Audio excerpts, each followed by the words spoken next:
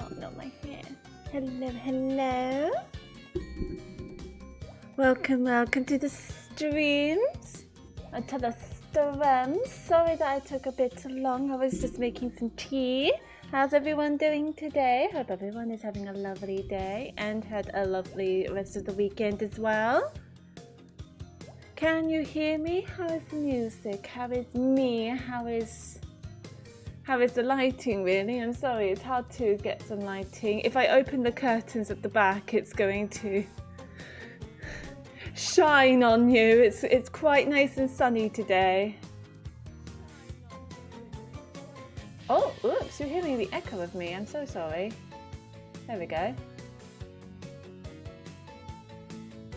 Let me get rid of that. There we go. Lovely, lovely stuff. But yes, we are going to... I'll just take my...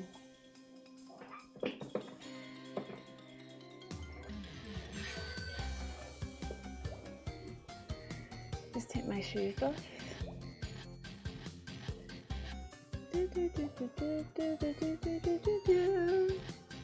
And just get the game all set and ready.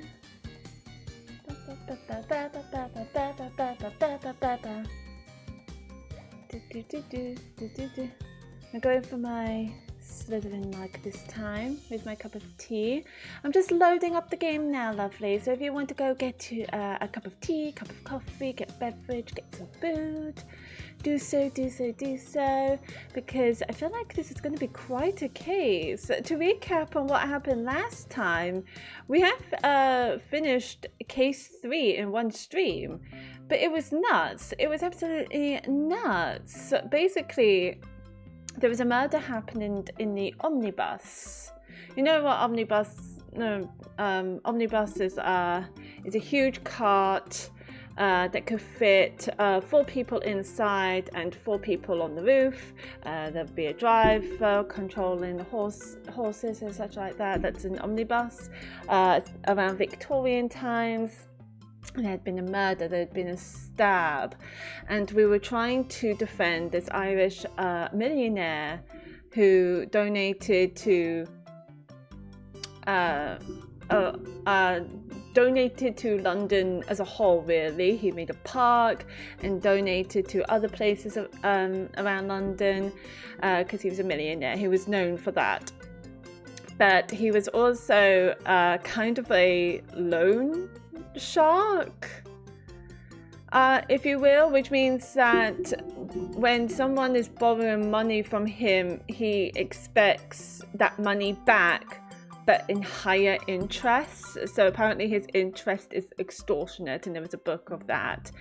And the guy who was murdered was in that book, along with the other guy, with the other witness that became a suspect, because he could potentially murder that guy to frame this millionaire, because if this millionaire was found guilty of this murder crime, all the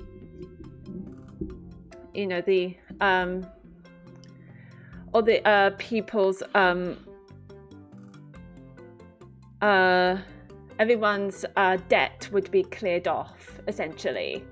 And so that is what we're trying to figure out. I don't know if we're continuing this now, because we're kind of starting case 4. Yeah, case 3 was pretty much ended in a cliffhanger. It was crazy. It was crazy. Cliffhanger. So I don't know if case 4 is the continuation of that, but we won't know until we get in. So let's get in, everyone. It is Ace Attorney Monday today, if I can find it. Ah, here we go. Here we go. Lovely stuff, lovely stuff, lovely stuff. Alright, you can pause.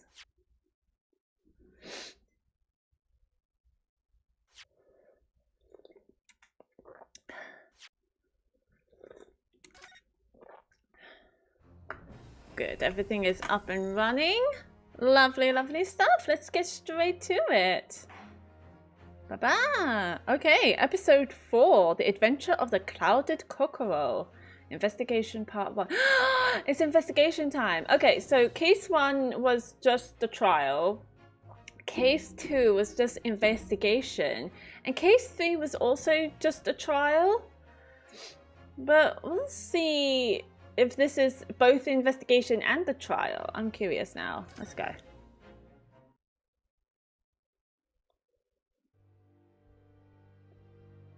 Oh, creepy pictures, creepy pictures. We love to see it, we love to see it. One of them has a skull. I begin to think, Wilson, said Sherlock, turning his head languidly in my direction, that there is more to this case than that which we have observed. Indeed, that there may be another part to this story that we are yet to discover. His eyes wandered, following the steam rising from his cup of herbal tea, leading him to the distant memory of that snowy evening. Ooh. To the young lady collapsed on the pavement along Briar Road, and to the knife in her back. Lit in the soft glow of gas lamps, a most extraordinary scene had been set. And under the cover of a light fog, the curtain had risen silently on the insoluble mystery of our invisible killer.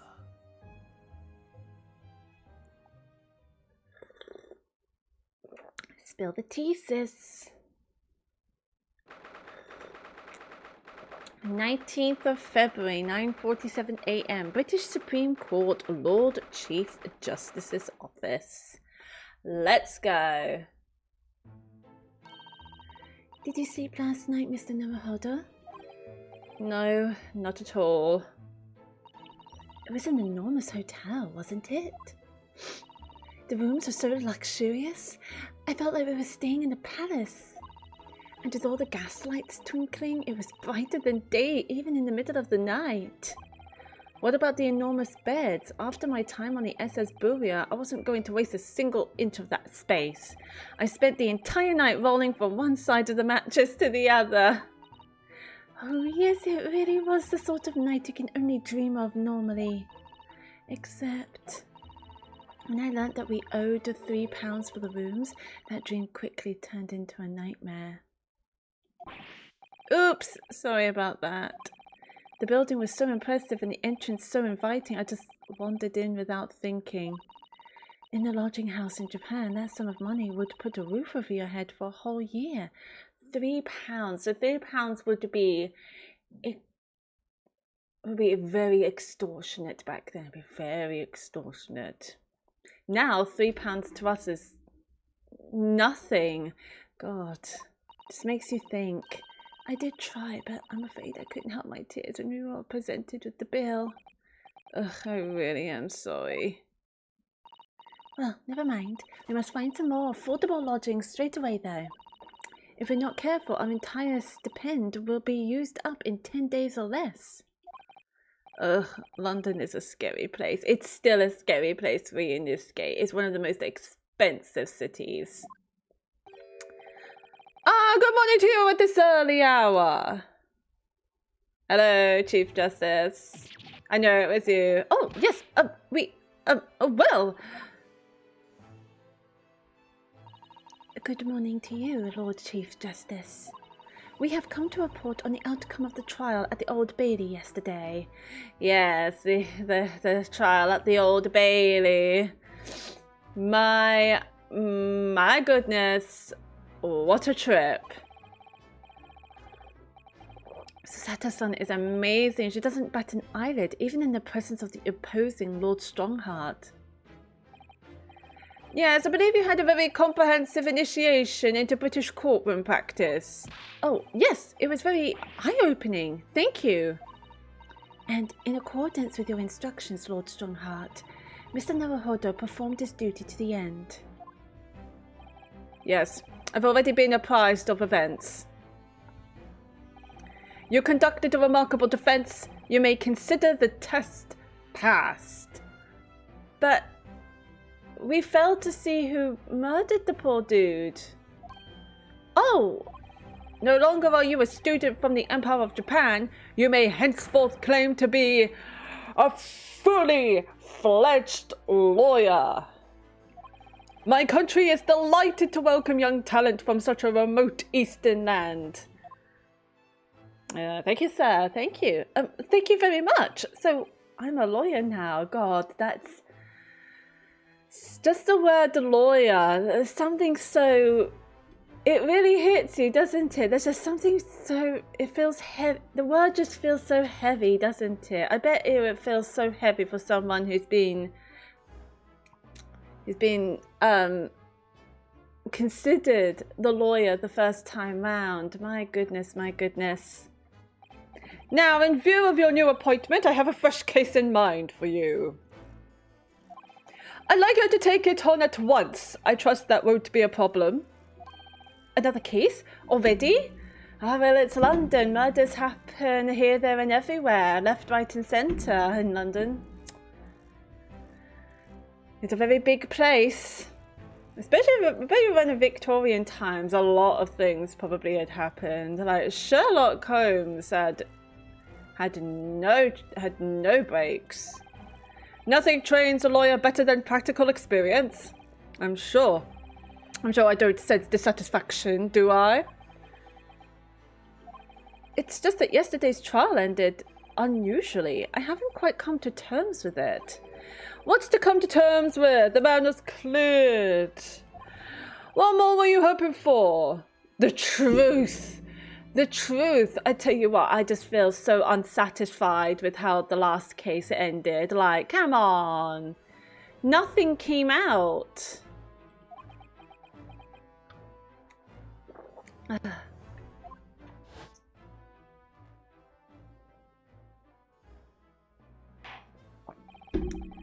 The culpability of the defendant has not, at the present time, been established by this court. Consequently, the jury will not be required to proffer judgment.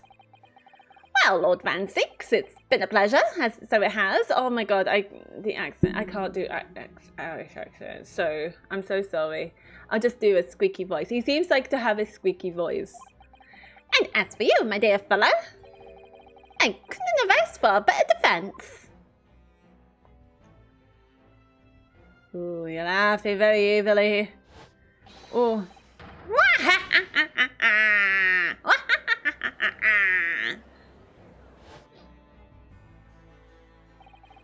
I just can't help wondering that the laugh sounds so evil.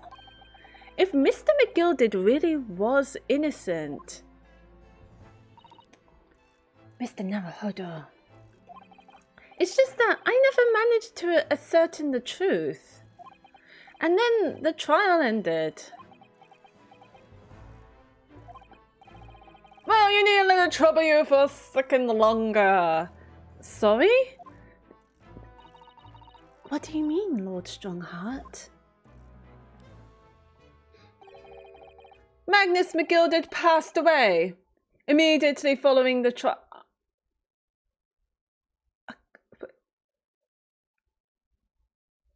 Following the trial. Oh my god, was he murdered? Is this what the case is about? What? What? No! What? Mr. McGilded is dead?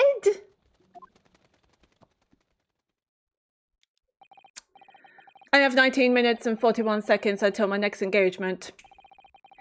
Time enough to talk.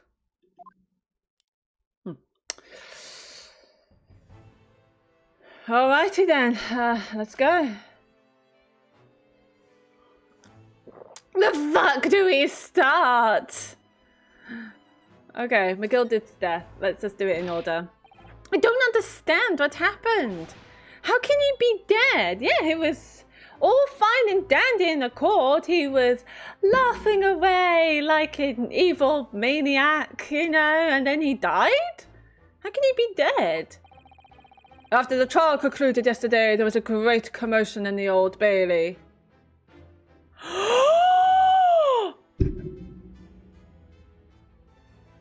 Okay, so recap again.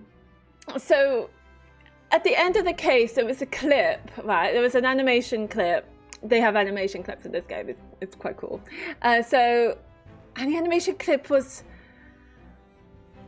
some of omnibus being on fire. It was on fire, and then they heard banging on the door because someone was inside a burning omnibus.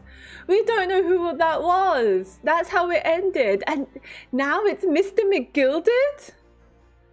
Holy shit! As you presumably recall, an omnibus had been wheeled into the courtroom. Yes, of course. That was the scene of the crime which Mr. McGilded had been accused of. Precisely. Well, while the bailiff's attention was diverted by some other matter, the omnibus went up in flames. That's a horrible way to go. Holy shit. How could such a thing have happened? Oh, I'm not getting sound. That is being investigated as we speak. But already. I'm doing this one. The police have identified a corpse found inside the charred shell of the carriage as that of McGilded. That's awful. The man must have slipped inside whilst the bailiff's attention was elsewhere. That bailiff really needs to pay more attention. Yeah, I'm surprised he still got the job, if I'm going to be honest. And how could that have happened? That is also being investigated as we speak. This is where we're going to investigate. Thinking back now, immediately after the trial, Mr. McGilded did mention going back into the courtroom to look at the omnibus. Did he? Well, I must be making tracks now. 'Tis time for the inspection. Sorry, what inspection? They're going to examine the omnibus again, so I'm told. I asked if I could be present for it myself. An inspection of the omnibus? Not to my knowledge, I don't believe Scotland Yard had any intention of re-examining the carriage. Ooh.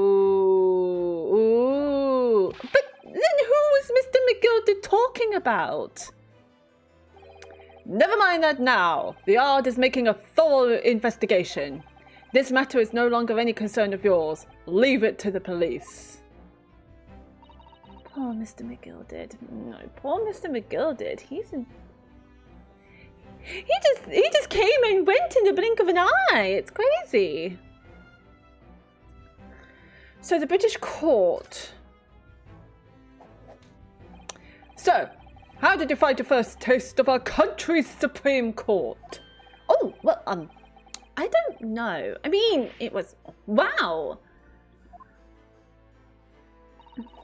Mr. Naruhodo means that the whole experience was steeped in the solemnity of Great Britain's long history. It's really a world apart from our own judicial system in Japan, which is only a few short decades old. Wow, Susato-san has such a way with words. And you seem to have a way of failing to find the right ones.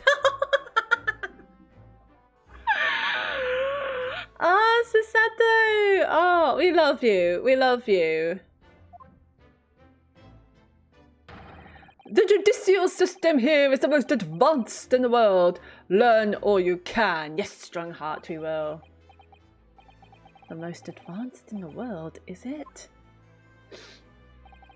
It was fortunate that your very first trial was a simple affair. That was a simple affair. That was a simple affair. I had to learn about the jury. I had to learn about everything all at once. Simple. That was simple. Yeah, I was going to say. As I believe I mentioned yesterday morning, it was a trial you couldn't lose. I feel like it could.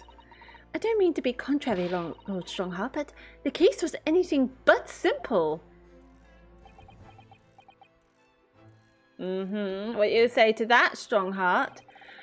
The circumstances of the case were so incriminating, I was stunned when I first heard them. He's not looking at us. He's not looking at us with his piercing blue eyes. In fact, I'm still finding it hard to believe that we managed to get a favourable verdict.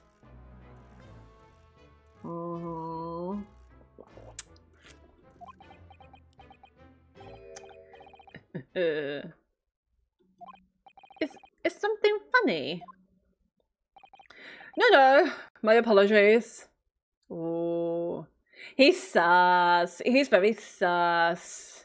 Don't you find him sus? I think he's very sus.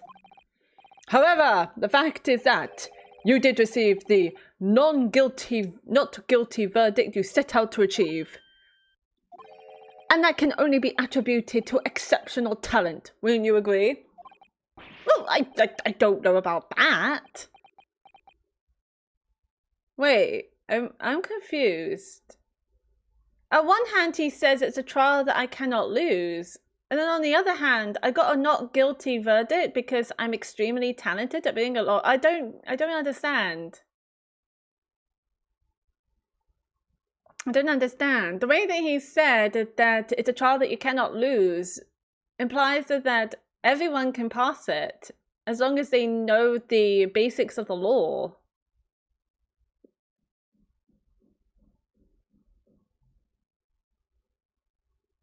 Excuse me. I'm hearing...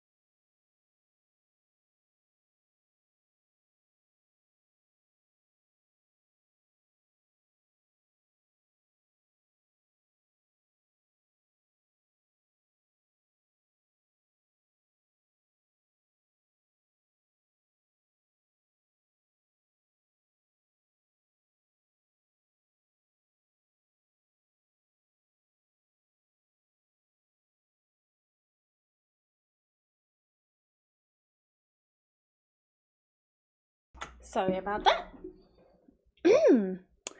Yeah, so, genuinely confused. I'm genuinely confused.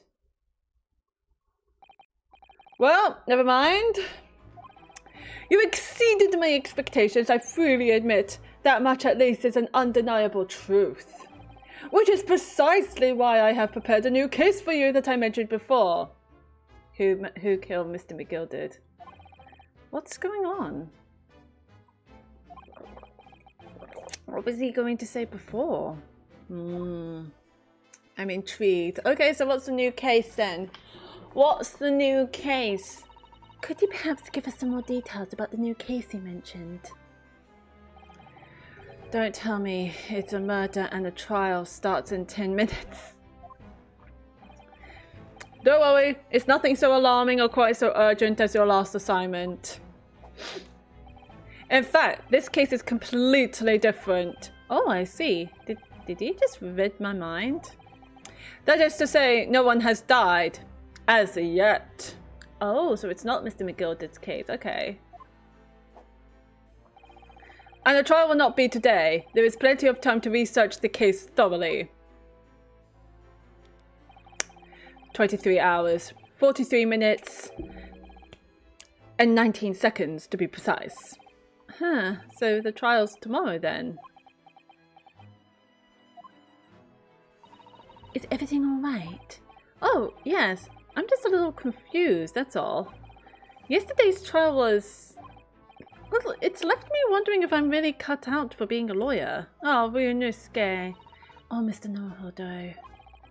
I don't know if I could face standing in that courtroom again after Mr. McGilda's trial. Oh yes, I nearly forgot. There is one similarity with yesterday's case. Once again, there is currently no one to advocate for the defense. Oh. If the situation remains unchanged, the trial will start tomorrow with the defendant unrepresented. And if that happens, I need not remind you of the inevitable outcome. The most terrible end awaits the defendant. Ah, another hang? What is... Wait, but no one died. Is it not... What is this? Yes, that's right. Ugh, here we go again. No pressure.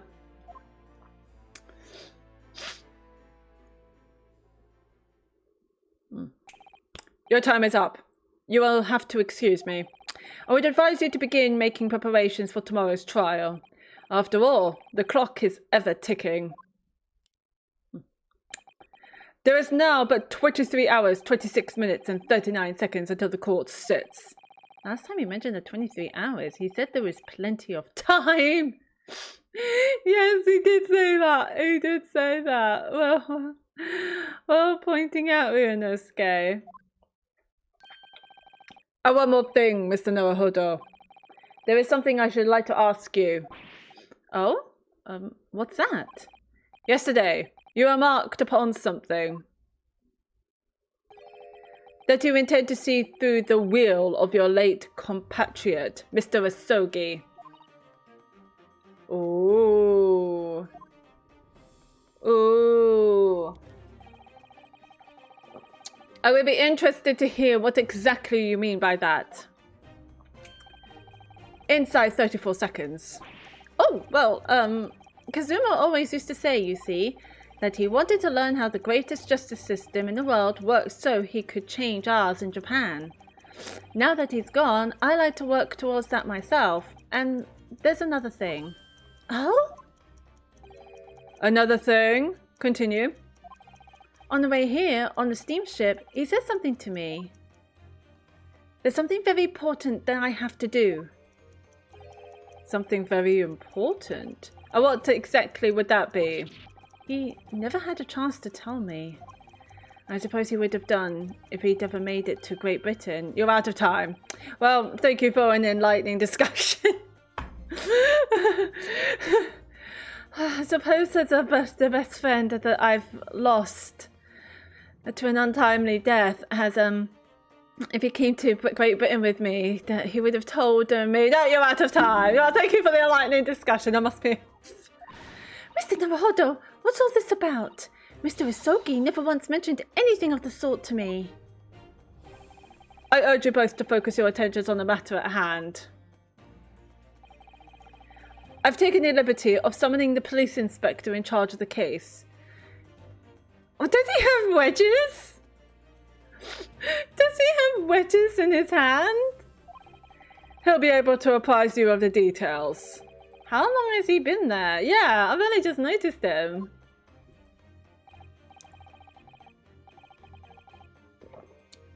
So, I wish you the best of luck. And bid you farewell.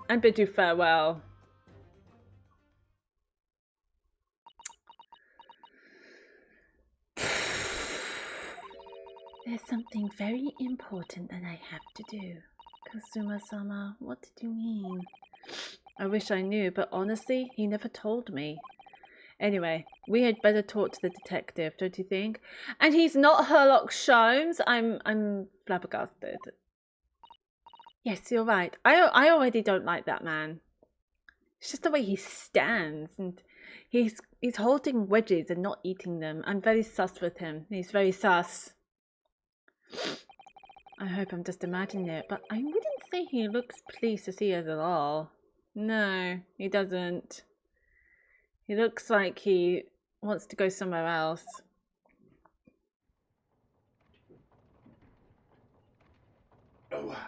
Oh,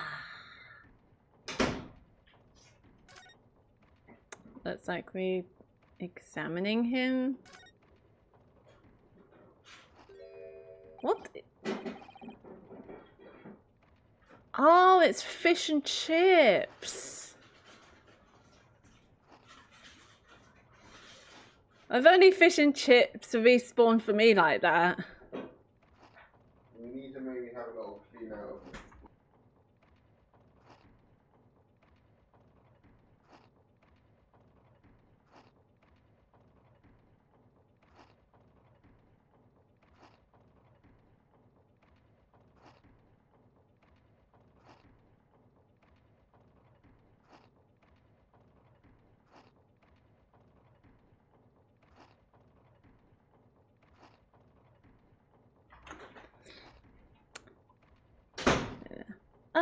Could we trouble you?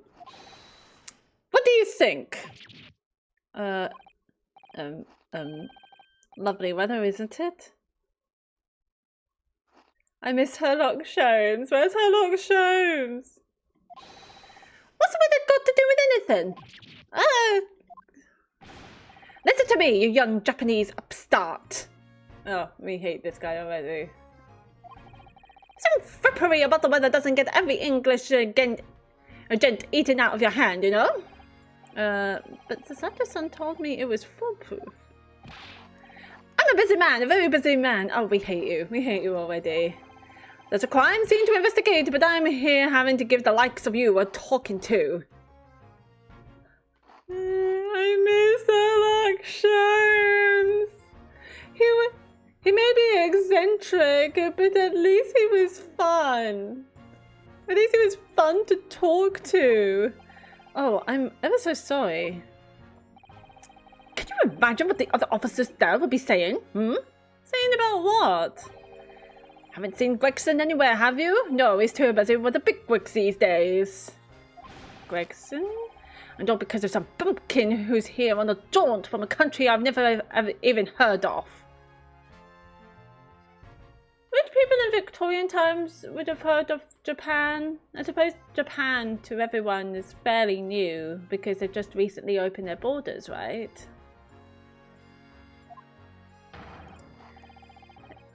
Still hate him. Hear that weapon sound? That's my reputation of the yard going to tatters. Oh, so he's Gregory.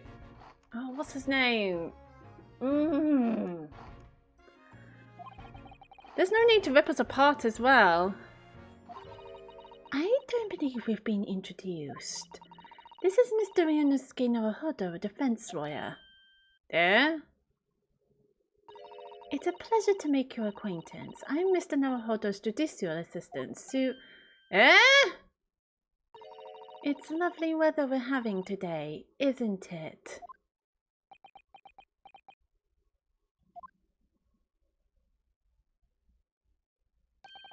It is unseasonably fine, I grant you. London winters don't see a lot of sunshine.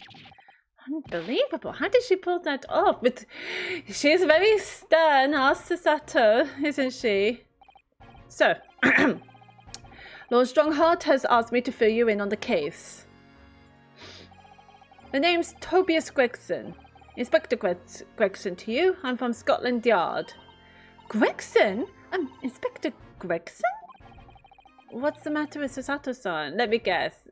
Gregson was written about in Herlock Sholmes articles, right? Or stories. Does this detective's name mean something to her? Inspector Gregson? Inspector, are you perhaps the Inspector Gregson?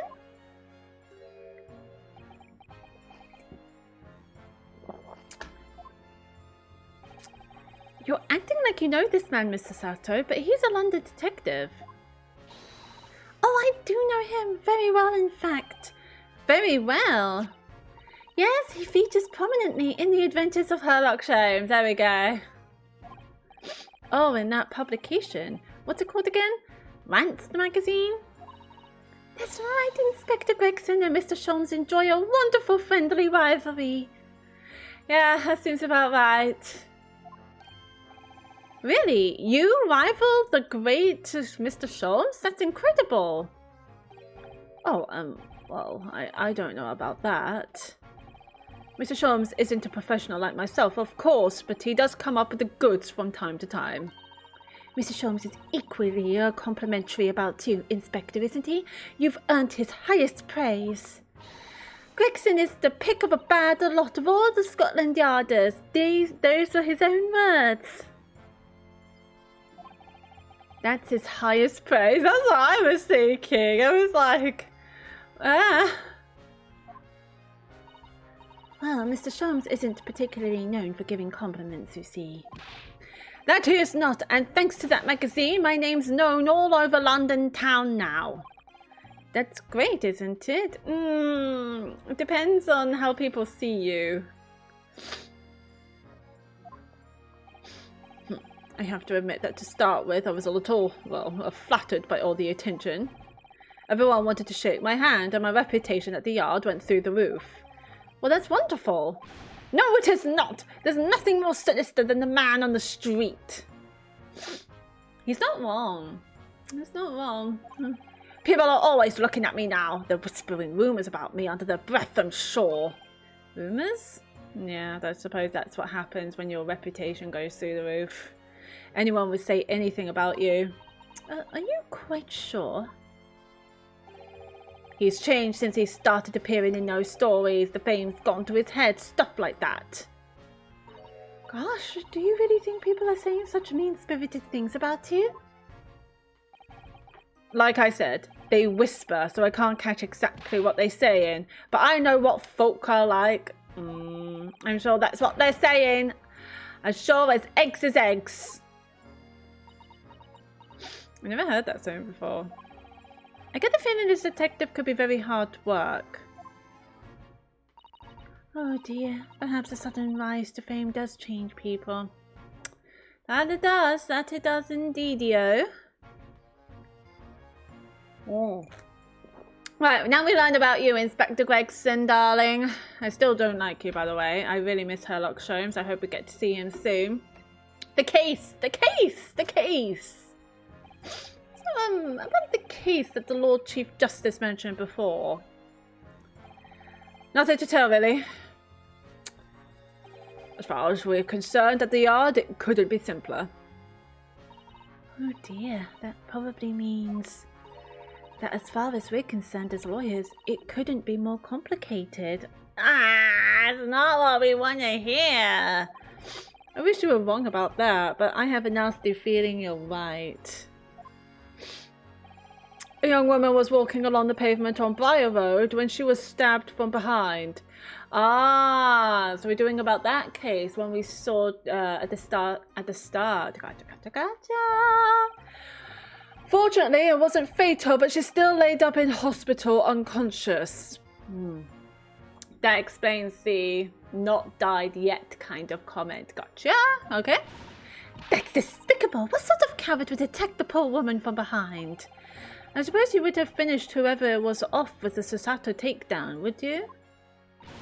That is neither here nor there, Mr. Naruhodo. Brace yourself, Yunosuke. You've angered her now.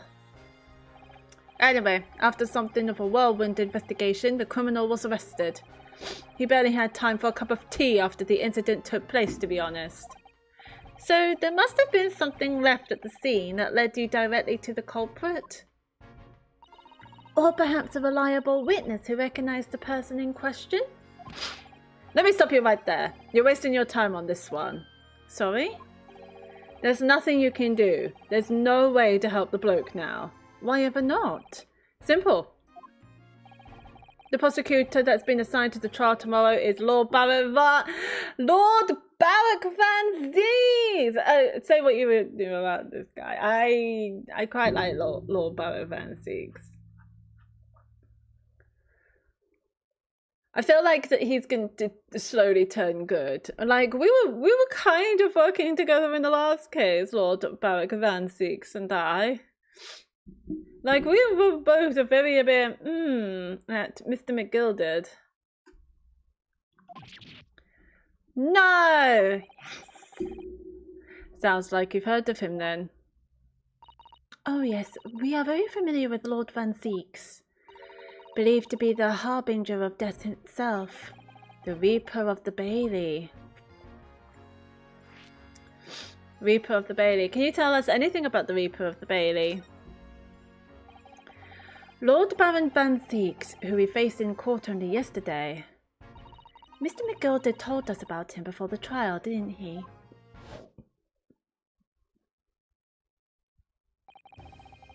You can admit he's very handsome. He's very much a looker. When Van Zeek stands for the prosecution, they called him the accused his sacrificial lambs. And in every single trial in which he's been the prosecutor, the accused has been damned. This Reaper of the Bailey nickname. I suppose he's earned that because every defendant he advocates against is found guilty. Is that it? Well, if that's the case, we should inform you, Inspector, that in yesterday's trial against Lord Van Zeeks, Mr. Naruhodo secured a verdict of not guilty. Huh. And what of it? Oh, well, I think... That means that even against the Reaper of the Bailey, it's not impossible to save the defendant. No, you really don't have a clue, do you? What do you mean? What happened to that bloke in the end, eh? He's dead. Oh, he's got a point! He's got a point! He was burnt alive in the omnibus. Fuck. No, I don't... No. Like, Lord Baron Van Zeeks and maybe, you know, a bit of an arse. But, you know, I don't believe he would burn McGilded. I don't believe that was him. What do you guys think? I don't believe that was him. I don't believe it at all. Magnus McGilded came a cropper in that omnibus when it went up in flames. So you can't rightly say you saved the defendant, can you? What are you saying? Look, if Van Zeeks could get the dirt to stick on everyone, he'll be a miracle worker. But that's not how it goes. He doesn't work miracles, he works magic. Black magic. I'd have a good long think about that if I were you. I don't believe so. Are we really supposed to believe that? I don't believe that. Like... Nah, I don't believe that at all. Reaper of the Bailey. Right, well, I filled you in as requested and I'm very nearly out of chips. Oh, could do with some chips. We love some chips. So I'll be heading back to the crime scene now. We're still carrying out a few investigations there. It was by a road, you said, didn't you? Where the incident took place? That's correct, ma'am. And if you head over to the holding cells, you can meet the criminal himself. You've branded him a criminal already? He's as good as. Shaking like a leaf in his cell, he is. He'll give you a chuckle of nothing else. Wait, if he's shaking like a leaf... You do shake like a... I suppose if you're a murderer or not, you would shake like a leaf if you're waiting to be hanged, I suppose. Yes. He's inmate 53. Speak to the jailer and he'll show you the way. Inmate 53. Thank you.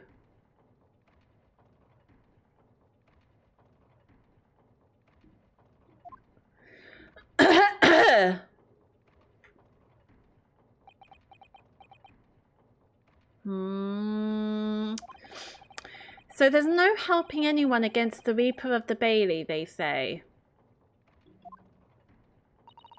Is something troubling you, Mr. Naruhodo? To tell the truth, when I recall the trial yesterday, I can't stop myself from shaking. The idea of facing the Reaper in court again is... Well, if you think it's too much for you, there's no shame in turning the case down. That takes courage too. But if the man they've arrested is innocent, you could well imagine he would be shaken like a leaf in his cell. And I, for one, wouldn't find the sight of that funny. So, if I'm honest, I'm still reeling from the shock of yesterday's events myself. And I'm really not sure if I'll be able to help this man, whoever he is. But I'd like to try, so I think I'm going to make some inquiries. Will you help? Ah, she's smiling. Did you really think you had to ask? After all, I am your judicial assistant. Thank you. So then, shall we? Yes! Let's go! I do love Sasato, but she does make me miss Mia a little bit. You're gonna love Mia. But yes, I do love Sasato. Oh, we're on the move. We're on the move. Okay, so we can go to Briarwood for the investigation, the scene of the crime, or to the prison. These prison cells are where suspects are held whilst they await trial. Visiting are permitted at certain times. Okie dokie. I feel like I need to go blow my nose, so I will be right back. Tickety boo.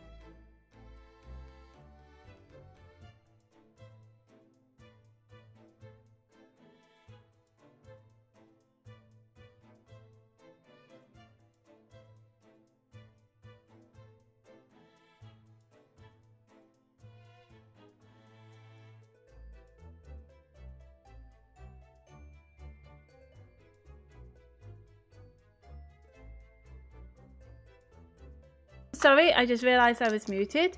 I was just thinking of whether to go to Briar Road or prison first. I feel like that if we go to Briar Road, we would meet Herlock Sholmes. I miss Herlock Sholmes. I miss him so much. So let's go.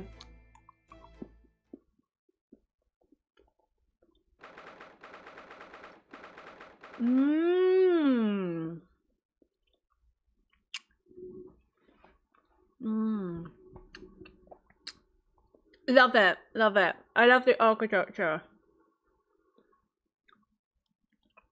The streets reminds me of the Sherlock Holmes game. What's it called? The Daughter of the Devil, I think it's called. Fantastic game, fantastic game. But yeah, you do become Sherlock Holmes. You walk around these streets, and I love it. I love it to bits. And look at the bike, so dented. So this is where it happened, Briar Road. Look, Mr. Naruhodo! Is it Herlock Sholmes? Look at that regulation metal helmet. It's unmistakable.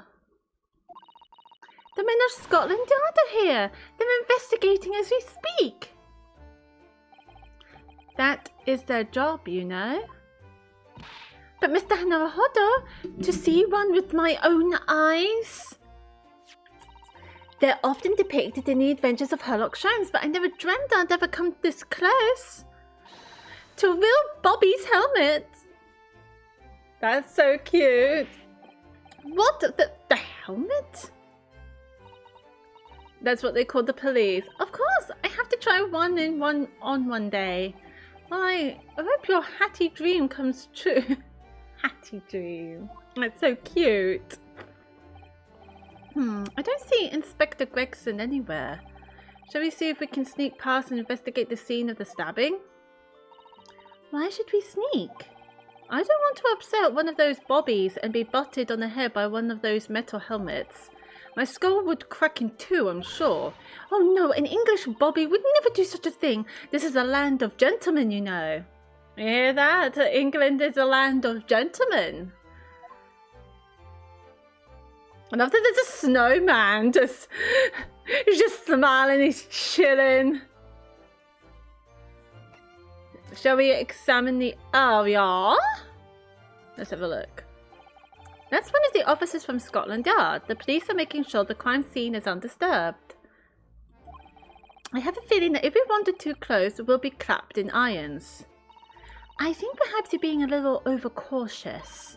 We've done nothing wrong, so we have no cause for concern. Oh no, I'm not getting caught out again. Twice is enough. Twice? Sorry. Twice I found myself in handcuffs despite not knowing a thing about what was going on. Yes, you've had some dreadful experiences. I'm sure it's that wide-eyed look of panic you're so prone to. It does you no favours at all. No, it makes you look quite manic or you're no scare. You might want to work on that, actually. What about here? This patch of pavement must be where the incident occurred. Yes, it's a very wide open space, isn't it? That's true. I can't see anywhere an attacker could have been hiding. Oh, that made me jump. Sometimes there's some jump scares here. Oi, what are you foreigners doing here? Huh? Just investigating the scene, officer. Conspiring with that mustached fella from Japan, yeah? Oh, is he here? Oh, Inspector? Conspiring? Come here to destroy evidence, have ya? Get out of here before I give you an hidden. Hidden? Give you an hidden. Oh, hitting. Oh, okay. Go on. That is me being confused. He shooed us away like rats. Do you have like... Doesn't lawyers have like a badge to show that, you know, they're lawyers? Yes, we should give him a wide berth, I think. What a disappointing experience. Oh, I did not mean to click on that. It's a snowman! Hee what a delightful snowman. I didn't realize the English had a tradition of making snowmen as well. It looks a little creepy though. Oh, it has a scarf, look! You need one if you were out in this freezing cold all the time. I wish I had one. Hello, Sharky Mini. Hello, welcome to the stream, lovely. How is stream going? It's going good, lovely. It's going good. We have just started investigating on the fourth case. But yes, hello, welcome to the stream, lovely. Yes, how are you? How is your day going so far? And do you play the Great Ace Attorney Chronicles as well? Or Phoenix Wright Ace Attorney? I also streamed Phoenix Wright Ace Attorney as well, so yes. Yes, how are you? I wish I have a scarf. I don't think I have one, actually. I'm afraid our budget is somewhat frozen at the moment, too. We certainly can't afford a scarf. Surely the snowman here wouldn't miss his... But the person who made the snowman certainly would. Yes, I know, you're right. Anyway, even if I borrowed it, it wouldn't do much to warm my neck, would it? It's covered in snow. Yeah. I just saw my first AC game, and I decided to take a break and watch Twitch. Oh, are you doing it? You doing Ace Attorney Chronicles? Oh, do you mean Ace Attorney Chronicles as well? If so, are you playing this version or are you playing Phoenix Wright version? Oh, Animal Crossing. Sorry. That was my bad. That was my bad, lovely. Animal Crossing. I haven't played Animal Crossing in quite a long time, actually. I played it, and then I was like, what else do I do? And then I stopped. But awesome, awesome. Animal Crossing, I can see it being a very chilled game, but I just, for some reason, did not have the patience for it, weirdly. I know it's weird to say about Animal Crossing, considering it being a chill game. It's crazy. I have a message. I should check that.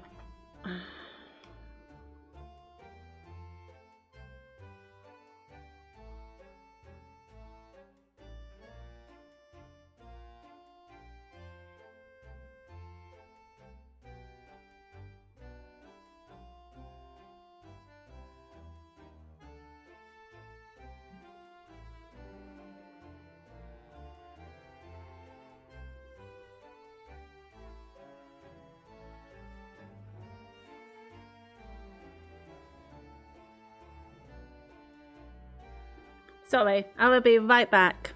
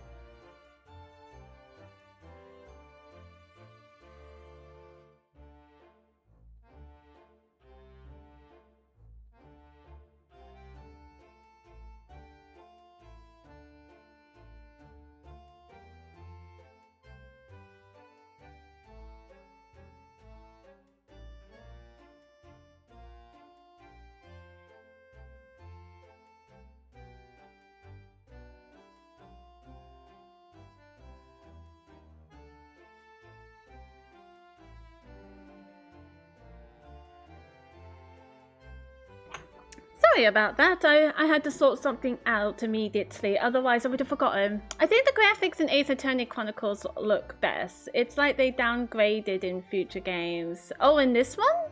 Or in Phoenix Wright one? I do prefer... When I first saw this, I was a bit weirded out. I'm not gonna lie. I don't know. I can understand they tried to give it a 3D look. But in my opinion, to trying to make it a bit more animated, I suppose. But in my opinion, it's still a bit to take in. Absolutely, I prefer the Phoenix Wright Ace Attorney style because it makes a lot of sense. You know, the animation is much more snappier, the style is more 2D, but you can still tell the details. The characters have their own kind of stances, has their own kind of facial expressions as well, so that it doesn't look as static. So I prefer that better.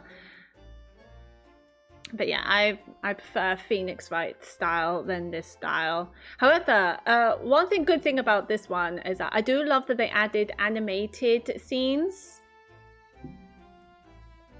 Animated scenes in this game. I think the animated scenes is really, really good. I do like that. But I don't know. It could be just me. It's a lot to take in.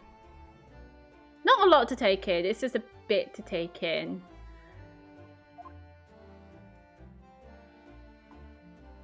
Yeah. Oh, that's a Scotland Yard carriage. They use vehicles like that to rush to crime scenes and cart away criminals. You're very well informed, aren't you? It's long been a dream of mine to ride one of those through the streets of London. I'll just pick up a stone and throw it through one of the windows then. But that would mean being arrested in order to ride it, wouldn't it? Still, if it's the only way, help me find a good stone. Oh, Sasato, we love you. No, I wasn't serious. Lol. Anywhere else? So we can't, like, investigate? I came here to look for Herlock Sholmes. There are piles of snow on the pavement here and there, but the road itself is covered in carriage tracks. It seems carriages often travel down by a road. It soon disperses all the snow. I slipped over when I was walking down the pavement earlier. It seems like it would be far safer to walk on the road instead. Oh, but you're rather small, Mr. Naruhodo, and dressed all in black. I worry coachman might not see you, and you could be flattened by horses. Well, thank you for the rather small concern. Lol. No. Well, right, nowhere else to investigate. Am I just wasting my time? It looks like it, isn't it? So Sasato and me are clearly related. Yeah, I feel like, yeah, it's clear, isn't it? Alright, so a bit of Briar Road. And also Ryunosuke and Phoenix Wright, clearly related as well. So have you completed this game, Sharky Mini? Oof. However, I do love the environment. I do love the backgrounds of Victorian streets. I love it to bits.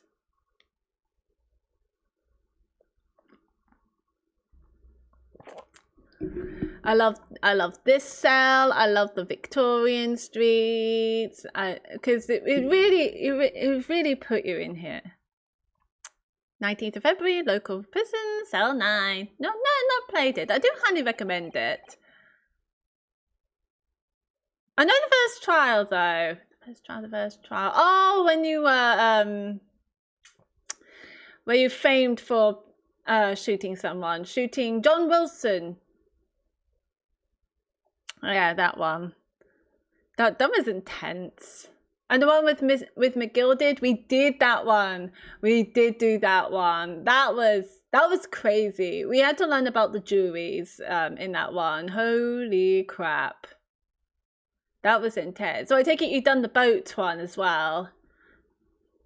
Yeah, the boat one was also intense. The cases are insane in these ones. Like, it's been nothing but intense. Did you do the retrial? The retrial. This is case 4. I feel like the retrial of Mr. McGelded would be coming after this case. So no, we didn't do the retrial. Is it the retrial about Mr. McGilded?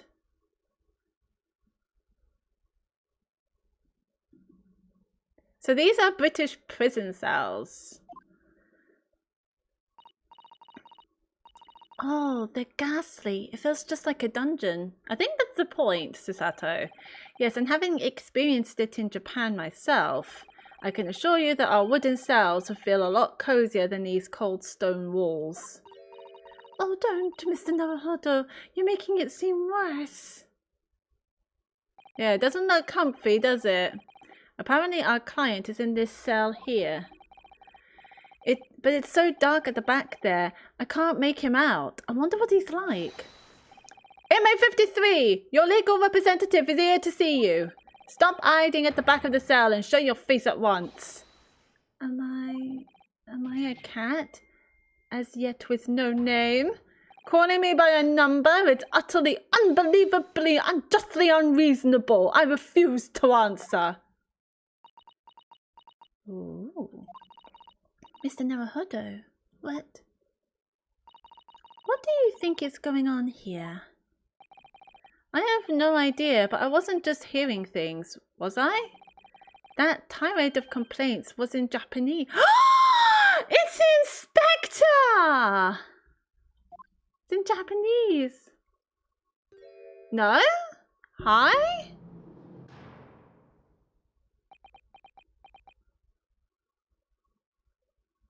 He's creepy. Excuse me, but who? Shh! Quiet!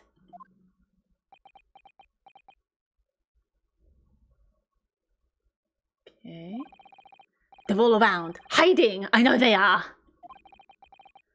They're watching, listening, even now. I can sense it.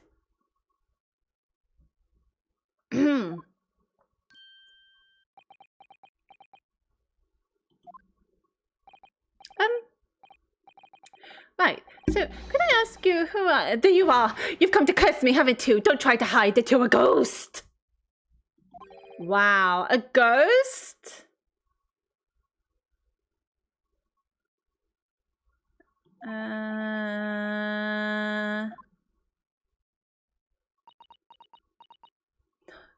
Sasato doesn't know what to say. I don't know what to say. Do you know what to say? I don't know what to say.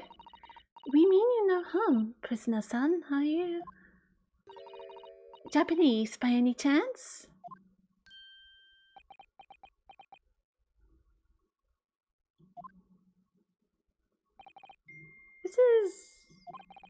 This is beyond my wildest dreams. Oh. Forgive me for that outburst before. I'm so sorry. Oh, it's fine. We were just a little surprised, that's all. Imagine it! It's been 12 long months since I left my hometown, and here I am in a fight for fix in a foreign land. They're doing the crying anime eyes.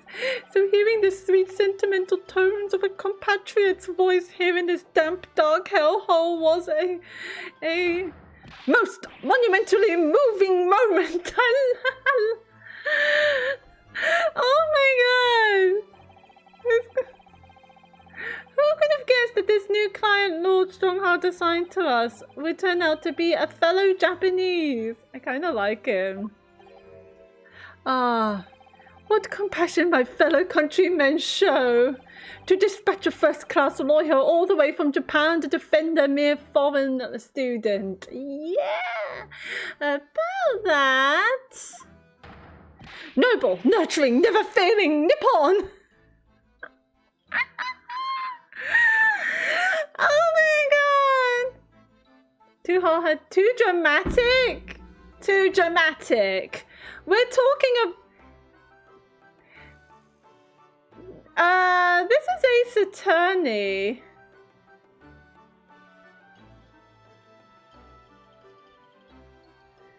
Everyone here is dramatic. Yeah, I don't like that word either. I don't know why, because another character also says it, don't they?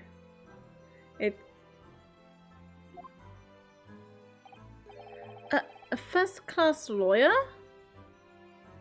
But wait, isn't he Japanese?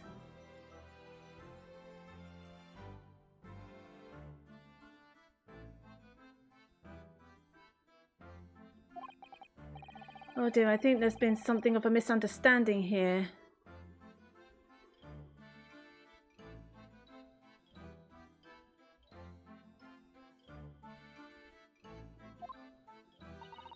I wonder, would you be so kind as to tell us what's happened?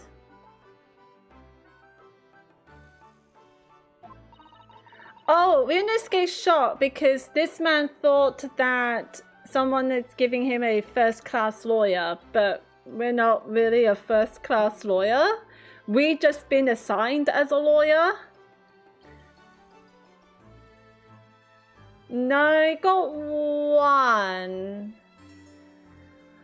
Also, Sharky Mini, thank you ever so much for the follow. Much appreciated. We got one client acquitted. In Britain, at least.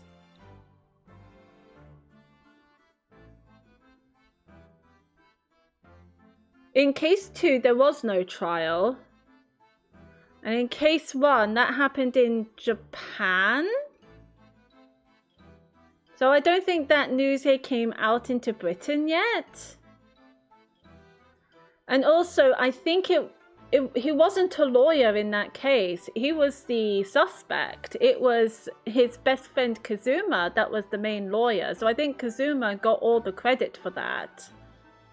So yeah, that didn't count.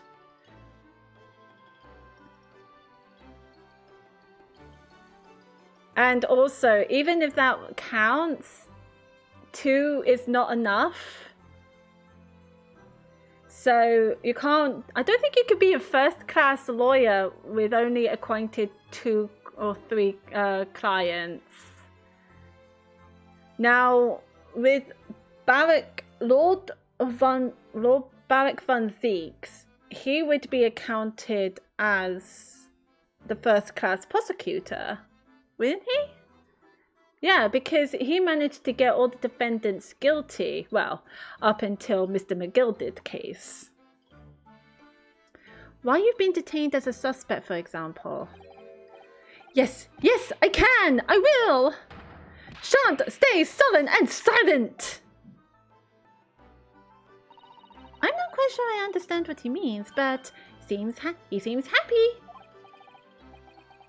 Yes, he does. I just hope he actually has a good reason to be. Thank you for your cooperation. I am a lawyer, as you said. My name is Ryunosuke Naruhodo. Yeah, what is your name? We don't know your name. I don't know the judge said that. I thought Mr. McGill said that. Didn't he? Somebody said that. Yeah, Mr. McGill said that, and Lord Stronghold, and Inspector Gregson.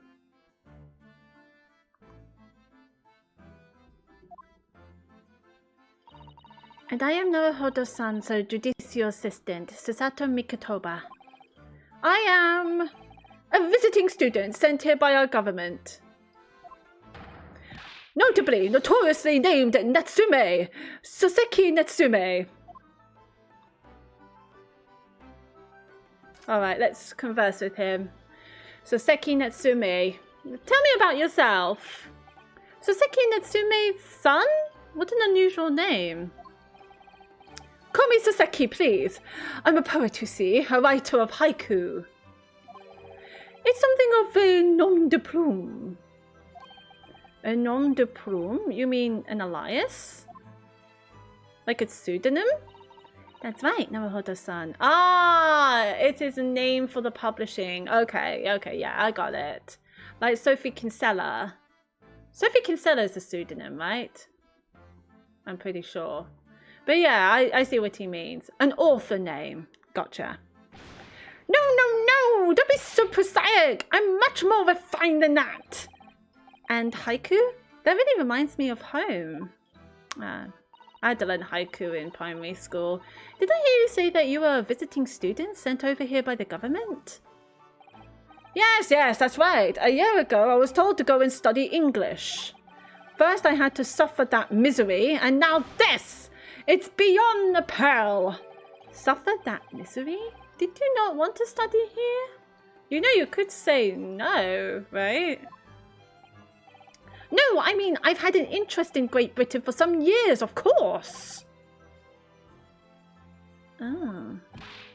But just because the government tells you to do something doesn't mean you can do it. No.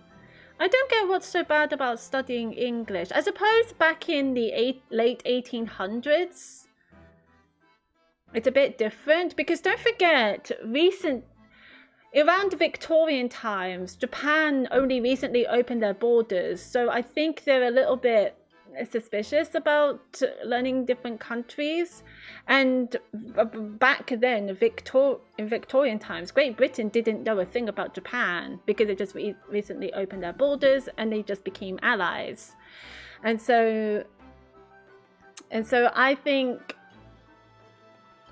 for back then, English would be quite difficult to learn, I think. So it's still very new. It's still very, very new. What do you mean? If they told me to study English literature, that I could have understood. That's my field. But no, they told me to study the English language. Utterly, unbelievably, unjustly unreasonable. Okay, that doesn't make any sense. Oh, no, it doesn't make sense. He wants to learn English literature in Japanese. Okay. I see. Only the other day, I was told to send a report about my first day here. I tendered a black piece of paper. Wise words on white washi.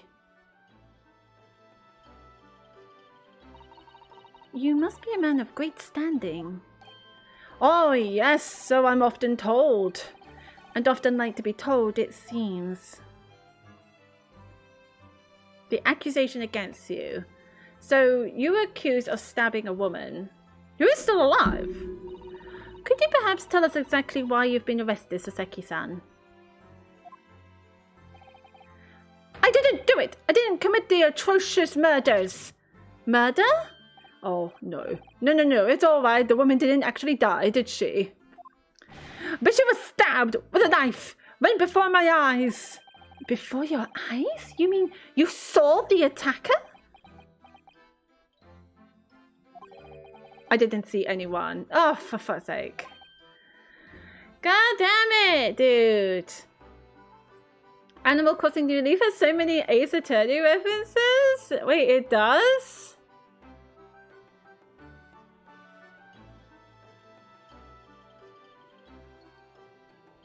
Maybe I should get into Animal Crossing. I don't know. I'm really addicted to Disney Dreamlight Valley. That's what I mostly stream. I only stream Ace Attorney on. I mostly stream Ace Attorney on Mondays and Coral Island on Fridays, but all the other days I stream Disney Dreamlight Valley. The Hold It dialect. Hold it! Ah, that would make sense. Everyone does that. And objection as well. Objection! If I seen the person who did it, do you think I'll be locked up in here? He's got a point. Oh dear, it seems this case is becoming rather complicated. Why me? Why me? Why did that silly woman have to be stabbed in front of me? Wait, you're blaming the woman? You're blaming the woman for being stabbed? Why not blame the stabber? Get your priorities right, my dude. It's the curse of London. It's incredibly, inexcusably, irritatingly inconvenient. So Soseki-san was there at the scene, but he didn't see the attacker. It's vital that we find out more about the case. Like going to investigate the place that we're not allowed to investigate. Good idea. Or ask him about it, about the case. Hi, Nuddlef. Hello, welcome to the stream. Lovely. How are you doing today? It was an accursed evening, just after the snow had started to clear and heavy with fog. I'd been to the bookshop to buy some books, and I was on my way back to my accursed lodgings.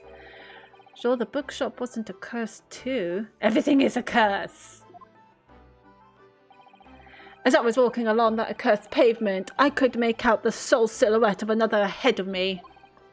A woman, wearing a green overcoat she was, and just as I went to overtake her, she suddenly let out a little scream and collapsed onto the cold, hard slabs of stone at my feet. Oh, shit.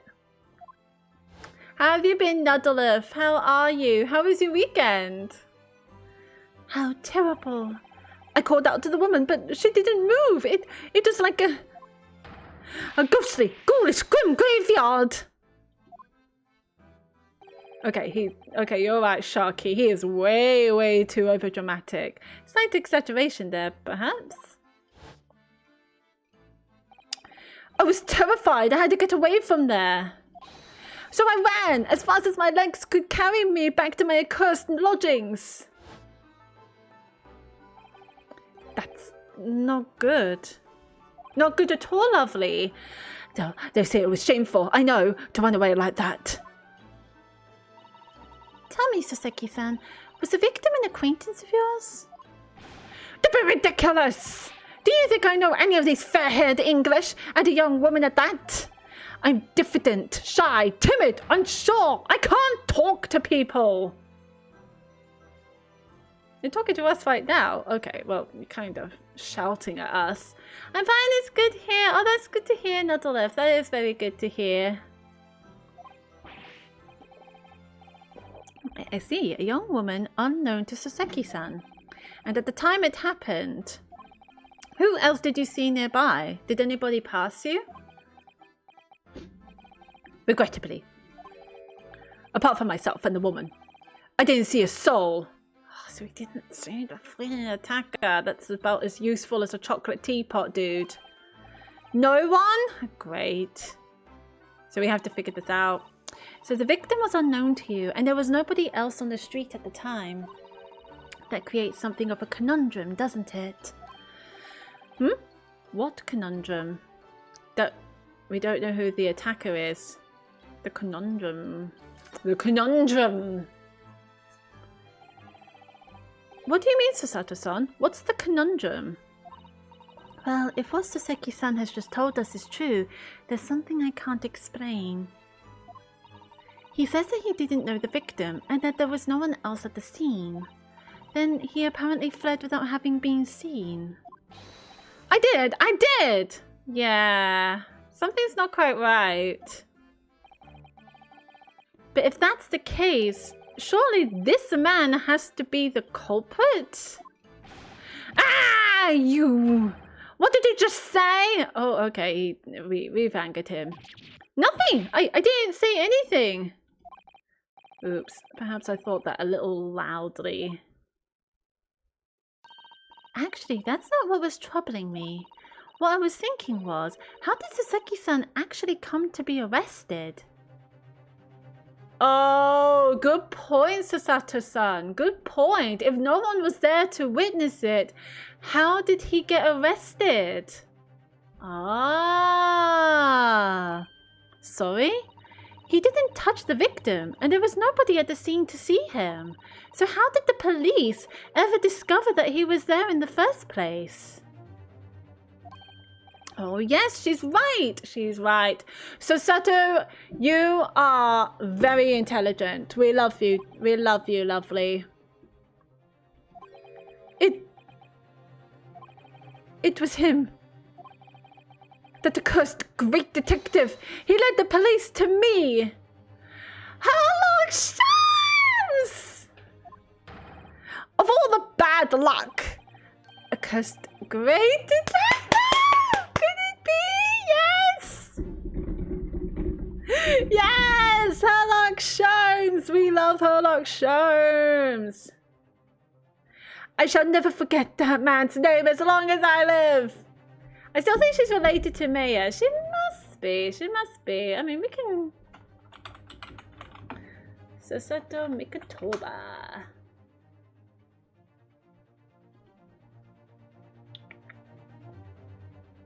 Somebody told me that she isn't.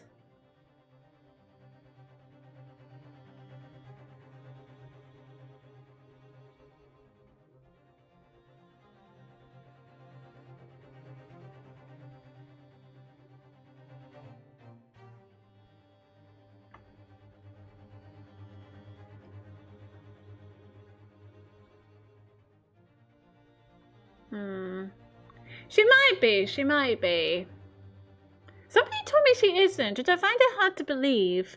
She's much more composed than Maya. Definitely. But she might be related? I don't know. It's hard to tell at the moment. I like to think she is related to Maya. Maya and Mia. Let's not forget. Let's not forget Mia. Poor old Mia. We love Mia. I shall never forget that man's name as long as I live. Or both. They're both sisters. There's Mia and Maya.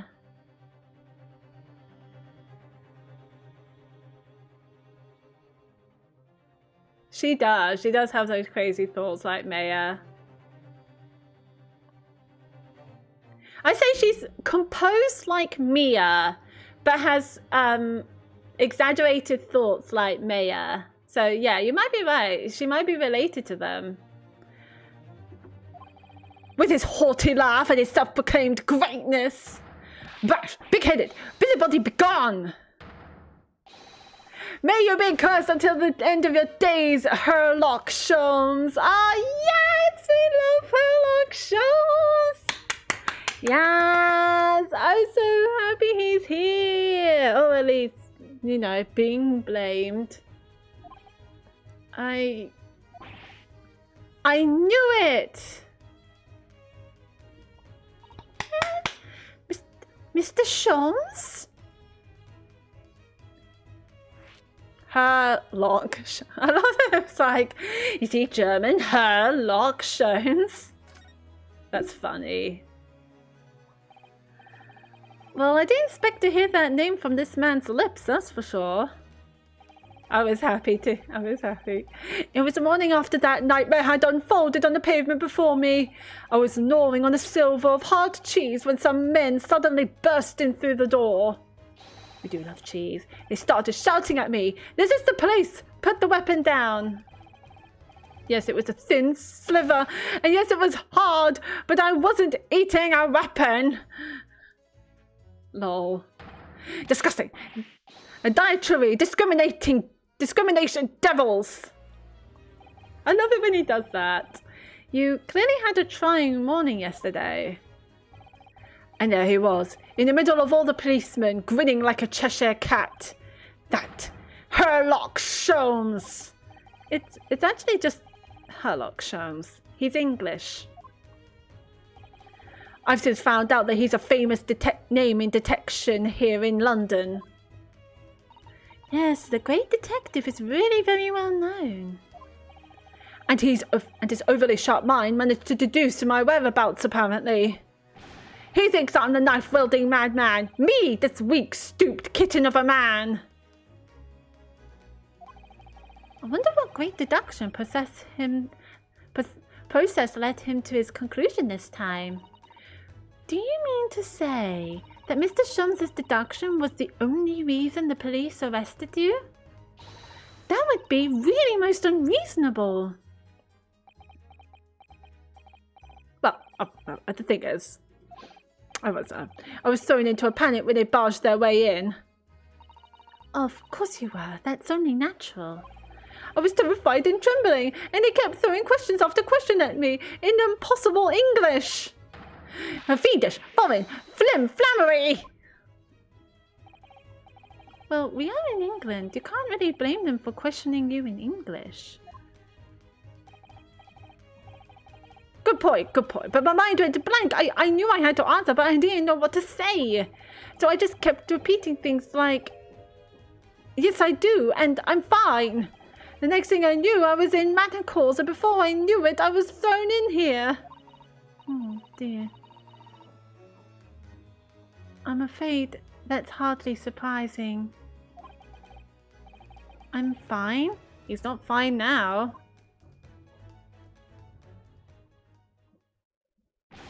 Mr. Naruhodo Esquire! Oh, you can just call me Naruhodo. And when we're speaking English, a simple Mr. is more than enough. Oh, yes. Oh, right, yes. They've really got to me. This country is poisoning my mind. But please, I beg you to defend me in court tomorrow. You can tell them what really happened. You'll do it, won't you? Oh, Why? Why is it so hard to say yes to me? Oh, the thing is, I'm just a student like yourself, on a study tour. A student? I have defended the case in the Old Bailey, only the one though. But at this moment in time,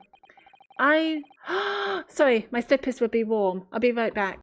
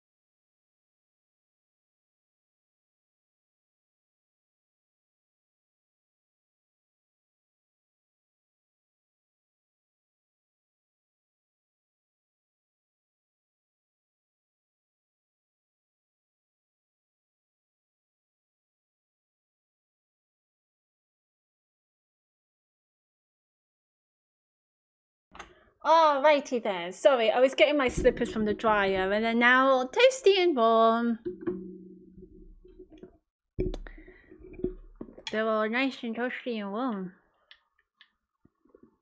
But at this moment in time, I really don't know what I'm supposed to believe in. I'm confused about what justice in this country even means. Oh no, Hoda-san. I'm not even the foreign student who is supposed to be here. I'm a sort of locum lawyer, I suppose. A locum lawyer. But that armband! That's the mark of a defense lawyer from our great empire!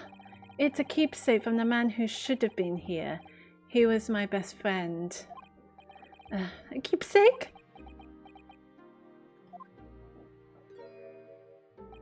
I know exactly what they're saying about me. Oh? Who do you mean? The lawyers, all the British defense lawyers, they won't defend me. Goodness, why do you say that? For the same reason as you noted before, when it happened. There was only the victim and myself around, and I ran away from the scene of the crime. I'm not a fool. I know it looks as though I must be the culprit. It must be very hard for you, Soseki-san. And anyway, I'm a student from overseas. I'm just a foreign nobody to them, someone not to be trusted. I heard them openly laughing about me before, in my earshot, without any compunction at all. Any trial for this man would be a waste of time, they said. And of course the foreigner did it. Oh, that's... Oh. They even had the gall to say, the man doesn't understand half of what's being said anyway. That's awful. They're wrong. I've studied more English than half of the policemen out there on the streets. I've travelled halfway around the world to learn about these people's country and its great history. But no one here wants to listen to a man with a strange accent. They all hate me. So, at the very least, I'd like to entrust my fate to someone who can listen to me in my native tongue. We can help him. We can help him. Let's go. You could do it, couldn't you? When I look into your eyes, I can see it. I can see what you've been through. Saseki-san, it's just that...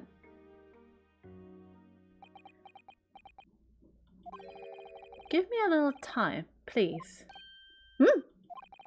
I'll do what I can for the time being.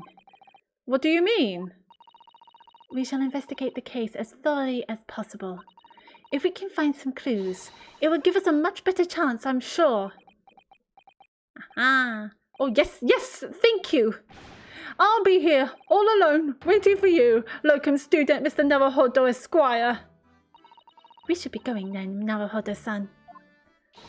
We have a case to prepare for. Any more to converse with you? No, we're good. We're cushy. So Herlock Sholmes must be about. So are we going back to Briar Road then?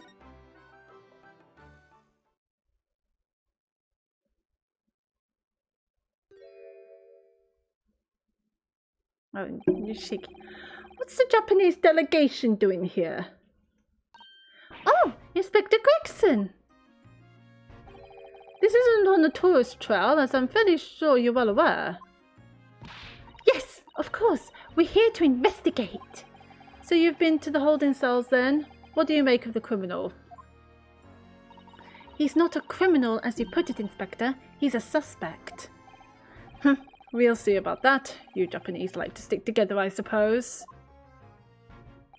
Well, do what you will. It doesn't bother me. I don't like Grayson. Grayson is an arse. The bloke's in court tomorrow, whatever happens, and the verdict's a foregone conclusion. Ugh, the stone-cold air of rejection. Hate it. Take heart. London at this time of year is full of stone-cold air. That makes it worse somehow. I suppose we're conversing with him? Scotland Yard. Tell me about Scotland Yard, Inspector. Ever since I read about it in the Adventures of Herlock Sholmes, I've been fascinated by the place. The Yard is the most sophisticated policing organisation you'll find anywhere in the world, ma'am. Oh, and you know I've always dreamt of wearing a real Bobby's helmet. It does make them look the part, seeing that policeman there with his helmet on.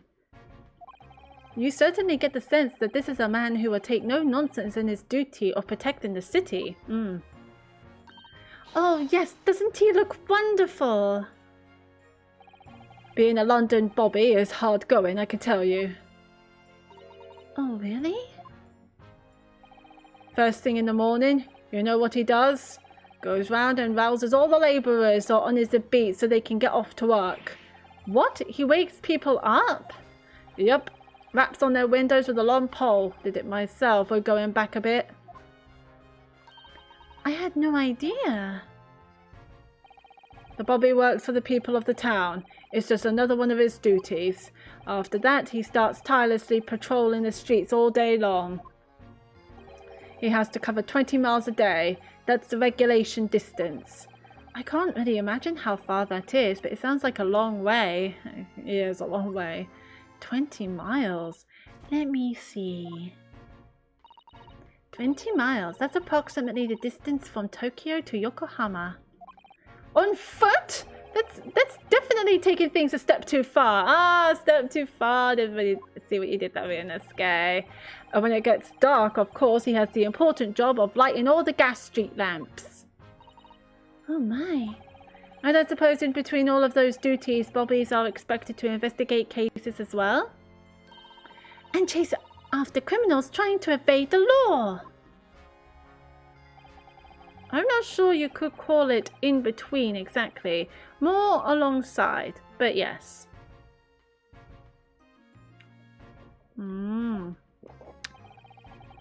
They're expected to handle those jobs as well. We do have men keeling over from time to time, I admit. I'd always dreamt of wearing one of those helmets, as I said. But it's with a heavy heart that I shall have to relinquish that dream to you, Mr. Naruhodo. Your heavy heart will be my heavy head if you do. I love that they're being sassy towards each other about the case. It happened at around 5 in the evening 2 days ago, just there on that open bit of pavement. The victim, a young woman, was stabbed with a blade from behind.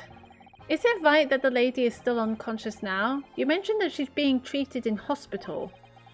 I never said she was a lady. Truth is, unless she comes round pretty smartish, we won't be able to find out much about her at all. I suppose that means they haven't been able to take a statement from her, of course, because she's unconscious. Naturally, yeah, that makes sense. Here's a map of the local area I happen to have on me. You can take it if you want. Really? Are you sure?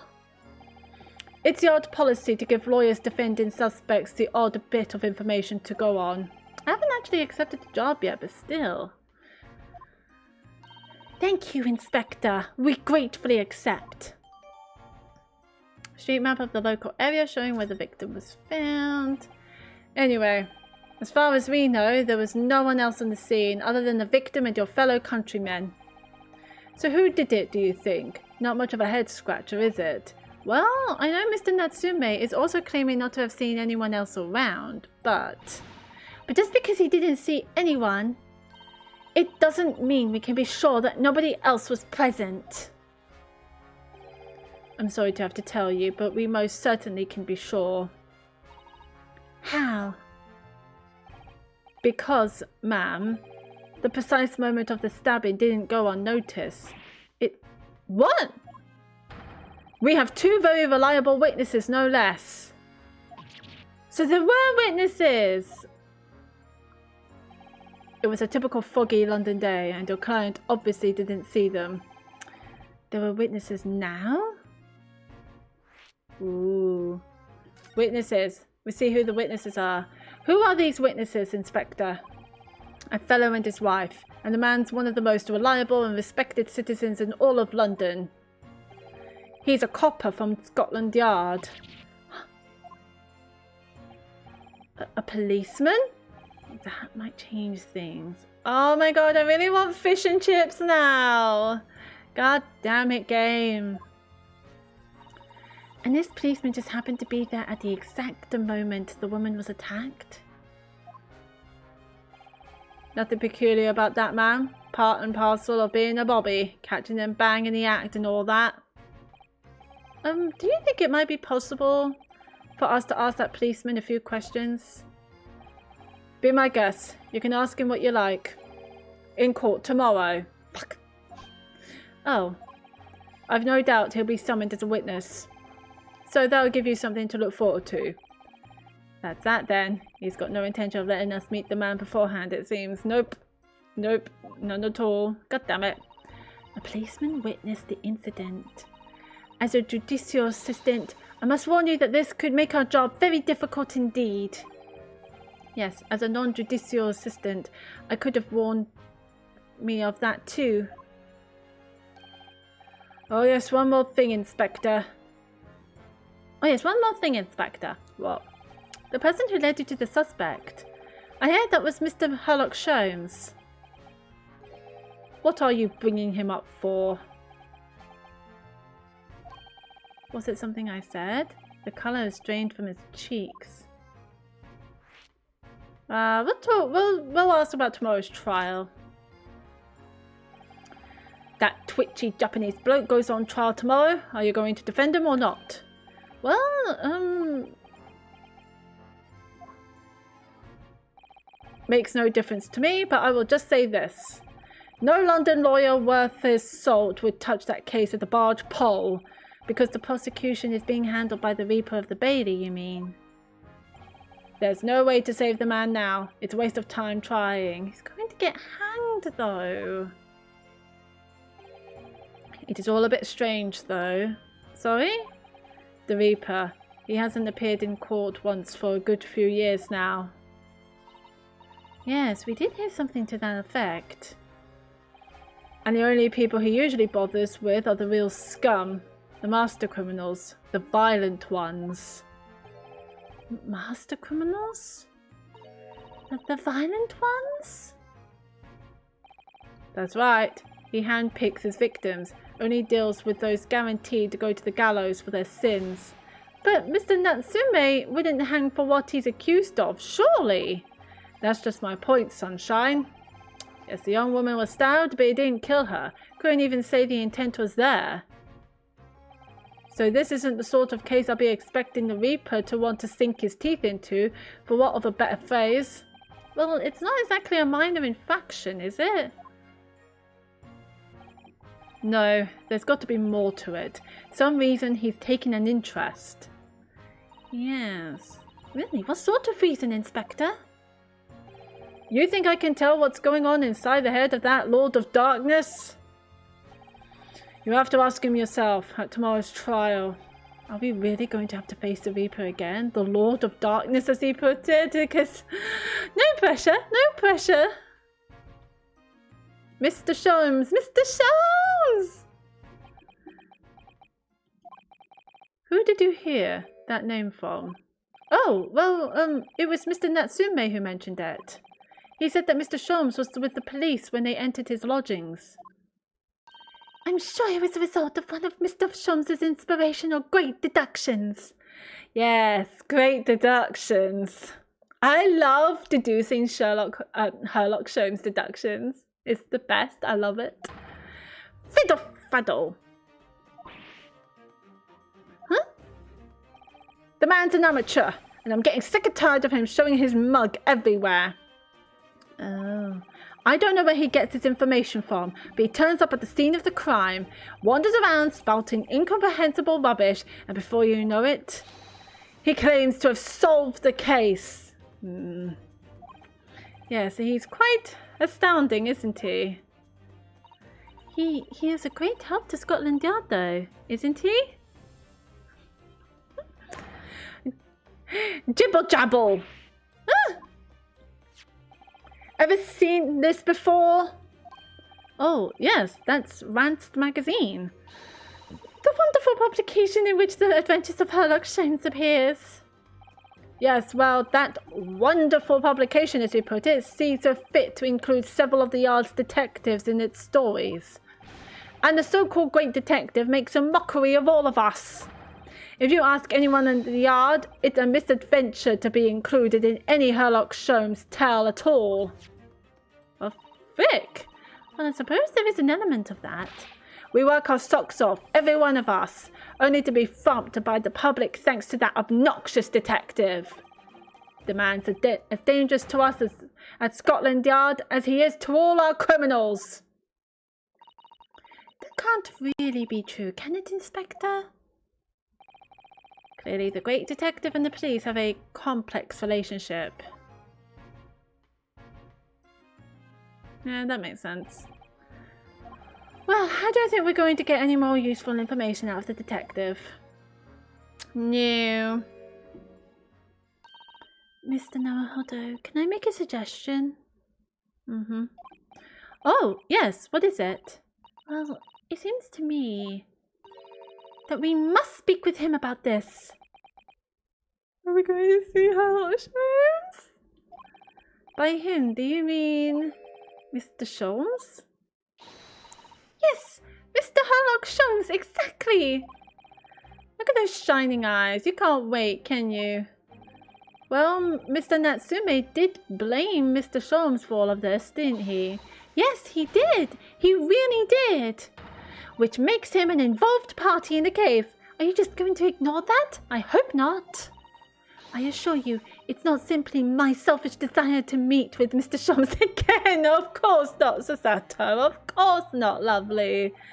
The trouble is, we have no idea of the man's address even. It's Baker Street!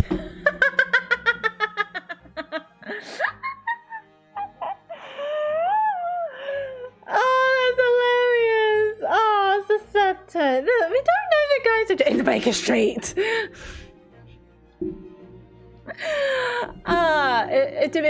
It's correct, by the way. Sherlock Holmes's address is Baker Street. It always has been in the books, in the shows, in the games. Always. How do you know that? It's in the book. Ray, fucking hell! He put his address in the publication for everyone to read. This man's an idiot. It's in the stories, of course. Also, Baker Street is actually a real street for anyone who doesn't live in England. It's where the Sherlock Holmes Museum is, actually. So, which I have yet to been to. Actually, I would like to go. 221B Baker Street, the most famous address in the world. Oh, I see. Well, there's nothing to stop us from going, I suppose. But you're not going to question why he put his own address in a publication for everyone to read?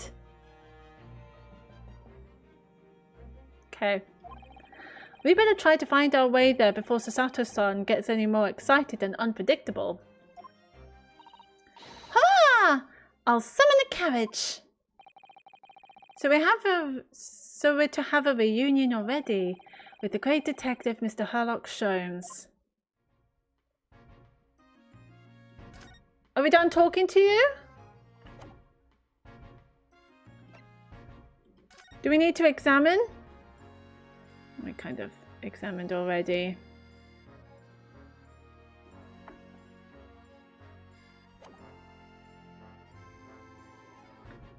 So we move to... Oh, we're moving to... It has been added. Sholmes is sweet! Ah! Sholmes is sweet. Let's go!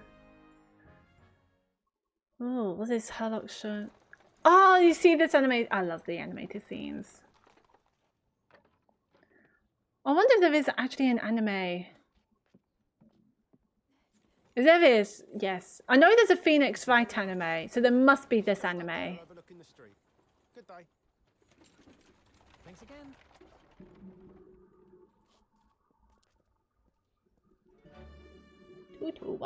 This is it. The residence of Mr. Sherlock Holmes.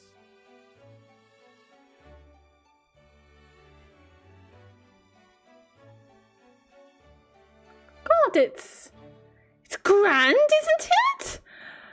It's very grand. I thought it would just be a dingy flat, like it always has been. Okay. 19th of February, 12:53 p.m. Sholmes' suite. So this is where the great detective makes his living. It feels surreal to be here somehow. Why does he have a jester's shoe on the mantelpiece? What is going on? Is he getting freaky with someone?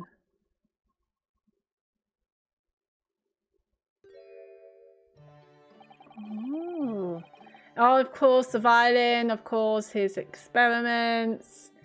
Yeah, Sherlock Holmes is known for his experiments. Not sure about the jester's shoe on the mantelpiece.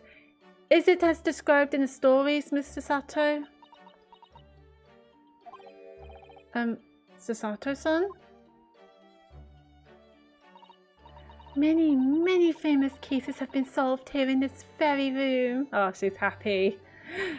Oh, I suppose they must have been, yes. I've never read the stories, so it's hard to get quite as excited about it as she seems to be. The detective chases the villain relentlessly as he disappears into the fog down an unlit London street. Oh, the feel of it, the romanticism. Can't you feel your heart thumping in your chest? Can't you, Mr. Naruhodo? Oh, I suppose I can, yes. So, if you don't mind... I'll just stand here and soak up the atmosphere for a while longer. Please don't mind me. Just being a fangirl there, Susato. She's obsessed. Well, looks like our detective friend isn't home at present. Excuse me, is anybody home? Oh, do we have a visitor? Oh, hello. Hello! Is it a big new case for Mr. Shams? She's here. We have met her. We have met her. Hello. Wait. Aren't you? Oh, how rude of me. I'll go and make some tea at once. I'm sure it's the same girl. Mr. Sato, did you see the girl who was just here? Never disturb her when she's soaking up the atmosphere.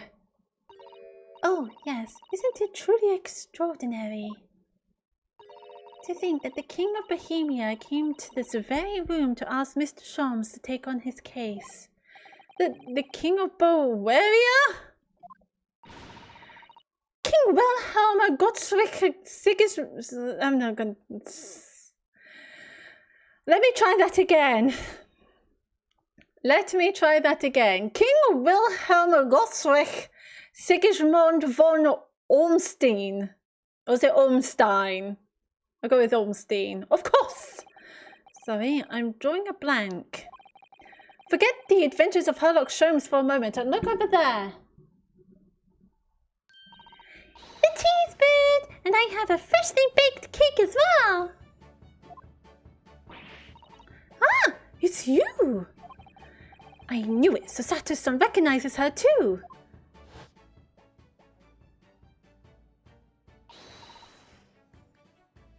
There you are!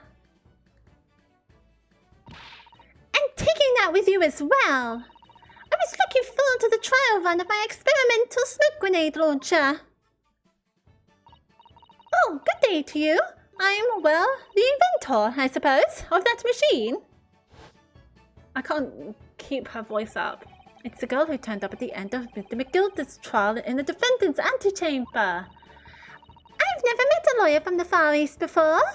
Poor you, having to get straight to work when you've only just arrived in London. Oh, yes, it was. Challenging. I love her already. Well, try this tea. It's my special blend, you know. Oh, thank you. Is tea supposed to look that colour? Depends on the tea. What colour is it?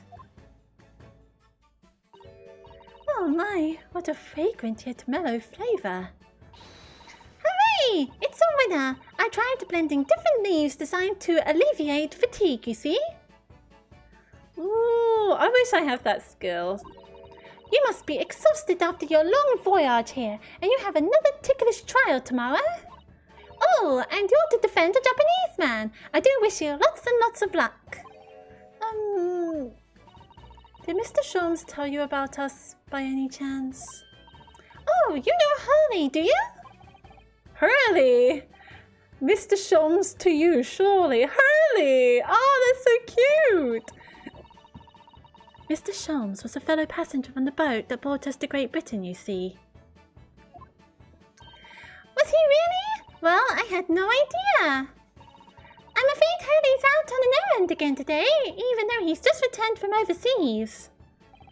Wait a minute. We met this girl for the first time ever yesterday after the trial, and only briefly at that. How on earth does she know so much about us? Did she deduce all those things, do you think? And perhaps more to the point, why is she here in Mr. Shams' suite? Oh, silly me! I haven't introduced myself, have I? The curtsy! It's a great pleasure to meet you both. My name is Iris Wilson. Wilson? Wilson? Are you related to John Wilson? You must be his daughter! Or niece. I'm pretty sure John Watson, or if you call him, Was married and had children, right? I know he was married. Don't know if he had children.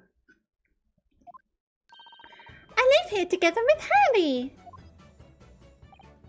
Ah, Iris, is it? What a lovely name. What? What's the matter? No, wait, this can't be. Did you say that your name is Wilson? What's the matter with Sasato-san? Why is she so flustered all of a sudden? Ryunosuke, come on. Yes, that's right. Oh, what are your names? Oh, I'm Ryunosuke Naruhodo, a lawyer from Japan. Oh, sorry. I'm Mr. Naruhodo's judicial assistant, Sasato Mikotoba. It's wonderful to meet you. Lovely. Susie and Runo. Got it. Oh my gosh, she gave them nicknames of it. That's so cute. Susie? And Runo? There's more to this girl than meets the eye. I have so many questions for her. I don't know where to start. Yes, and so do I. Are we interrogating her? Let's talk to her. Iris! It was you that we ran into yesterday, wasn't it? At the Old Bailey. Yes, that's right. You were ever so helpful. Thank you so much. Oh, no, not at all. I'm so sorry. We couldn't have been more welcoming. Though at the time, we did have a rather large gun pointed at us. Like this? Oh. Ah, thinking back now, you left with Miss Lestrade in tow, didn't you? Oh yes, that awkward witness, Gina Lestrade. Yes, remember Gina Lestrade? Oh, Ginny? Yes, she's a professional pickpocket. So we found out. It was very naughty of her to pinch my invention like that. Are you referring to that trial-disrupting gun-like contraption? Exactly, so I followed her, you see, to get it back. Perhaps I should think about fitting a self-destruction mechanism in my inventions. Oh, then kill the girl? This girl is dangerous. That's exactly what I was thinking, Ryunosuke. Anyway, I brought Ginny back here after that, so she could apologize to my trusty technician. Sorry, your technician? Hurley, of course, silly. Hurley? Yes, Herlock Shelms. We live here together. I had no idea the great detective has such an interesting young daughter. Daughter? Not likely. What? I wouldn't call him Hurley if he was my father, would I? Oh, she's got a point. Well then, what is your relationship with Mr. Sholmes? Well, I expect you found out that lodgings of any kind in London are very expensive. So the solution is to share the cost with a partner, a roommate. Why was Cinderella terrible at soccer? Because she was always running away from the ball. Oh, that's brilliant, Totes Adorbs. I love that. Okay, that was brilliant. That's probably my new favourite. Welcome, Totes Adorbs. Welcome. How are you doing today? We are playing some more Great Ace Attorney Chronicles, and we have met Iris Wilson. This is Iris Wilson. She's an inventor, and I love her to bits. Your roommates? I hope you don't mind me asking, Iris, but how old are you? Fluffles and Punkles. How are you and Bert? Me and Bert are doing really, really good. Thank you. We had tea yesterday. We went out to a tea house to have some tea and cake and some eggs as well. So it was good. It was good. And we saw some K-pop. We have a friend who is friends with some K-pop dancers in Cardiff, so we saw them dancing to Twice, which was really, really good, and we hung out with them for a bit, so yeah, it was really good. And now I'm currently waiting for my packages, actually, which I should get a call from them. Should get a call from them once my packages arrive. They're not like, they're only like a part of a K-pop dancing club. They're not like actual official K-pop dancers. They just like to dance K-pop. But they would go and dance K-pop on the streets. You would see them around. Surely you see like K-pop dancing around in cities. So we get that in London and we get that in Cardiff. Turn at last this year. Well, what of your mother and father? Oh no, they're not around. Oh, I see.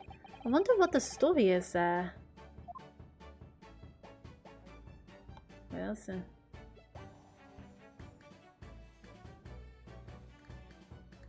I love Shakira. Shakira, I was a fan of Shakira when I was a kid. No worries, Sharky. Do take care. Have a wonderful day and hopefully to see you soon. And thank you ever so much for the follow, lovely. Do take care. But yeah, I do love Shakira. I think I first heard her song. The song I first heard was Whenever, Wherever. Whenever, Wherever. It was really good. Oh, absolutely, absolutely. How old is she? Because she still looks so young. I feel like she hasn't aged at all. She's still going, isn't she? I love her song Waka Waka. She's 45. She don't look 45. She looks younger. I think she's amazing. And I absolutely love Try Everything, the song for Zootopia. I thought that was really, really good.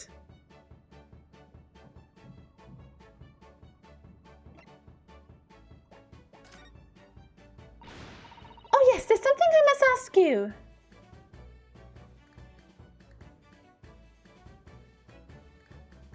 Oh yes, Alex.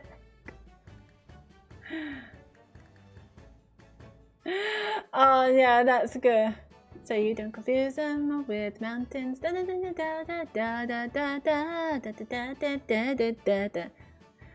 it, love it. However, I think her singing that song in Spanish sounds way better. It's so. I love both English and Spanish versions. I think they're just really, really good. Oh yes, there's something I must ask you. Of course, of course. So go ahead, Susie. I am a very great fan of the Adventures of Sherlock Holmes. And oh, you have a copy of Rand's magazine? Yes, I read the reissue. It's delivered all the way to Japan on the ship. Oh, this is so exciting. My stories are being read on the other side of the world. You wrote the stories? My stories? She wrote the stories! Right, she speaks English so well, but her natural Spanish is heavenly. Yeah, I love her speaking in both. Wolf, is it She-Wolf? I think she sang She-Wolf. Not a lot of people like She-Wolf. I really love She-Wolf. So well, but her natural Spanish is heavenly. Yeah, her speaking Spanish is really beautiful. Oh, Hips Don't Lie. Hips Don't Lie is a very good one. Yes, and I can't remember what her ex-husband soccer player did. I think he cheated on her or something, can't remember, but he fucked up. Yeah, he did. I can look it up. Let's have a look. Shakira. Yeah, I think she was cheated on. Personal life. Shakira began a relationship with Argentinian lawyer Antonio de la Rua in 2000. In a 2009 interview, Shakira stated their relationship already worked as a married couple and that they don't need papers for that. After 10 years together, Shakira and de la Rua separated in August 2010 in what she described as a mutual decision to take time apart from our romantic relationship. She wrote that the couple viewed this period of separation as temporary, with de la Rua overseeing Shakira's business and career interests as he has always done. As first reported in September 2012, de la Rua sued Shakira in April 2013, asking for $100 million. He believed he was owed after Shakira suddenly terminated her business partnership with him in October 2011. His lawsuit was dismissed by a Los Angeles County Superior Court judge in August 2013. So that was with a lawyer. Shakira entered a relationship with a Spanish football player, Gerard Piqué. Is it Piqué? I presume it's Piqué. Gerard Piqué in 2011. Piqué, who is exactly 10 years her junior. And Shakira met in spring 2010 after he appeared in the music video for Shakira's song Waka Waka, this time for Africa, the official song of the 2010 FIFA World Cup. Shakira gave birth to the couple's first son, Milan, on 22nd of January 2013 in Barcelona, where the family took residence. Shakira gave birth to their second son, Sasha, on 29th January 2015. Forbes listed Shakira and Piqué in their list of world's most powerful couples. In 2022, the couple confirmed in a joint statement they would be separating after being together for 11 years. It didn't exactly say what he did.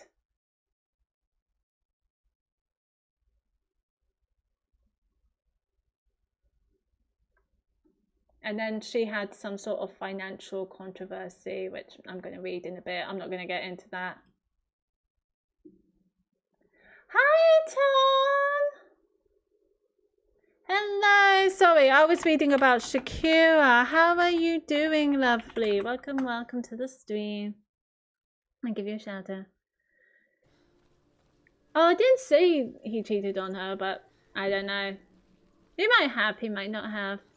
Waka Waka for Africa is such a good song. I love Waka Waka. It's so fun. Oh, you were playing A Plague Tale. How's that going? That looks like a horror game, isn't it? But how is it? I have seen like various of it. Like little bits of it. It looks very creepy. That's right. Hurley is always solving such amazing cases, you see, and he tells me all about them. They really are quite fascinating. It would be such a shame if I was the only one who ever heard them, don't you think? Goodness. But how are you doing, Tom? How are things? How was your weekend? I wouldn't say it's horror, it's just a game with a lot of acts in it. That would make sense, considering it's about the plague. I believe the song, no, it's not song. I believe the plague is about the bubonic plague, the Black Death. I had to learn that in secondary school. I hated it. I hated it to bits.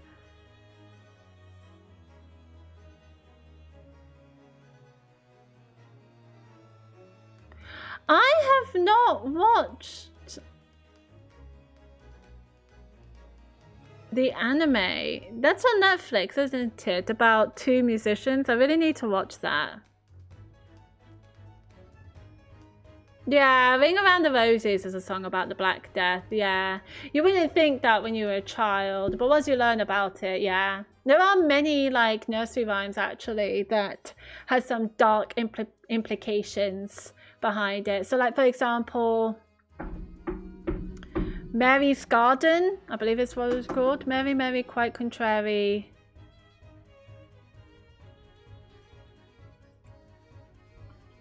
I think it's Mary, Mary, quite contrary, isn't it?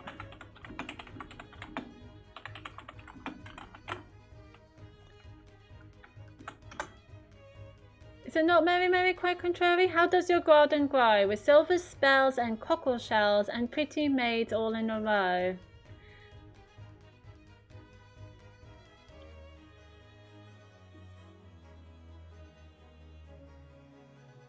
So apparently that one is about, there we go, the real meaning of the nursery rhyme. Mary, Mary, quite contrary.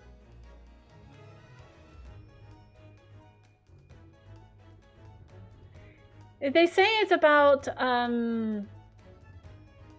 Mary Tudor.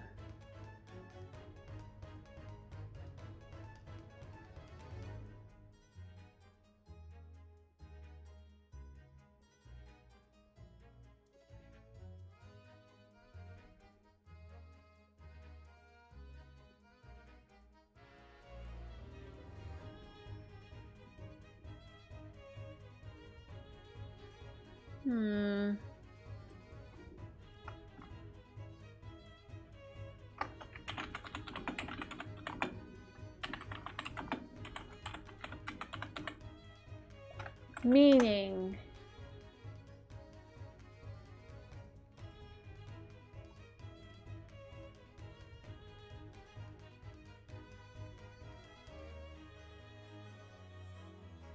They said there's some religious aspects. Oh, here we go. So the one I've heard about, Mary Mary quite contrary, is about Mary the First of England, Bloody Mary, who was known for executing Protestants. And they say that the garden is her cemetery because she executes a lot of Protestants, rows and rows. The Pretty Maids All in a Row is speculated to be a reference to miscarriages or her execution of Lady Jane Grey. Yeah, I know that. So yeah, there are some... I mean, it's not really about a plague either, though. It's actually about a little boy who's got something called macula in his blood, and it lets him control the rats or something. Like, if he gets angry, the rats can begin to hunt and whatnot. Oh, I see.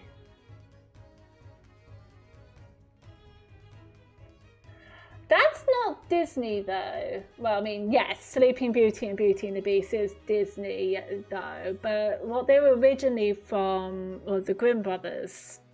I don't know if Sleeping Beauty was written by the Grimm brothers. But yeah, they were originally as dark. Disney is not dark. I mean, I'm sure it's dark to some implications, but not that.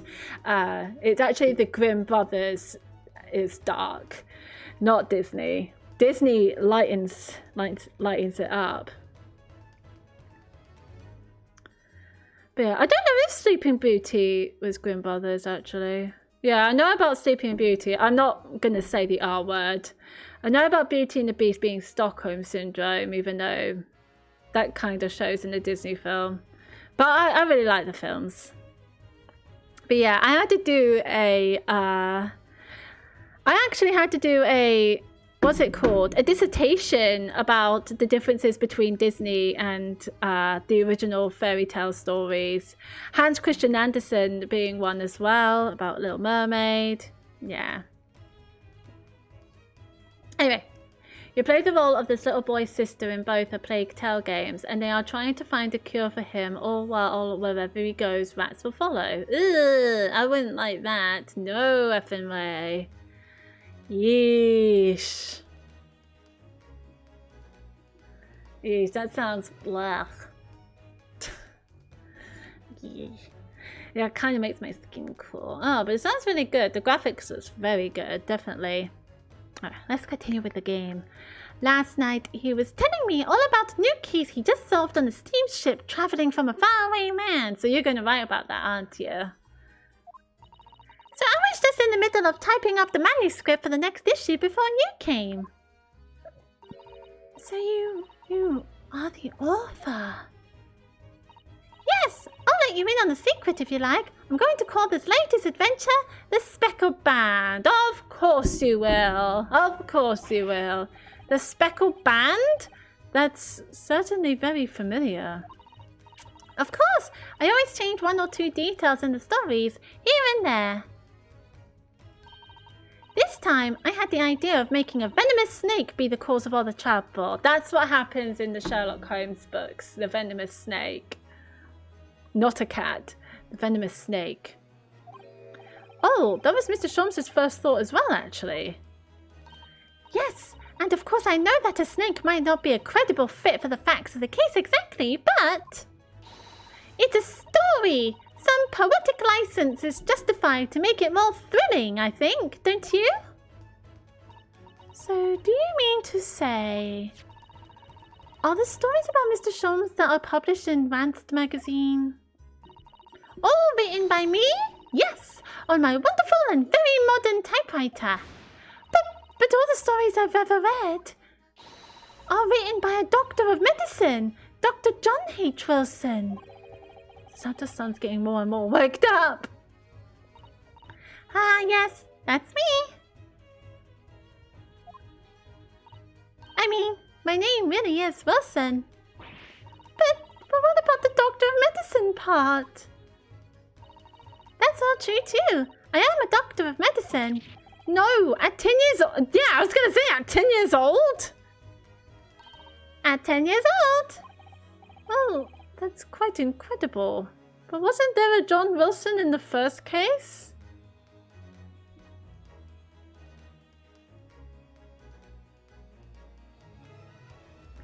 The earliest recorded work of Tim Burton is a Broadway-esque play of Hansel and Gretel. That shit is so goddamn fucking dark. It's on YouTube. I have nightmares about that shit. People see Burton's softcore stuff and think it's morbid. What? Yeah, I think I had to... Did I had to study that in university? No. I didn't study Hansel and Gretel. I studied his, The Telltale Heart. I think Tim Burton did animated The Telltale Heart. I don't know, I haven't seen Hansel and Gretel. However, Heart animation.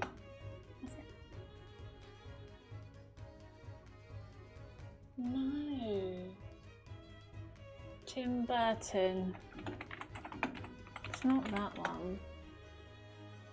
Yeah, oh no. No, he did Vincent. No, he did the Telltale Heart, I'm sure. Well, he did something with... he did animate an Edgar Allan Poe book. But if you want to watch like animated... But if you want to watch like dark animated fairy tales, I recommend Lotte Reihenegger.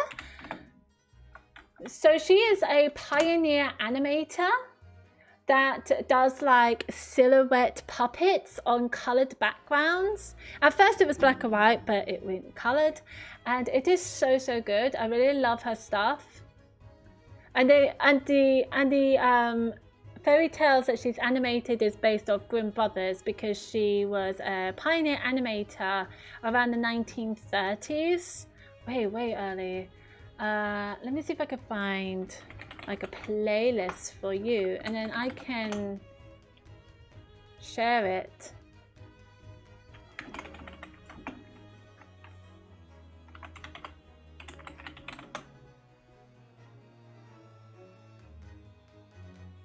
The genius before Disney, yes. The one I saw was Cinderella. No, Cinderella was dark.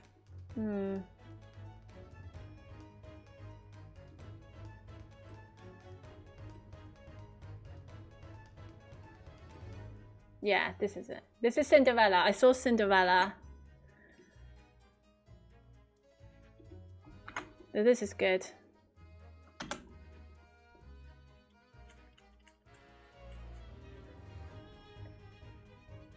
Oh, with real people? Ugh, nah. The gingerbread man scares even the devil.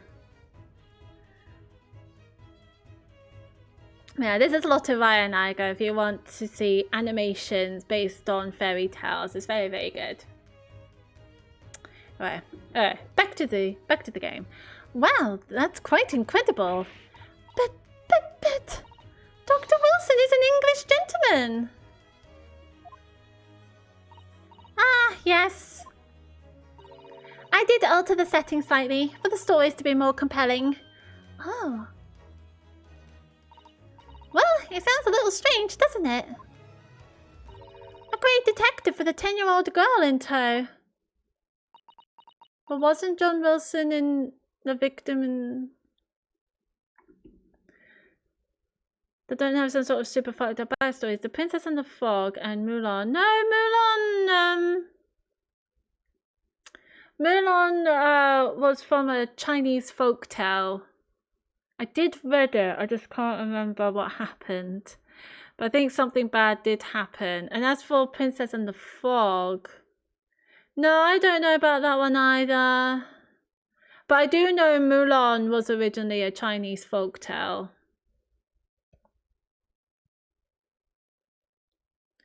And I think something bad did happen. I think she might have died.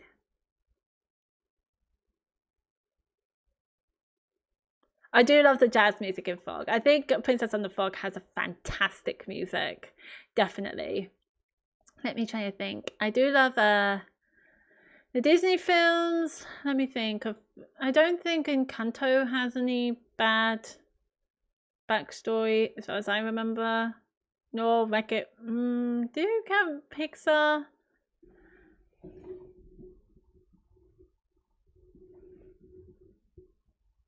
Out of all of their movies, ooh, I wonder if Bertie's here. He's going to argue against that one. He thinks the Beauty and the Beast has the best soundtrack. He's a big Beauty and the Beast fan. I suppose it does. Yes. Poor Sasota-san. She looks like her whole world has just fallen apart. Oh, bless her. Your deductions just now. About before. Yes, what's on your mind, Bruno? Do tell me. How did you know that I was a lawyer? We just arrived in London, I mean. Yes. Oh, and that we have a difficult trial tomorrow. How did you know all of that? Oh, that's what you mean. Please, tell us how you did it. Explain every detail. Of course, I'll be delighted. Although there's really no mystery.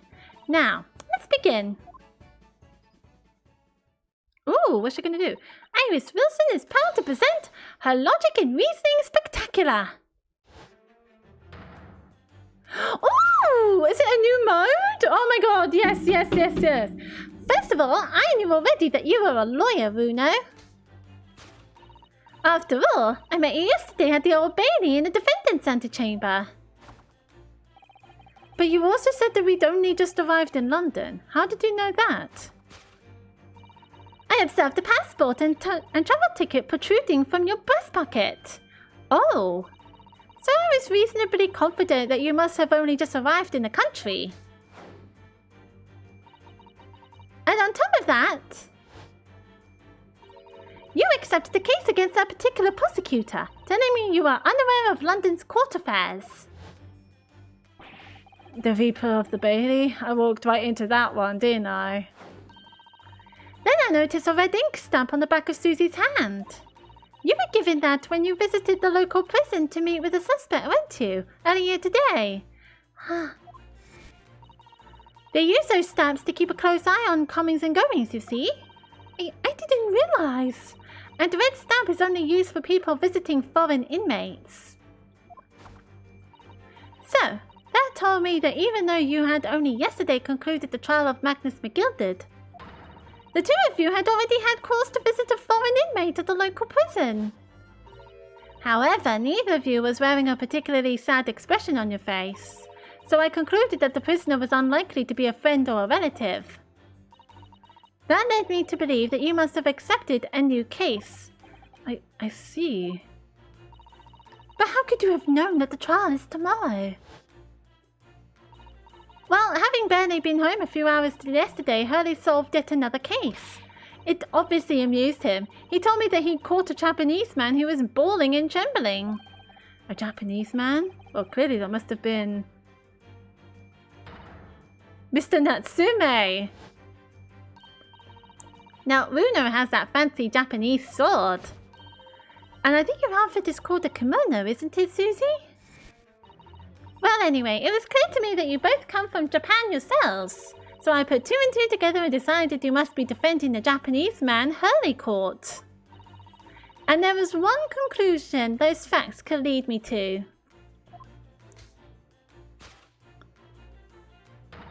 You both came here to ask Hurley about the case. God, she's good.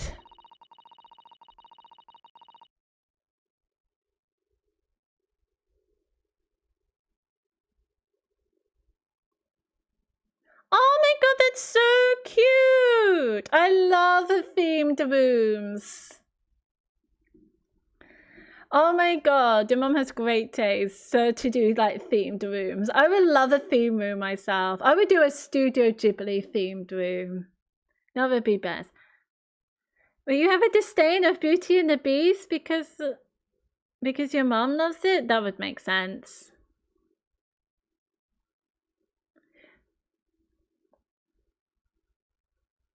There's a note on the mantelpiece that says the man's trial will be tomorrow. Hurley is always stabbing his nose with a knife, you know. He is silly. Yes, he's so silly. But then again, Sherlock Holmes does that too. And that's all there was to it, really. Thank you for listening. I'm Iris Wilson, and that was one of my great deductions.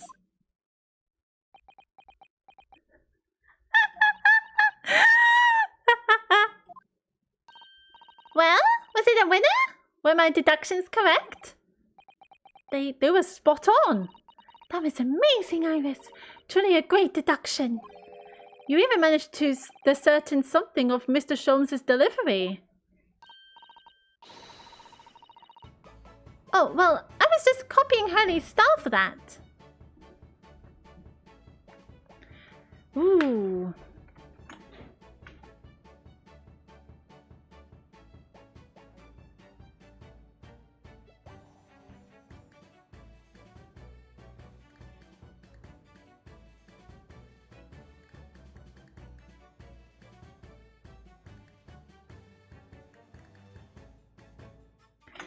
I got packages.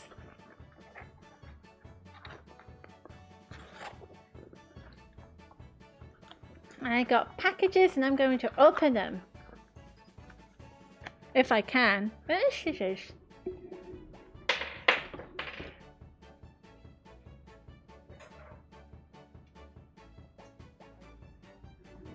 I'll show you what I've got. So one should be a mat, and the other should be a cushion.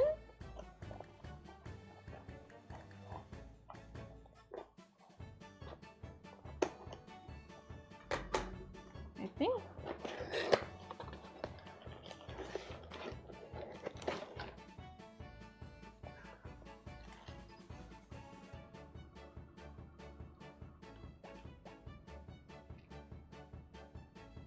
Ooh, I got a coaster. Got a free coaster with my package. Oh, this is so cute. Dear Lily, you made my day. I hope you enjoy your purchase and my coaster gift. I love to hear your reviews and see you again. I wish you a great day. Aww.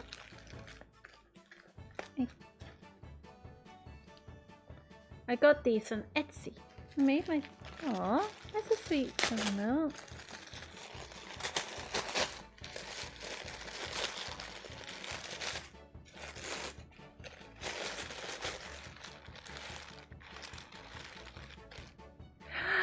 It's a cushion cover! So I bought a little cushion cover. So I got like a reading nook at the corner. And this is the cushion cover I got for the reading nook. But it's going to be a cushion soon. So it's a kitty on a stack of books with tea. And it is adorable. Look at it. Yes. Oh, and it came. Oh, it's tea-stained paw prints. That is adorable. Oh my goodness. Oh, there's like a little fly. There's like little like faded books at the. I love it. I love it to bits. And she gave a free coaster. I need to give her like a really good review. And this should be a mouse mat I've ordered.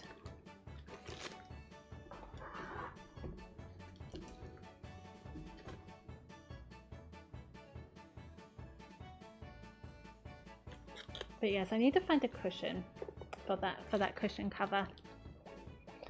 It is adorable.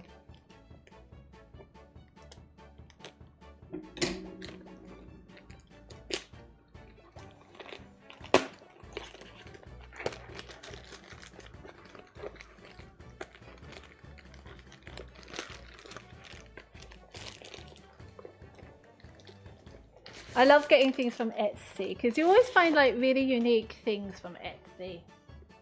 I got like a little mouse mat because it's really hard to move my mouse on this desk. So, and I couldn't do it with the others with like a proper, just a magazine, so I got myself like a nice mouse mat. I hope I got the sizing right though. If not, that's fine. Oh my god, it's so pretty!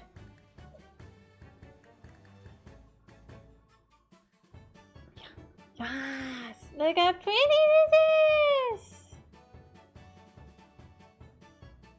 And it lights up at the edge, so there should be like rainbows. It's an LED.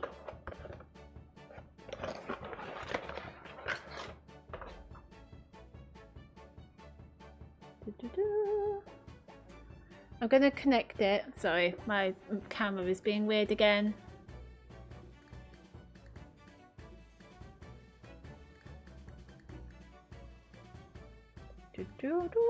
I'm gonna connect my mouse mat.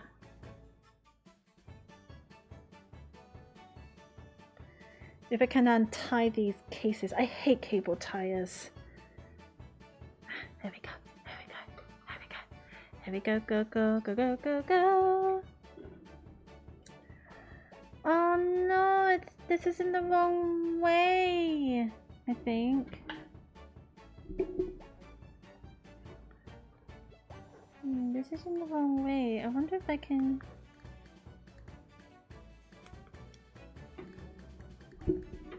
I hope it reaches around.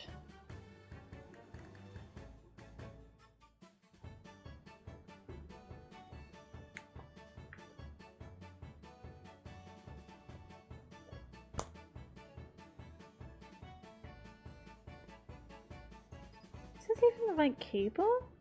This doesn't look correct. Oh no, it does. It fits. Okay.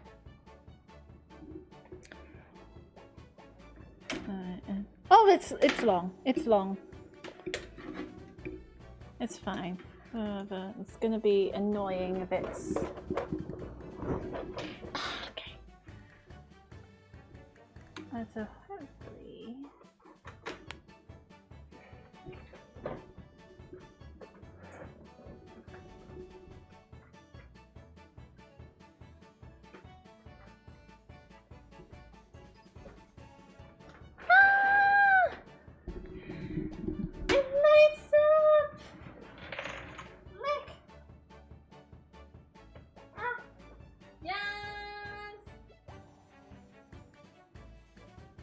lights up, and look, you can switch.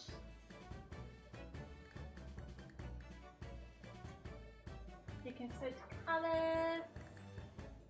Yeah, I don't know what color I want though. Red, blue, yellow. Oh, green, that goes well. You can't see the green, can't you? Light green. Pink. Dark green. Oh, and it flashes! It flashes color! Look at it! Oh my god, I love it!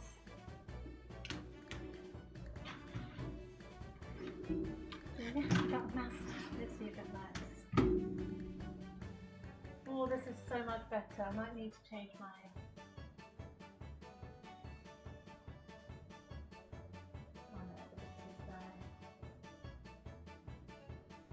So much better. Sorry, my webcam has gone off the rails again. I don't know why it does that. It likes to focus. Okay then, sorry about that. I'm very happy with that. Beautiful, beautiful stuff. Got my fishing cover. Beautiful, beautiful stuff. And it flashes, it's different rainbows. Yes. Anyway, let us continue. Let us continue. Sorry about that. That was me having fun. Oh, well, I was just copying Hurley's style for that. Do I have my...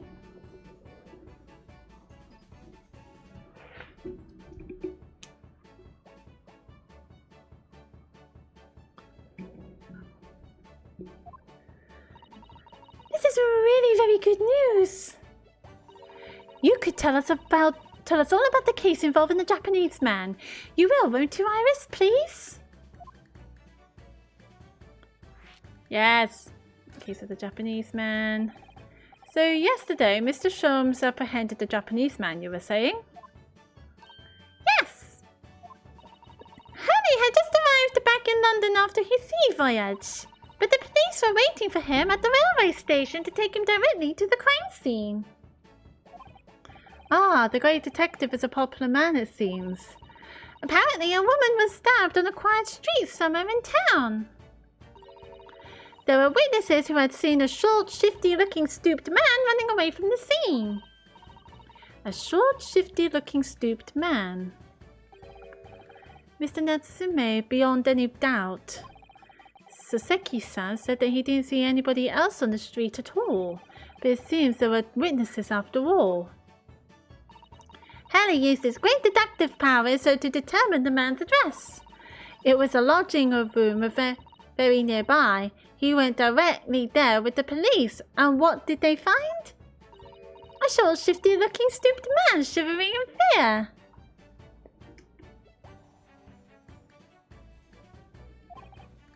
Mr. Sholmes' great deduction certainly hit the mark that time. Of course it did. He's a great detective. Still, that means the incident occurred only 2 days ago. Surely tomorrow is too soon for the trial, isn't it? Definitely. We have no time to investigate properly. Harry says that London is rife with crime. Oh. Scotland Yard is doing its best, but they can't stay on top of it, apparently. Oh dear, I hadn't realized the situation was so dire. That's why they can't afford to spend too much time investigating cases and trying the criminals in court. Staff and money are both short. Crimes are usually pinned on the first suspicious person. That's terrible. I suppose it's the harsh reality of the workings of the world's greatest justice system. I suppose it is, but in that case, I don't hold out much hope for Soseki-san. Wow. Thank you for answering so many of our questions, Iris. This has been very informative. Oh, you're most welcome. I've had so much fun. Do you happen to know where Mr. Sholmes is at the moment? As you guessed, we'd like to ask him some questions. About this case as well. Ah, well, I expect Hurley is still investigating the scene. Of the case involving Mr. Natsume, you mean? Yes, Mr. Natsume? Hurley said he was going to the man's lodgings. If you leave now, you'll probably catch him there. We get to see him! Iris, do you know where those lodgings are? Well, I imagine the police are still investigating the scene of the crime themselves, aren't they? Did you happen to come across a detective by the name of Gregson when you were there? Yes, we know Inspector Gregson. Goody, in that case. Give Greg C this from me, would you? If you do that, I'm sure he'll tell you what you want to know. What is this? A 5-shilling piece and a postcard, it seems. Iris's postcard has been entered into the court record. Sure, we could do that, Iris. It reads, "Tell the gentleman in black whatever he wants to know. I trust that won't be a problem." The gentleman in black, whatever he wants to know. Who's the gentleman in black? Gosh, this will make the inspector help us, will it? Oh, we're the gentleman in black. Hello. Well, thank you, Iris. We'll give it a try.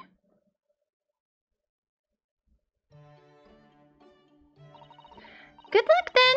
I'm going to return to writing my manuscript, The Speckled Band. And I'll be making more special blends of tea, so come back again soon. We'd be delighted. Thank you so much, Iris. Aww.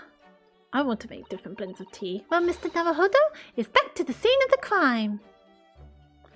We get to investigate! So, somewhat dubious that they would exert any influence over the man of Scotland Yard at all. We headed back to the scene with Iris's curious note and one of the world's heaviest silver coins in hand. To be continued. This is a good time to go get some lunch, methinks. Yeah, sorry for constantly stopping. Things were happening. Things were going on about, but hopefully it'll be a smooth ride this afternoon. Let's save this. Okay, and I'm going to take a break. I'm going to go get some more tea. I'm thinking of getting cake.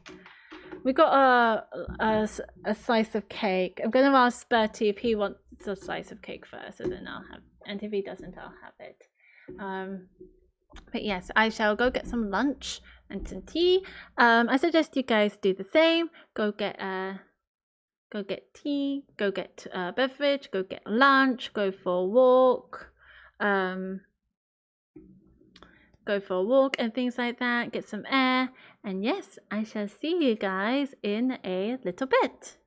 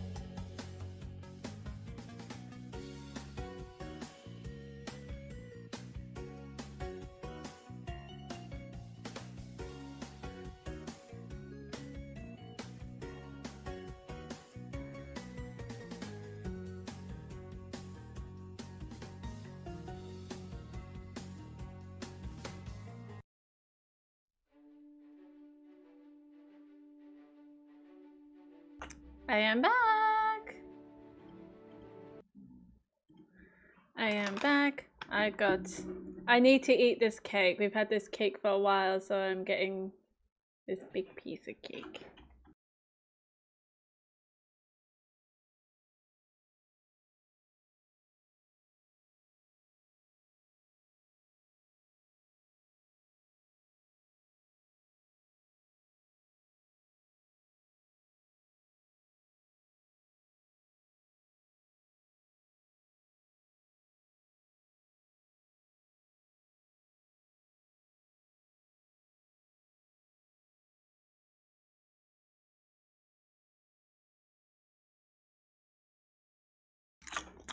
Am I have soup?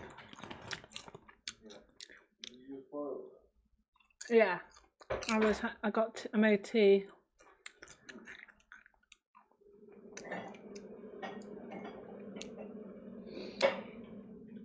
Oh, you're getting a cute owl one.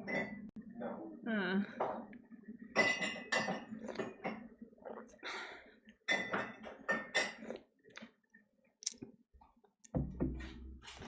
You sure you don't want to split a cake with me? It's quite huge. Well, if you don't want all of that... It needs to be eaten. We've had it for a while.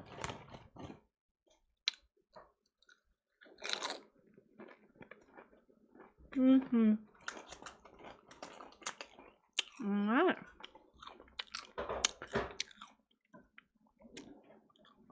Let us continue with the game. You know what else we don't have?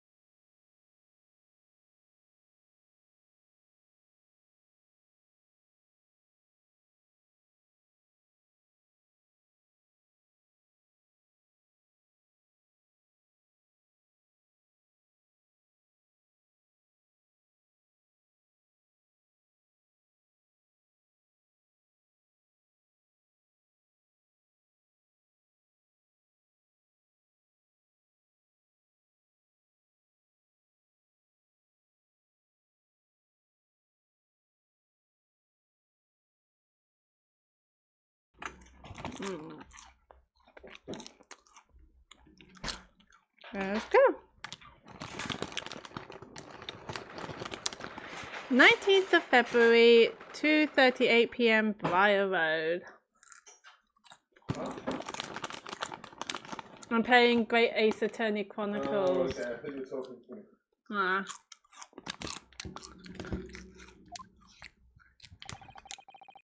Looks as though the police are still here, carrying on with their investigation. You might like this game actually. It's set in Victorian era.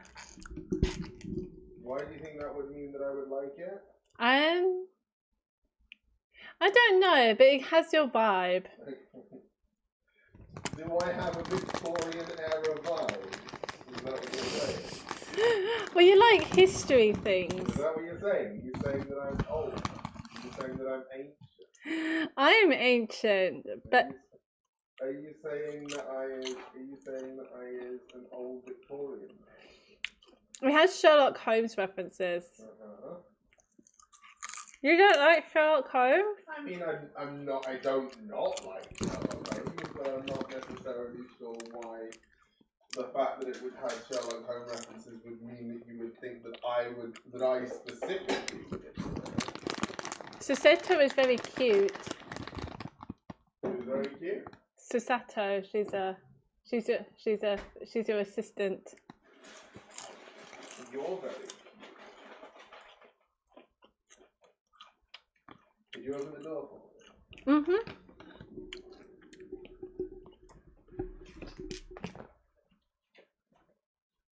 Are you okay opening your office door? Yeah. No worries, thank you.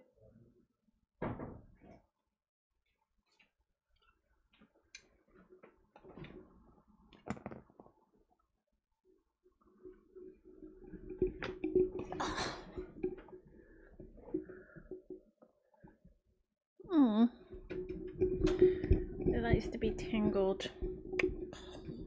Honestly. Stop being so tingly. Yeah. Carrying on with our investigations. Let's go.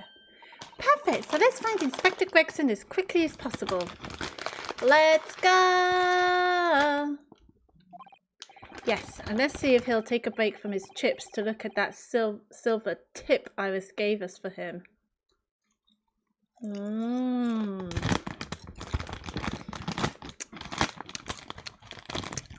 Oh, fish and chips.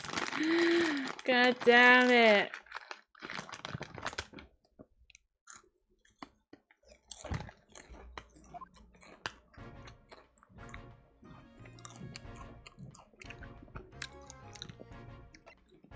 So we need to present this to him.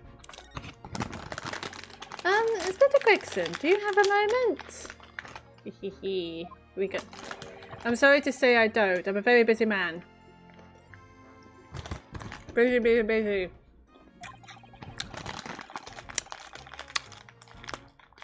Much too busy to talk to a pair of foreign gadabouts, that's for sure. I have these for you. Just to Sato, straight to the point. A present from Miss Iris Wilson. What? For me? From her ladyship? Her ladyship? Wait, she's a lady?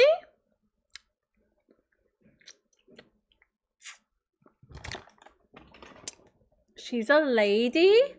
She's a lady! Oh god, this cake is so big to handle. Let's have like little bits.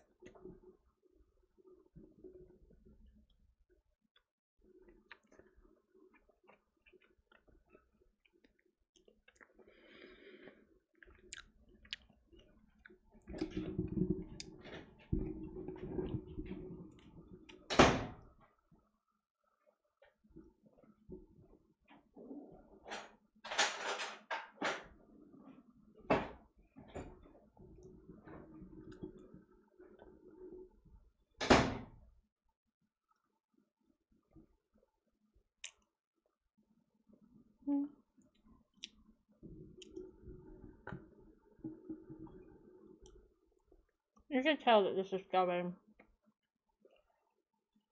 That's why I need to eat it.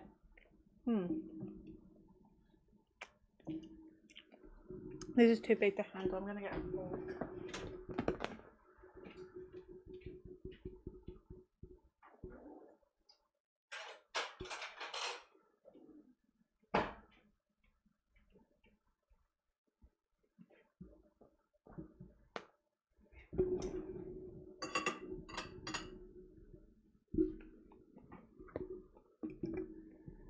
There we go.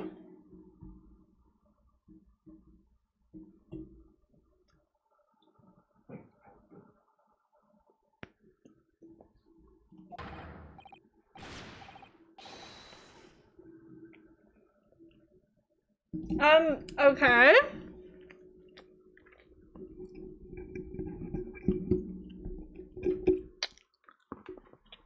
Being weird there, Gregson. Give that here at once. Come on, hand it over. That's for me. Don't wait for me to give it to you, will you?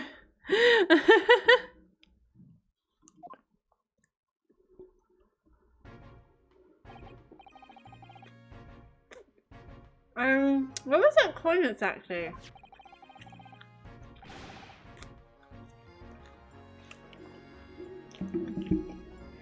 It's a silver crown, obviously, but it's a lot more than that. It's an appearance fee. That's what it is. And what's an appearance fee? An appearance fee? Oh, I see. You mean... That's right. For the Adventures of Herlock Sholmes. Oh.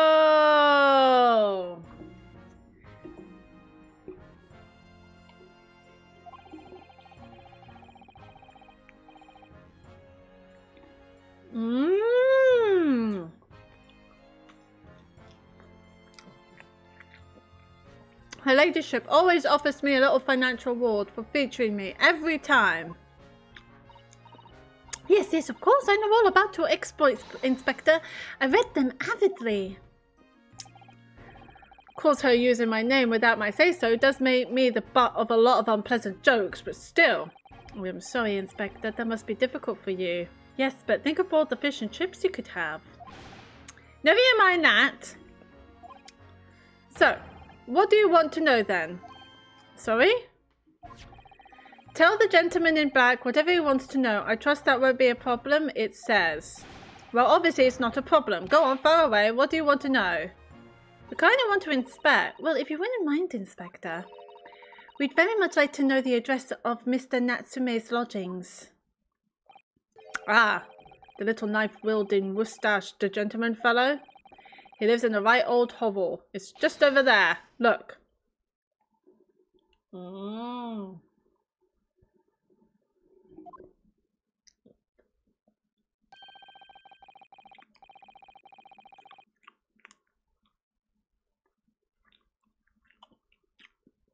Not gonna lie, I was wondering about that bike.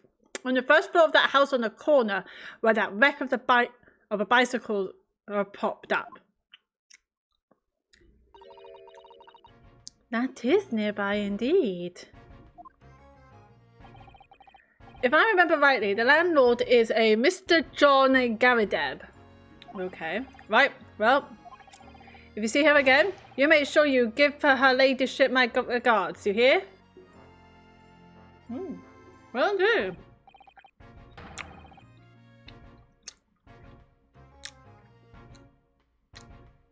I mean it. You tell her that Gregson sends his very best wishes. We'll do, sir. We'll do. Don't worry, Inspector. We will. Goodbye for now, then. And long live her ladyship.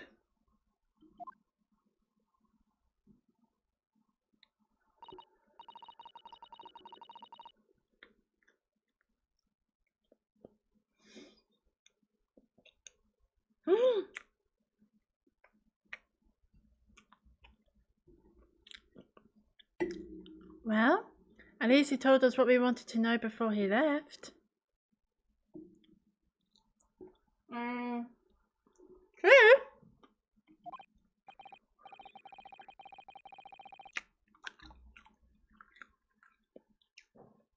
Yes, so then shall we go and see what we can find in Mr. Natsume's lodgings? Is it Herlock Sholmes?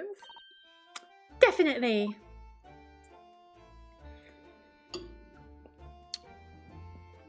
Can we examine this bike? Oh, a British bicycle, look! Although the wheel is so mishappen, I'm sure it couldn't possibly be ridden anymore.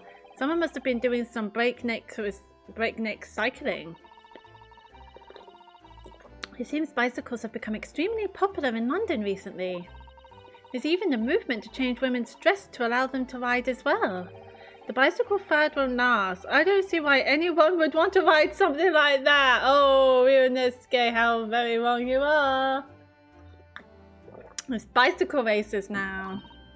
Goodness, do you dislike bicycles? No, not at all. I mean, it's not that I dislike them exactly. It's just that any occupation that involves taking both your feet off ground seems reckless. Ah, Ryunosuke, you haven't seen Cars. Cars, Ryunosuke, Cars.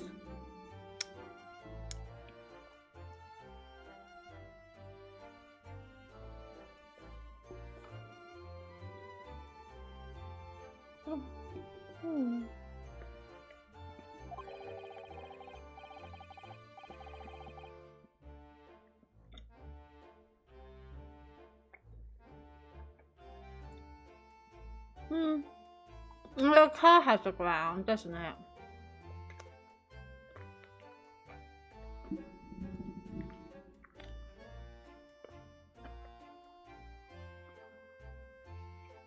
Bicycles. Well, bicycles are still very popular. If you've ever tried walking on stilts or fallen into a river, I know you agree with me. What else is there that takes your feet off the ground?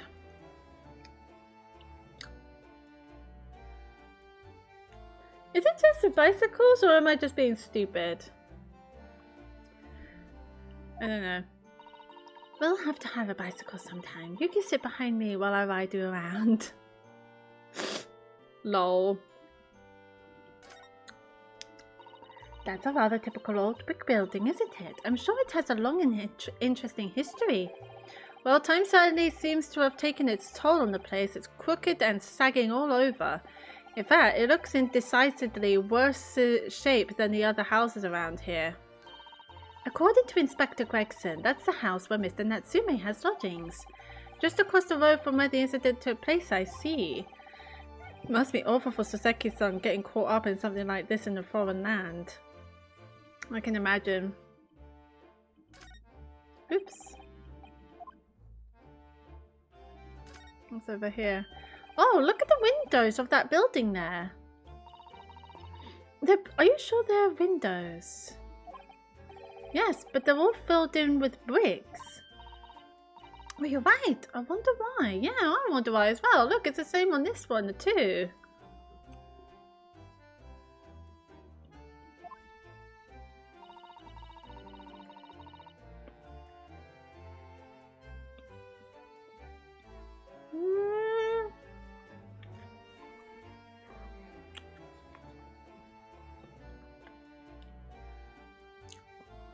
Perhaps it's an empty property where nobody lives at the moment.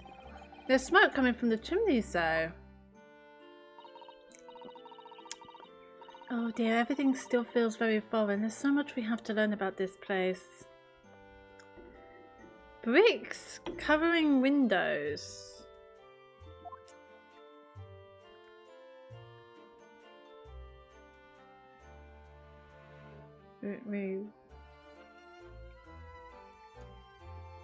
I don't think there's anywhere else to inspect. That's good, that's good.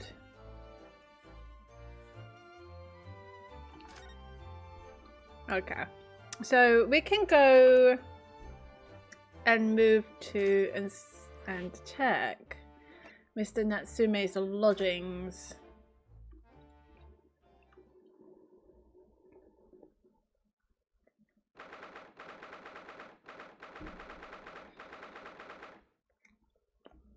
Does he live with someone?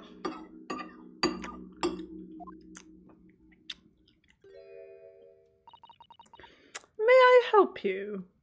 Hi. Ah yes, would this be the residence of Mr. John Garadeb?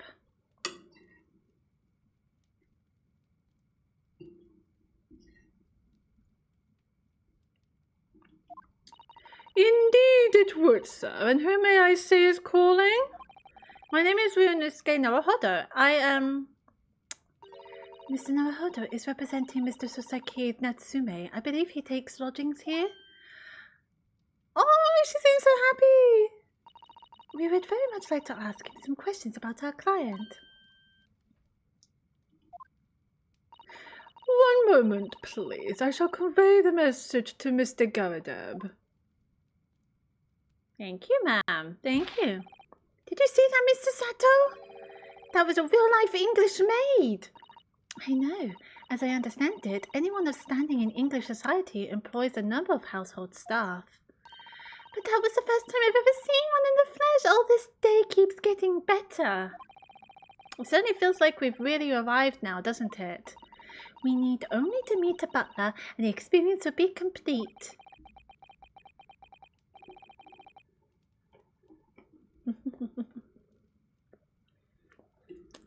I feel like we'll meet one soon.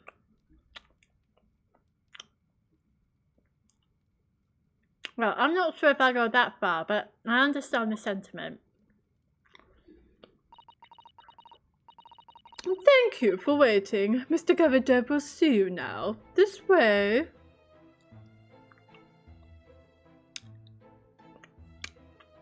He's very intimidating.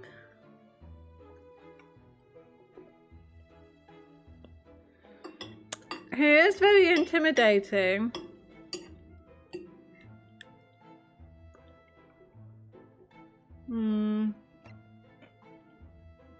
Oh, I can't converse with him. I got to examine him. There's a dress on the cannon. That's a full-size cannon. What's it doing in here? Oh man, it's real. I thought it might be a replica. That old thing? Bah, that's a little more than a toy. Sorry? The army was selling it off when I retired, so I decided to give it a new home. Never know when the enemy might attack next. Jolly useful to have a cannon about the house. Really? It isn't overkill? Be prepared, I always say. You never know what this twisted world is going to throw at you next, boy. Do you think there may be trouble brewing, Mr. Garadeb? Always is. Take Joan here. Never fails to have a clean apron in reserve. Dries them over the barrel, you see. I was wondering about that. They dry very well on the cannon here, there, Joan tells me, which rather proves my point, I feel. It's been reduced to a drying rat. No wonder the huge cannon looks like it's hanging its head in shame. What else is there? That uniform looks fairly ancient, doesn't it? It's clearly been well looked after, though. That old thing? Bah, not much better than rags, really. Oh? Wore that ceremonial garb at my retirement bash, you know. But I'm not one for dwelling on the past, me. Would have gladly thrown it out, but you know how it is. Anyway, it doesn't hurt to have the old piece of memorabilia lying around, does it? Oh, I see. Perhaps I should leave the past in the past. Nothing around here. We got these two. Oh, we've got lots of things to look at, actually. Your pictures are kind of askew, darling. That looks like a Medal of Honor, and it's showcased on a very grand banner. Yes, it displays with some pride, I would say, although it bothers me that it's not straight. What, that old thing? Sorry? I should be glad to see the back of it, but the general would turn in his grave if I disposed of it. The wall's the best place for it. It keeps the bally thing out of my way. So it's just been polished to shine by accident, I suppose. There appears to be an inscription on the medal itself. Look. Let me see. It says, for distinguished participation. It sounds like the kind of honours even I could be in line for. Well, one doesn't like to blow one's own trumpet, but I was given that for my time in the army. Can't measure an officer by the number of medals to his name, of course. Common knowledge in military circles. Yes, sir. I want to talk to him last. That portrait of Mr. Garadeb is glaring at me, I swear. Have you noticed that all the little frames contain photographic prints of Mr. Garadeb as well? Yes, and there seems to be a statue of a lion on the mantelpiece as well. Ah, yes, seemed to come back from the local pawnbroker with that little trinket. Seemed to come back? What do you mean? The chap who runs the place is a bally wizard. Went here to sell him something and came out with that thing. In point of fact, now I think about it, I rather often find myself leaving the place with something I don't need. I feel the same way. I feel the same way. The lion ornament certainly does seem surplus to our requirements. So Sato-san doesn't pull her punches, or her throws for that matter. Let's have a look. I presume... I don't know what that is, but it won't let me select it. Oh.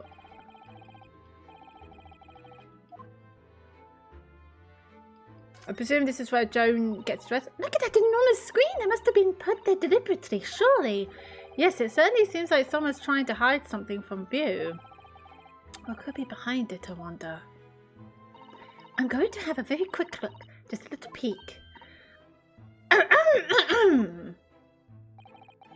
Maybe that's not Mrs. Sato. I think the maid is going to head us off with a cup of tea.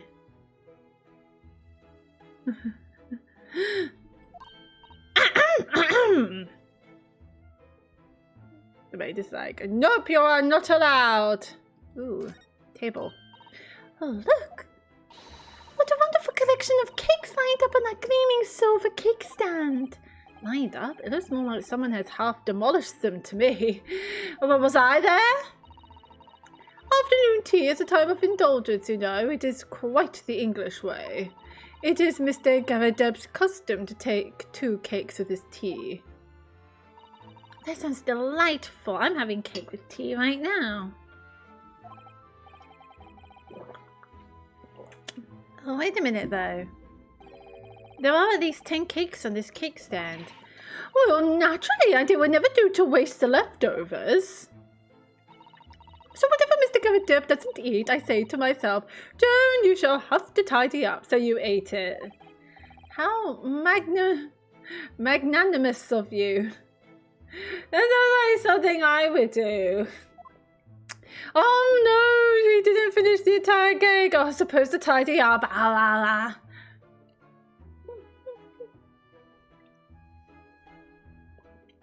There's more over there. So many cakes. I love cake.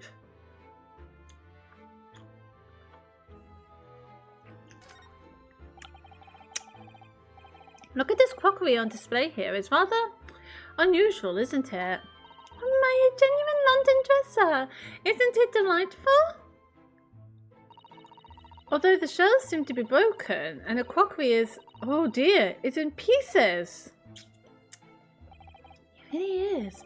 The word cracked wouldn't do that chinaware justice. I wonder.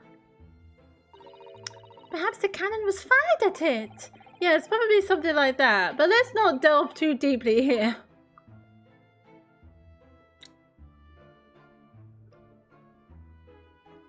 Any more to look at? This candle bar. This old candle holder looks a little out of place here, wouldn't you say? Yes, you're right. It's clearly supposed to be gold, but it's almost completely black for some reason. That old thing? Yes, just a cheap piece of ironmongery. Gimcrack, really. Oh. Used it when I was studying, don't you know? For my commission. I know it's old, hardly worth hanging on to, really, but, well, still has its uses sometimes. Of course. Does everything in this room have some elaborate story behind it? They're memories, Mr. Naruhodo. Memories. We're not going to talk about for the fact that there's a candle on the floor. There's a missing candle, a candle on the floor. Are we not going to talk about that? No? We're just going to let the candle there? Cool, gotcha. Let's talk to Joan first. Hello, Joan.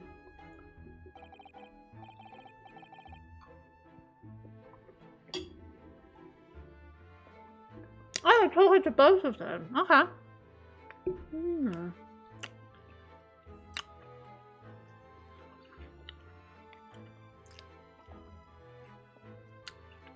As I say, he seems like the kind of guy to not mess with. However, does give up that villainous look, doesn't it? It must be the beard. The curved beard. Good day to you. John and Garadeb at your service.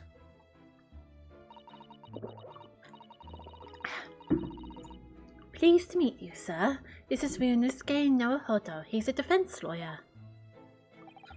Do excuse me not getting up. Took a shot to the knee a few years back in the Battle of my wand, don't you know? I earned a medal for my pains, but had to withdraw from service. Handed over the reins to the up-and-comings. So he's a retired soldier, yes. It's a hell of a job getting up and downstairs now, I can tell you. Don't get out much, as you can imagine. Yes, it's quite a climb up here to the second floor, isn't it? I was panting at the top of the stairs. You really must take more exercise, Mr. Naruhodo. Do you think so? Mr. Garadeb, no doubt you were very courageous to earn yourself a medal. Oh, it was nothing. The medal's just a folderol, really. We don't like to offend the general, though, so I grudgingly displayed it on the wall. Why don't you fetch it down, Joan? Let these good people see it properly. Joan, fetch the... Dashing old woman, be careful.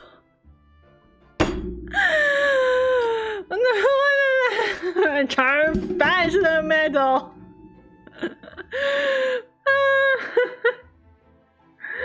Oh god, that's hilarious.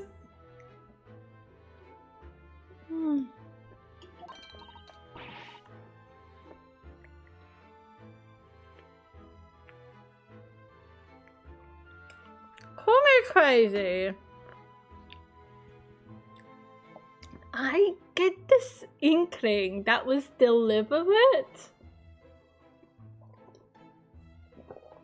Oh, dearie me, I do beg your pardon, sir. I feel like that was deliberate. You jolly nearly took the skin off my hands. I shall be more careful, sir. So, anyway, there you have it. Living a quiet life now. Yes, I see. I feel like that was deliberate. That must be deliberate, surely. Now then, I hear you want to know about the chap lodging downstairs, is that right? Yes, we would be very grateful if you could answer some questions for us. Only to please, naturally, especially if it helps to keep the peace here in Blighty. We forged an alliance with the Empire of Japan recently, as I'm sure you're aware. So this case is very much in the public eye, as it were. Oh, is it? Even has some famous detective poking around, you know, in this old house, would you believe? Yes, Mr. Sherlock Holmes!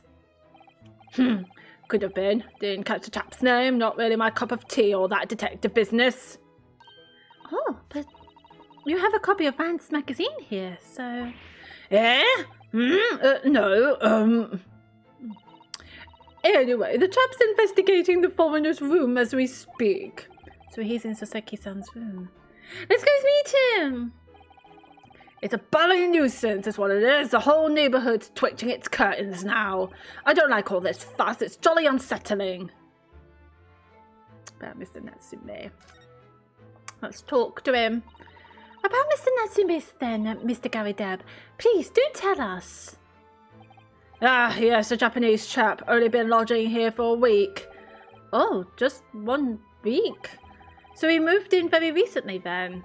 I have 2 lodgers most of the time, one on the ground floor and one just below us. The first floor room became available a week ago, you see. There's been dash it all, Joan, do be careful. Oh, my goodness, I'm terribly sorry, sir. She knows what she's doing. She knows. If you want to know my opinion, I thought he was a shady sort from the moment I set eyes on him. Oh? Why? He seemed to have a most nervous disposition, always shaking and looking over his shoulder. Yeah, he does do that, doesn't he? He does do that. The man had shady written across his sweat-soaked brow, if you ask me. I said to myself, Joan, that man is trouble. Sooner or later he's going to do something untoward. And I'm really wrong about anything. We won't be calling this maid as a witness, that's for sure.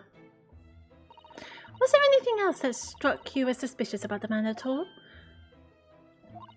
Yes, yes indeed there was.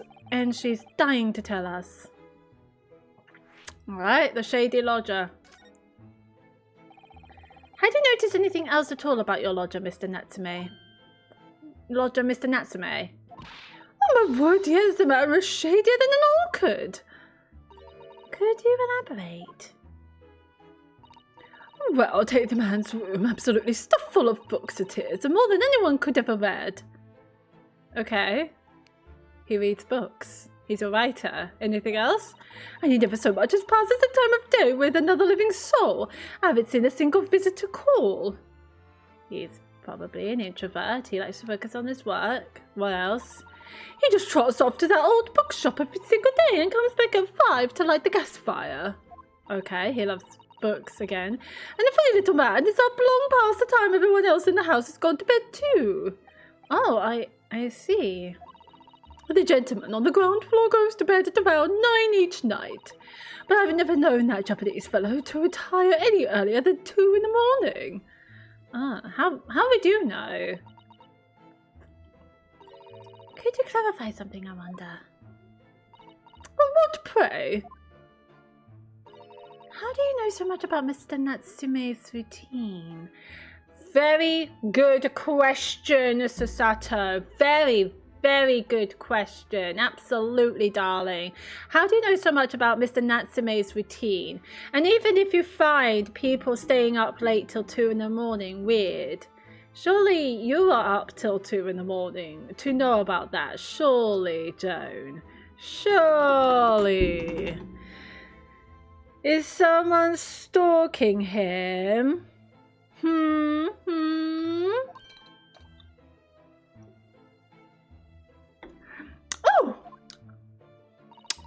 I'd understood that neither of the lodgers live on this floor of the house. Is that correct?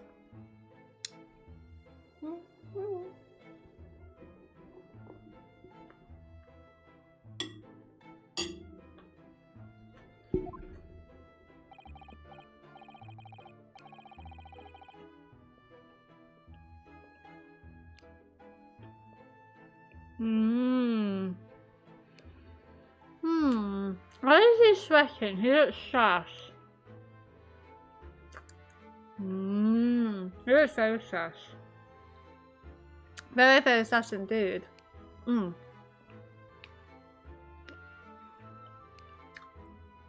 That's right, yes. They're both below us, on the first floor and street level. Then, how is it that you know so much about the lives of your lodgers?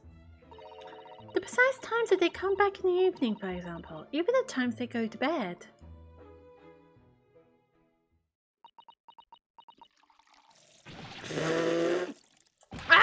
Good grief, Joan, be more careful, woman. Oh my goodness, sir, I'm terribly sorry, sir. Something doesn't add up here.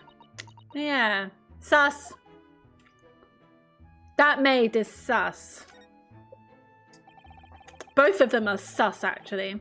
It seems that the incident took place at around 5 in the evening. Did you happen to look out of the window at around that time? The window? Yes, we noticed that the window over there looks out over Briarwood. The incident took place on the pavement just on the far side of the street. Was there anyone suspicious loitering nearby? 5 o'clock is dinner time in the Garadeb household, so I'm afraid I don't remember seeing anything. How about you, Joan? No, sir, it would have been dusk outside already at that hour. And with the fog as well, I should think it would have been quite impossible to see the other side of the road. Oh, I see. Did you notice anything else out of the ordinary then? Such as? Anything at all, even if it seems unrelated. Well. Yes, was there something then? Well, it's nothing particularly significant, but at around that sort of time and for the love of God, Joan, what were you doing? What doing me? What have I done? I'm awfully sorry, sir. Do be more careful, woman. Why does she keep doing that? I feel like she's hiding something. Of course, sir. If I may, Mr. Narahollow. Yes? I have an exceedingly good memory, and as far as do you remember to pour tea properly? I'm not going to believe anything you say, Joan. If you do not remember how to pour tea properly, I will not believe that you have a very good memory. I have an exceedingly good memory, and as far as I remember, nothing of any significance took place here at that hour. Nothing at all. Oh, really, Mr. Garadeb? The way you were talking before, it sounded rather like there might have been. Oh, well, as I was saying, it was just a trifling matter, really. Nothing of Joan, dash it all, what is the matter with you, woman? Begging your pardon, sir. Nothing happened. Yes, quite. Now that was deliberate. Joan, what were you hiding? Nothing happened. We sat down to a quiet, uneventful meal. Joan? That's right, Mr. Garadeb. I feel like the maid. I feel like Garadeb doesn't call the shots here. I feel like it's the maid. Ooh, this is sus! What is the matter with these two? It sounds like something happened here in this room on the evening of the incident, but what? I wish I knew. Maybe it's something to do with the victim.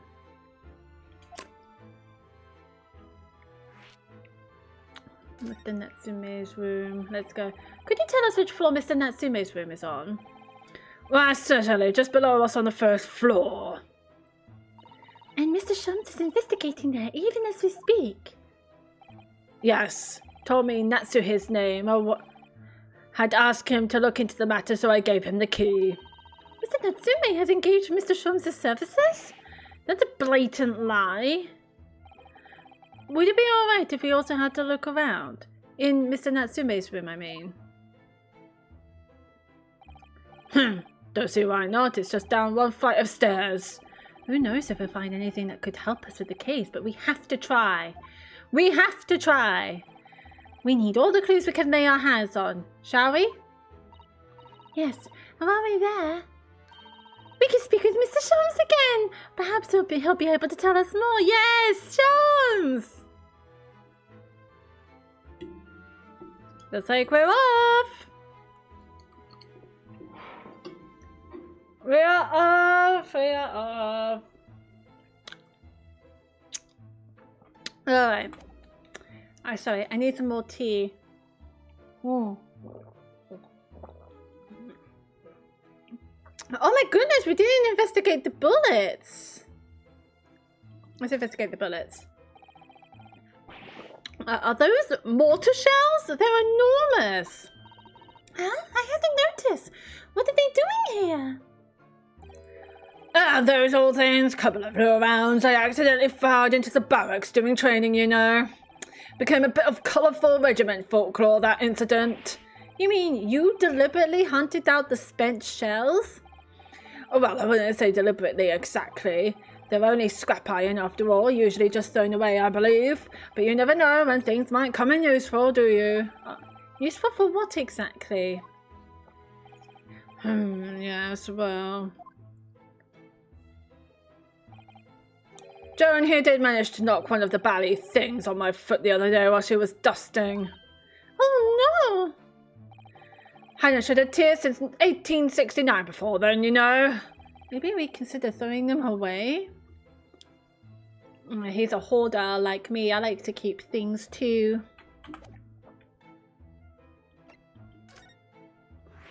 Oh, righty then. Mr. Natsume's room. Let's go. Let's meet Sherlock Holmes. Sherlock Holmes. Whatever his name is.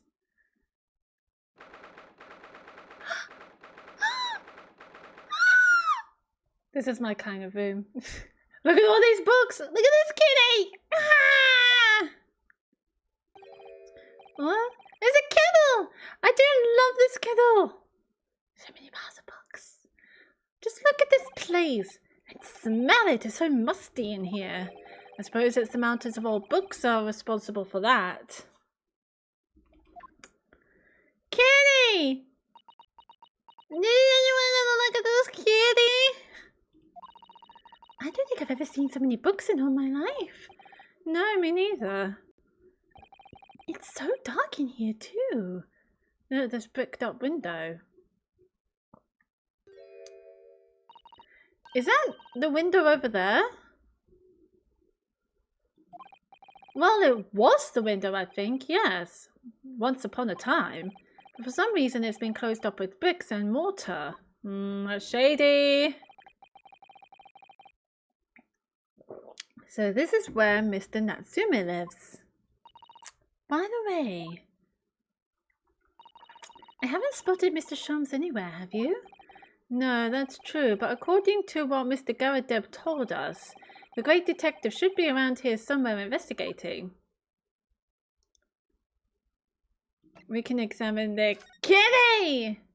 Oh, look at all these books. Look at all those books stacked up there. They'll almost reach the ceiling. They're all works of English literature and they all smell so musty. With this volume of books to hand, you'd never be short of reading material, would you? No, what a dreamy idea.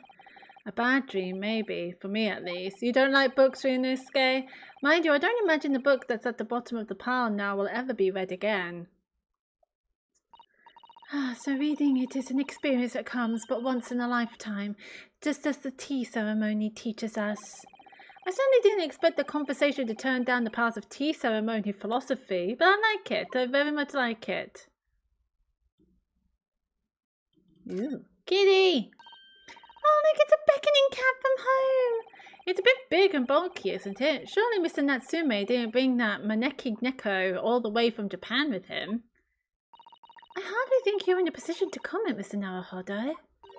Are you forgetting the enormous Daruma doll that you brought in your luggage? Well, it can be dangerous travelling abroad. I wanted a lucky charm. Well, I imagine Mr. Natsume wanted the same, and this cat is sure to beckon good luck to him. It's not doing a very good job so far, is it? It's singing the same thing. Oh, what a lot of good that's doing for him. You mustn't say such things. I didn't say a word. Why are my eyes such a giveaway? Anything here?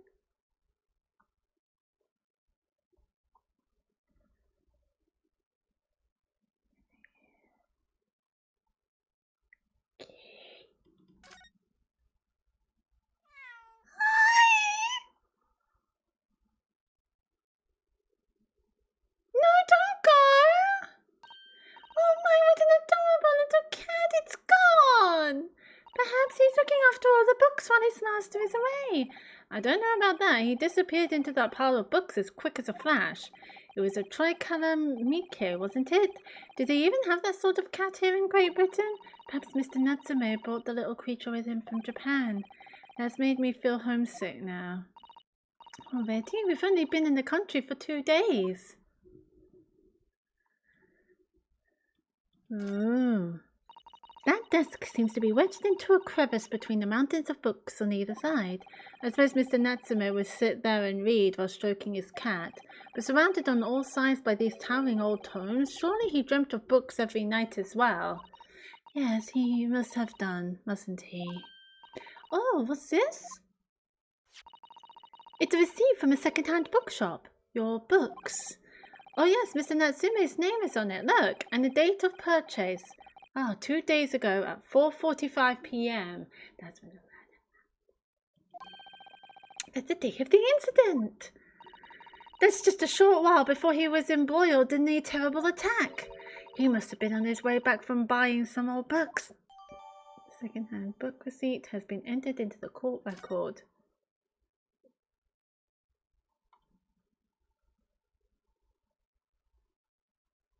So, we looked at the old piles of books, we looked at the desk. Could you even call this a window?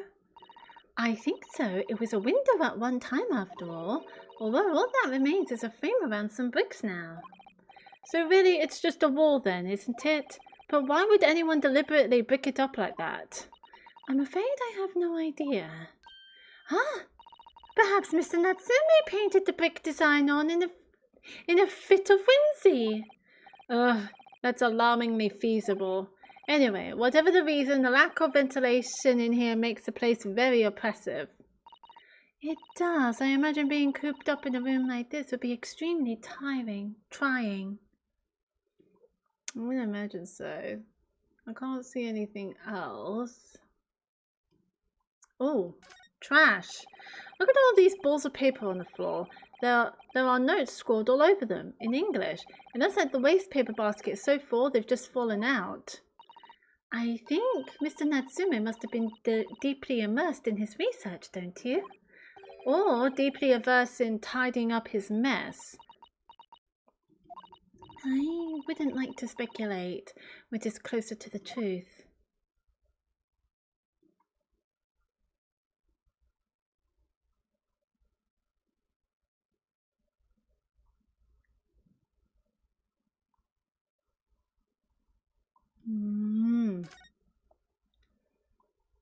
He's here!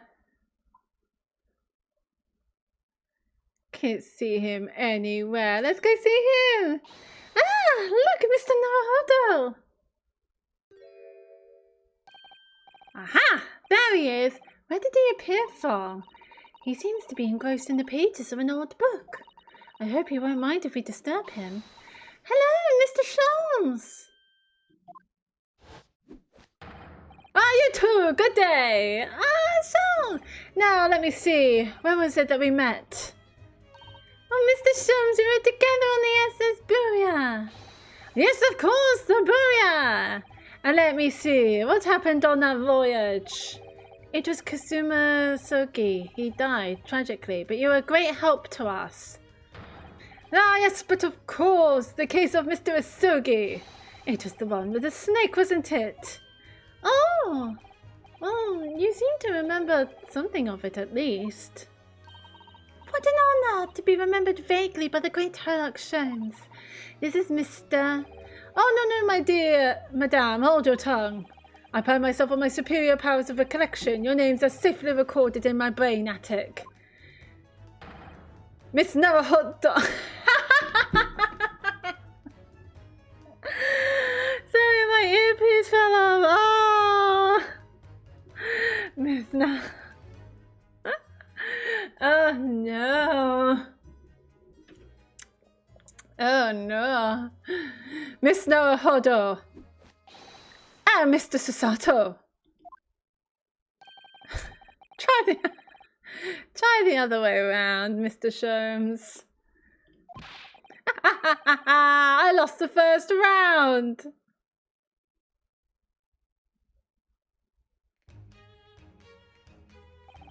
In truth, I had hoped to invite you both to my Baker Street suite the day we arrived in London, but some Scotland Yarders ambushed me at the railway station and whisked me away to a crime scene. It was an entirely trivial case, of course.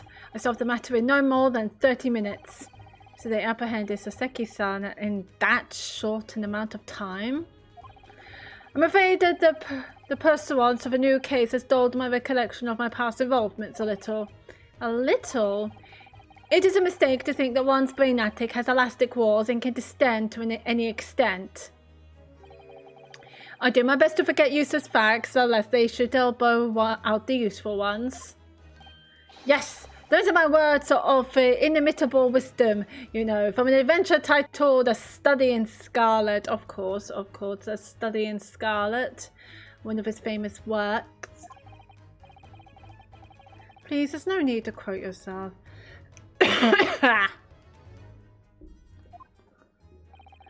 I don't always remember my pearls of wisdom, but fortunately my associate pens them beautifully. He means Iris, I suppose. Mr. Sholmes, we have some extremely important questions to ask you about the trivial case you just mentioned. Goodness, what an earnest expression! My dear madame, I shall be only too pleased, and this murky room is an apt place to discuss the murky case. Looks like we're conversing with him. So Mr. Natsume's arrest. We know this to be the lodgings of a Japanese foreign student by the name of Soseki Natsume. It seems that you assisted in his arrest, Mr. Sholmes, for the stabbing of a young woman outside here on Briar Road. Natsume. Yes, I believe it was a name rather along those lines, but Mr. Natsume denies it. Was it really justifiable to arrest him on so little?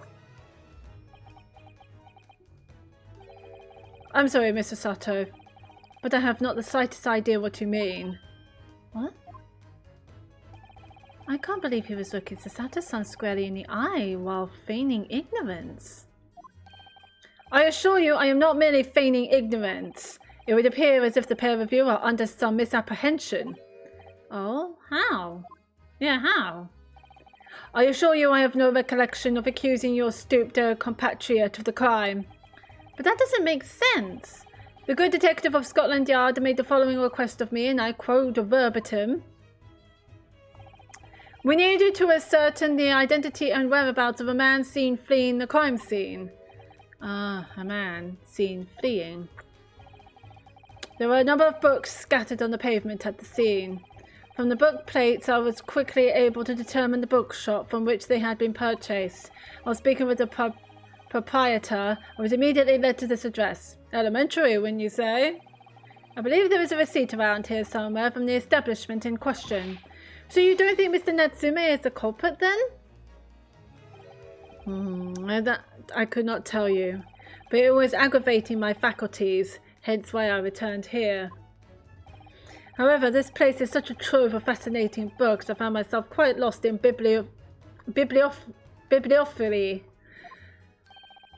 Do not be deceived into believing that I am a man of leisure. No, no, no. Oh dear. Ah, so he didn't find someone. He didn't choose the guy because he thinks he's a murderer. He's just been asked to find the guy who fled from the scene. I see. Wow. Mr. Garadeb, the landlord. Ah, tell me. Have you encountered the landlord of these lodgings? Yes, Mr. Garadeb, a retired military man. It was the first time I've ever met a soldier from the Great British Institution, that is the services. And it was the first time I've ever met a maid from the Great British Institution, that is service. I didn't think it was that funny. I do apologise. As you may well be aware, many households in London employ a maid. Yes, I read as much in my Great Britain primer. And so conversely, whether or not a household employs a maid has come to betoken the social standing of those dwelling therein. Betoken the social standing? Sorry? Put simply, my dear fellow, those who employ at least a single maid are considered middle class. Those who do not are beneath that.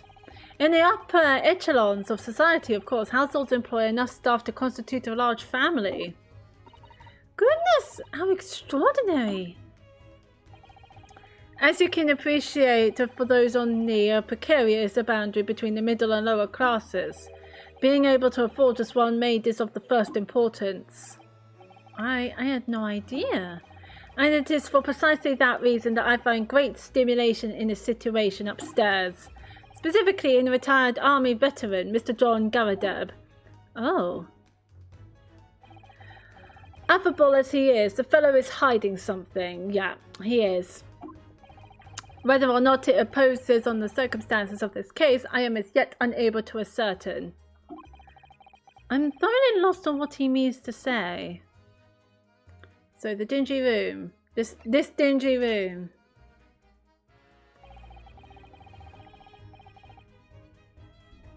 This room is thoroughly suffocating for the soul, my dear fellow. I assure you, any man whose lot is to dwell in a place such as this will stab at somebody sooner or later. Mr. Natsume has stabbed no one. Ah, but sooner or later, as I said. I don't believe that's the issue here. About this dark little room, Mr. Sholmes. Why is there no longer a window? Do you have any idea? No window? Well, I mean, I can clearly see that there is a window of some sorts. But it's been completely blocked with bricks. Ah, I see. The answer to that question is quite simple. Window tax. Yeah. Window tax? What is that? Yeah. Was window tax a thing back in Victorian times?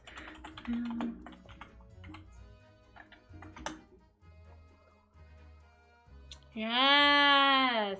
This tax was first imposed in England in 1696. It was intended to be a progressive tax in that houses with a smaller number of windows, initially 10, was subject to a 2-shilling house tax, but exempt from the window tax.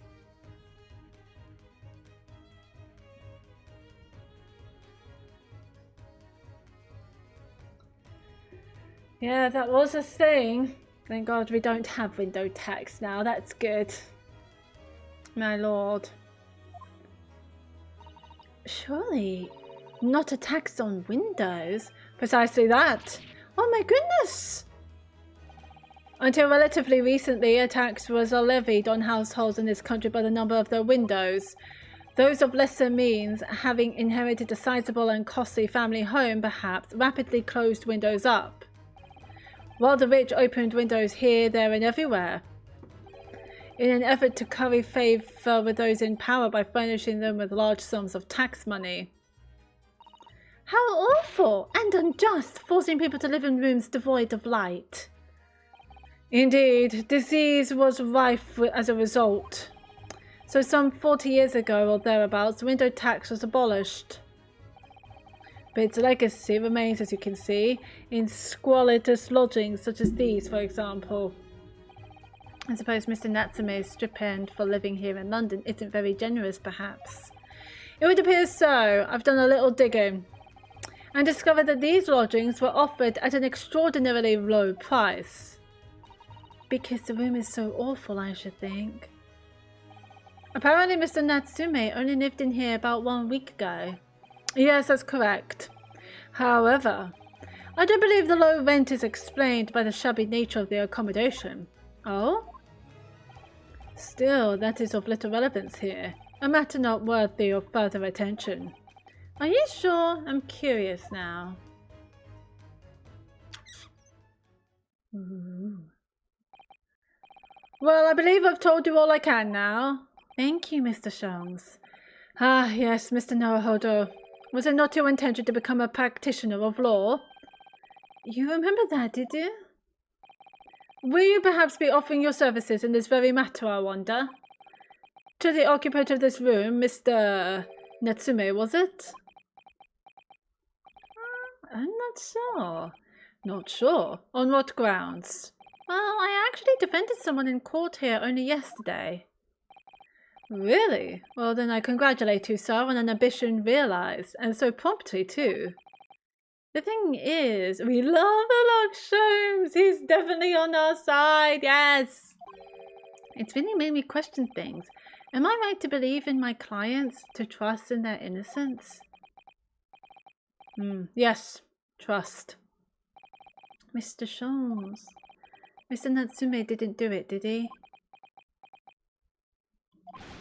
Ha ha ha ha ha ha! My dear fellow, I haven't the first idea. Oh, but I thought that's why you were here. Didn't you come back to investigate? Oh, yes, that was indeed my initial intention. But there are simply too many fascinating books here. I couldn't possibly ignore them. Oh, I see. Nevertheless, there are two facts that I can state quite unequivocally. The man who fled the scene of the crime 2 days ago was the Japanese occupant of this room. And there are witnesses who swear to having seen the same man commit the crime. That is all I can say. Ah, and one more thing. Huh? What is it, Mr. Sholmes? Tell us. I cannot say with any certainty whether or not it is of relevance to this case, but I am quite sure that the retired army man who owns this property is hiding something. I completely agree with you on that one, Mr. Sherlock Holmes. Absolutely, absolutely. Mr. Garadeb is... Mr. Sholmes said this much before, actually, didn't he? Anyway, I do love this music. I think out of all of them, Sherlock has the best music. Anyway, at present, that is really all that plays on my mind in relation to this case. Mr. Naruhodo. As yet, our investigations have uncovered nothing that could help establish Mr. Natsume's innocence. No, you're right. Perhaps it's time we probed a little deeper into Mr. Garadeb's secret. Just remember, I cannot be sure whether the landlord's secret will prove to be of relevance or not. But I wish you every success, of course, Mr. Naruhodo.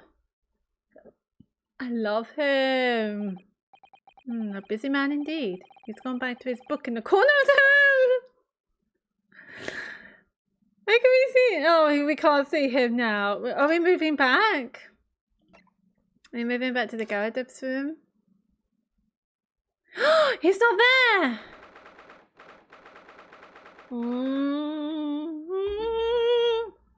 19th of February, Mr. Garadeb's room. Oh, you paragon. Tell me, was a detective chap, I've got his name, still hard at work down there?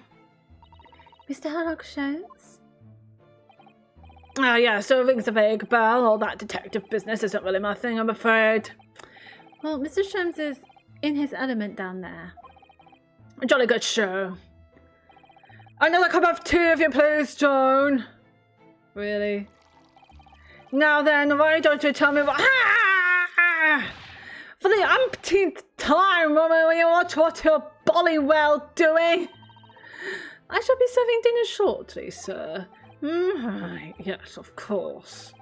Frightfully rude of me, but I'm afraid I shall have to ask you to take your leave if you'll be so kind.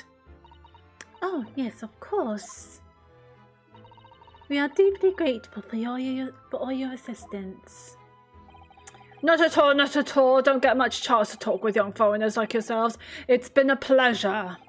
Best of luck and all that. Perhaps you could see yourselves out. According to Mr. Sholmes, Mr. Garadep is hiding something. As there's no other avenues of investigation seems open to us at the moment, perhaps we should do some digging.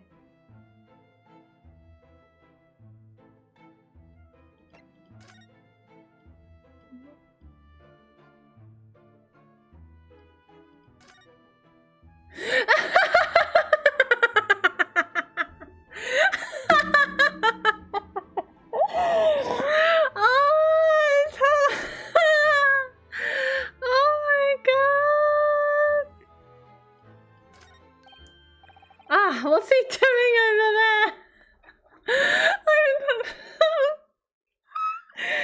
The yellow shoes, this is hilarious. What's he doing over there? Mr. Sholmes? Aha, we meet again, my dear fellows. Good gracious, when did you sneak in here? Herlock Sholmes, sir, at your service. Whatever were you doing over by the window? I am given to watch in the evening sky as the sun sets, madame. Yet sadly, cheerful as the room downstairs undoubtedly is, it lacks an aperture for such observation. So I took the liberty of borrowing a small corner of space by the window up here.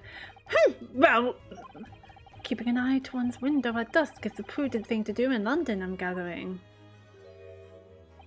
Oh, and one other thing, Mr. Naruhodo. Oh, me? I thought perhaps you might be in need of a certain great detectives. Great mind. Deduction? He's not talking about, is he? I didn't expect to be going through that again, sister. Yes, let's go. Let's go. Do you mean, Mr. Sholmes? There is a mighty secret in this modest room. My eyes see even the most trivial of trifles. I take it you're prepared, Mr. Naruhodo. I think so. There is just time enough for one of my greatly admired great deductions. Let us conclude the matter before dark. Yes! Go, go! Go! Mr. Garadep. Though it would seem you are a military man of considerably distinguished service. Your standing as a landlord is most certainly not what one might call first-rate. I'm afraid, sir, that it is all too clear to me. There are two conclusions I have been able to draw by careful observation of your living arrangements. I beg your pardon. The first is that even as we speak, you are concealing the presence of a ferocious beast in your cat.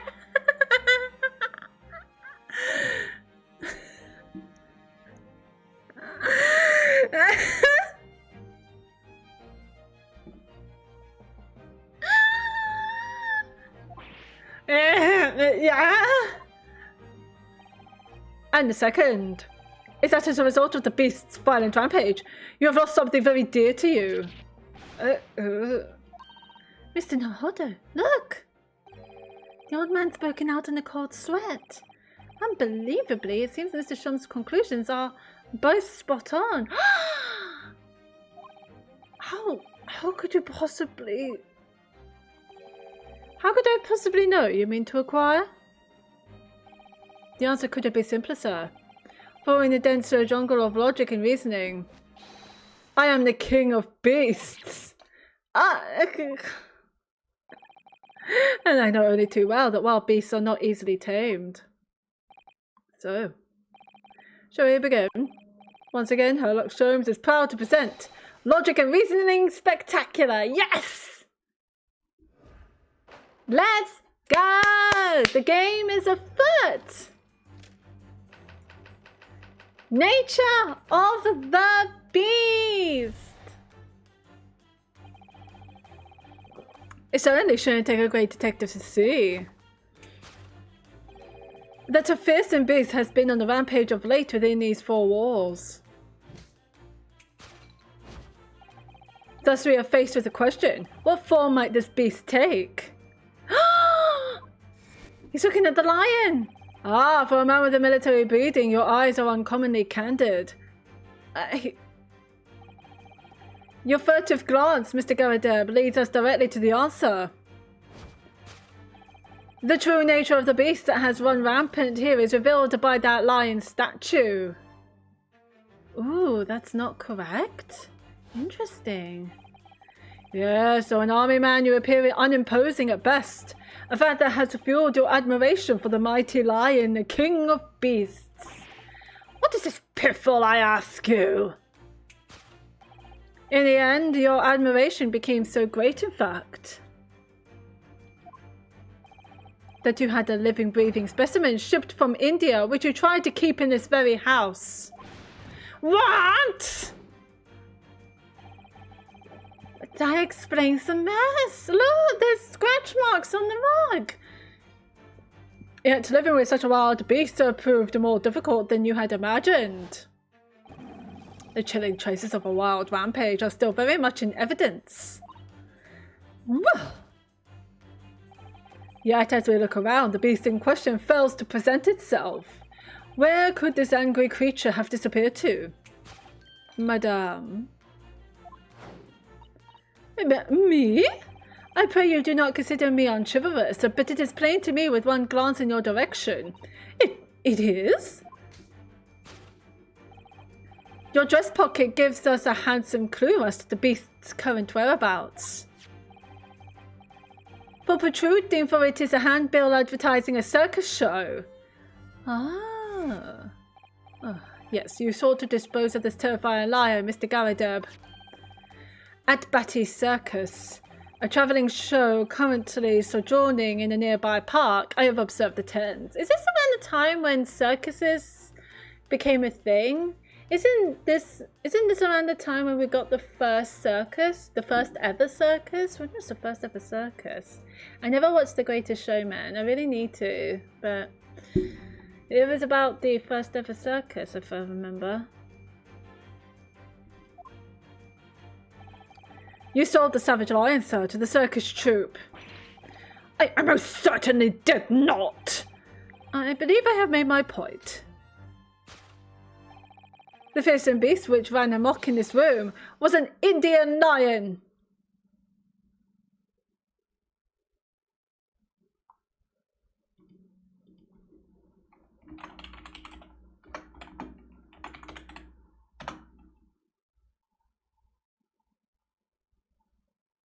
Indian lions are a thing. Asiatic lions they're called. Very handsome beast. Wouldn't have this in the house though. A December visit to the circus now revealed the lion prancing jubilantly through the ring of fire. Conclusion of hand-hitching Asiatic lion. Interesting. The aftermath. Now, Mr. Garadeb. Oh god, this keeps coming off.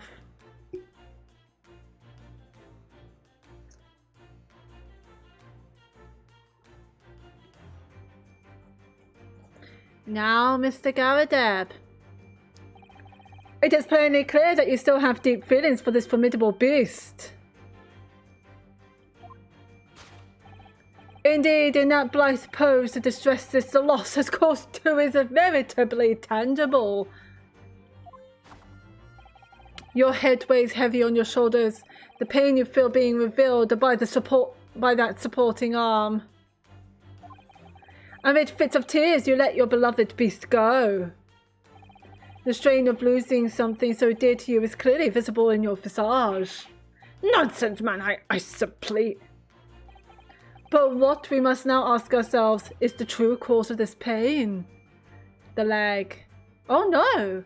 Oh no, both the maid and him are pointing this way. Interesting. And we need only follow the direction of your gaze to find the answer. Yes, it is this pile of bills that has given rise to the pain you suffer. No, I think it might have been the book. Every envelope contains another demand for payment. For cartloads of meat, potatoes, wheat and tea. Indeed, feeding your beloved has had a devastating impact on the financial circumstances of your household. And so you had no choice but to let it go. Yes, well... Now, in a final fit of rage, the ferocious beast carried out one last unimaginable attack. Unimaginable? Yes, the aftermath of which can be clearly seen by observing the carpet over there. And the candle. A very expensive woolen carpet, if I am not mistaken. Oh, dearie me. What could have caused such a destructive outburst? This time, madame, I'm afraid it is you who has inadvertently revealed the truth to me. Your wandering eye has settled upon the answer very neatly indeed. Yes, to explain the dire state of the carpet, we need only look at the tower of cakes. Those are nice looking cakes. There is no creature more dangerous on this earth than a beast with an unsatiated appetite. Was it or was it not once said by a certain noble woman, if they have no bread, let them eat cake? Food is at the heart of all tragedy, in fact. Whatever do you mean? Having tired of the taste of cake, the beast began to stalk its next prey. I'm sure I need not spell out the nature of this final act of destruction carried out by the beast. There is only one logical conclusion. Worked into a frenzy by hunger, the lion attacked and ate the carpet. The teeth marks in the carpet are a perfect match with those of a lion I once saw in India. Carpet gnawed on by the starving lion. I thought he was going to say he attacked the landlord like his leg or something. Thus concludes Sherlock Holmes' great deduction of this beastly puzzle.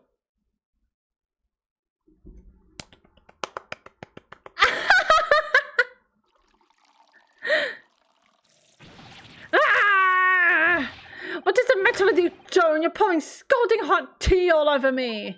Oh, I'm sorry, Mr. Garrideb. I'm afraid I didn't notice. My deductions can be startlingly sharp. It stands to reason that your cup runneth over. Indeed, my revelations can make people spill tears at times too. Oh. Mr. Shem, sorry to butt in again, but could I make an observation? Right, so tell me, Mr. Naruhodo, what is it? Again? Well, your deductions just now. Do you really think a lion could have fit inside a room of this size? Indeed, it is the only explanation for the facts. The terrifying truth all too often lies beyond the realms of common sense. But wouldn't it be an idea to consider what lies inside the realms of common sense as well? But if an uncaged lion had run amok in this very room, surely Mr. Garrideb and his maid would have been hurt, or worse. Truth, that's the Sato. Ah, that's where you are stuck. No doubt the former military man held his own against the beast using that large cannon. I thought you said that they sold the lion to the circus. And what about the food? Meat and potatoes are one thing. But I don't believe I have ever heard of a lion that drinks tea. So true. And yeah, I don't know any animal that drinks tea. Does anyone know any animals that would drink tea? Let me know. Let me know.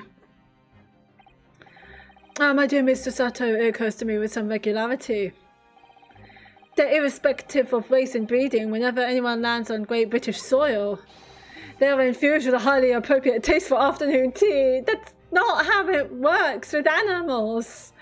As a matter of fact, I'm pretty sure taste is not good for animals.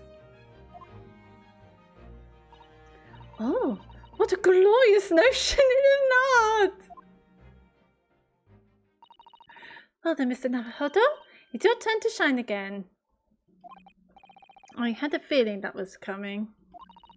A slight massage, that's all Mr. Sholmes' deductions needs. You can do it! Excellent! I've been waiting for my trusty partner in deduction to step forward, Mr. Naruhodo. He sees me as his partner! Yes! We don't even know yet whether or not this is going to help with Mr. Natsume's case. Still, uncovering the truth is always worthwhile, whatever the motivation. Also, this is just fun. At least that's what I want to believe. Let us start again. From the beginning. Of Herlock Sholmes' logic and reasoning spectacular. Let's go! Let's go! Hold it, Mr. Sholmes. This is the best.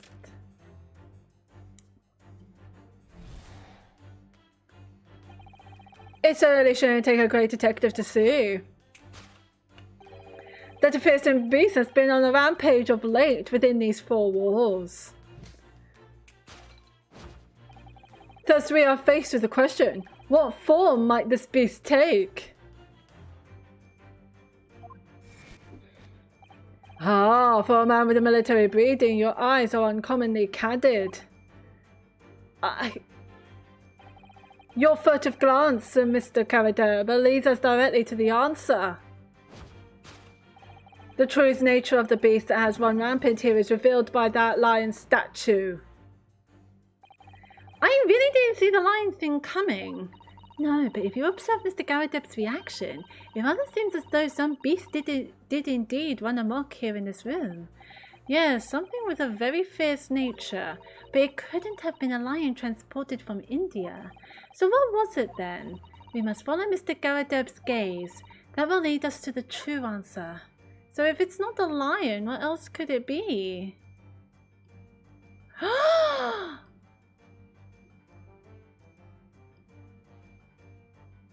Hello?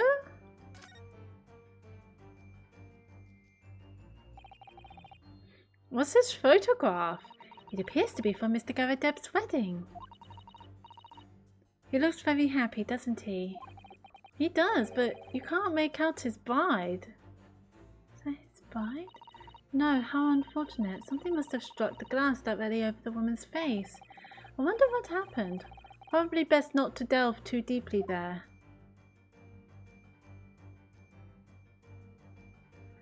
Wait, so it's not the wife?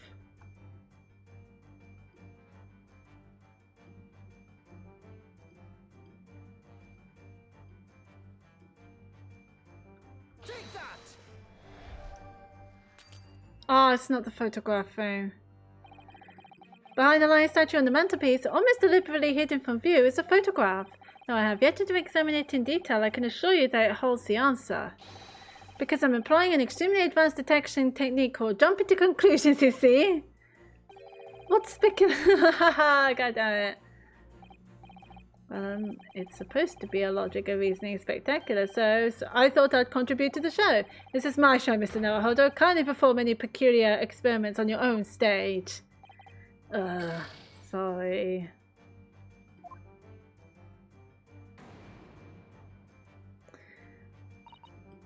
Well, what do we know with some certainty is that a destructive creature has been at work in this room, and that Mr. Caradeb inadvertently looked in the direction of something that gives its identity away. Yes, if we investigate thoroughly enough, we ought to find the answer. What did Mr. Caradeb tend to look at? It's here somewhere. We simply need to find it.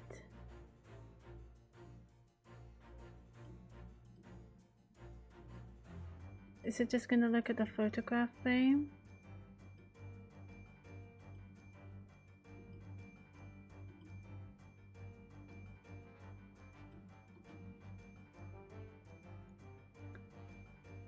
It could be this. These are shells for the cannon, are they? What a strange place to keep them. I imagine they have some significance to Mr. Garadeb from this time in the army. Oh, of course, he mentioned a battle to us before, didn't he? Do you remember? He said that he'd been shot in the knee. Perhaps it was one of these that hit him. If a round that size had hit his knee, there'd be nothing left of it. Or Mr. Garadeb, for that matter. There's a Persian slipper, and this man has spent shells. Perhaps it's customary in Britain to display, well, rubbish on the mantelpiece. Take that! No, it didn't work! It's these shells, with their butter wooden metal accomplice, the cannon. But war is good for nothing, it brings only destruction. Something we must all strive to understand. What precisely was your intention with that, Mr. Naruhodo? Just following a natural progression of the deduction. Sometimes the truth hurts. Well, the truth is, you do not have a term for observation or deduction. Did that... Oh, yes, a lot. Oh, I'm having a tough time.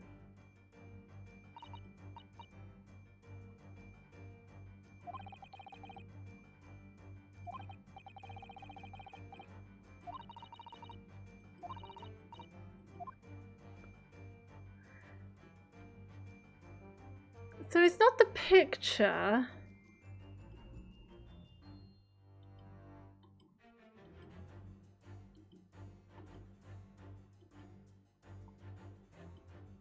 Could it be the medal? Not the mortar shells.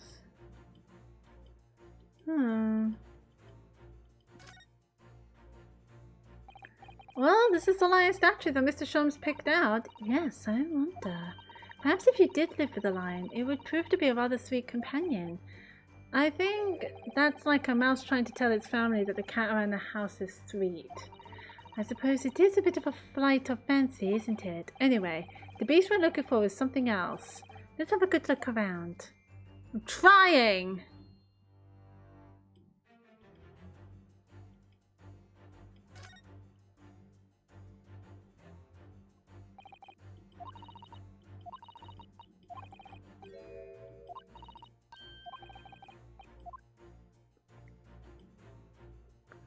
Oh, I have to do this. Gotcha.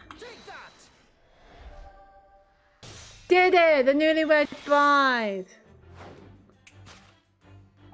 The true nature of the beast that has run rampant here is revealed by that newlywed bride. Precisely, Mr. Naruhodo. No other explanation could possibly fit. What happened to the bride? Yes, this faint picture is your wife, Mr. Garadeb.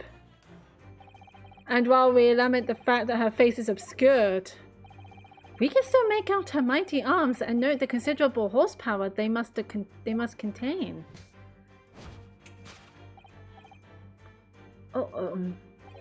Indeed, surely any woman of such powerful constitution would be honored to be described as a beast. Honored might be stretching a point. Too late. The fact remains that the beast, which so clearly savaged this room, was your wife, Mr. Garadeb. Grr. The chilling traces of a wild rampage are still very much in evidence. Yet as we look around, the beast in question fails to present itself. Where could this angry creature have disappeared to? Madame? Me? I pray you do not consider me unchivalrous, but it is plain to me with one glance in your direction. It is? Your dress pocket gives us a handsome clue as to the beast's current whereabouts. The poor, fragile, defenseless woman is beside herself. Well, I don't know about fragile. Oh dear. Anyway, Mr. Sholmes is quite right.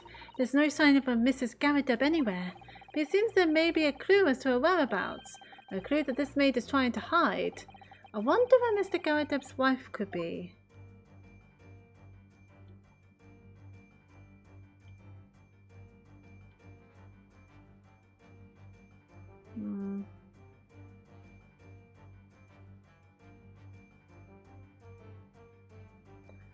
How do I go down? Wait, she's not the wife, is she?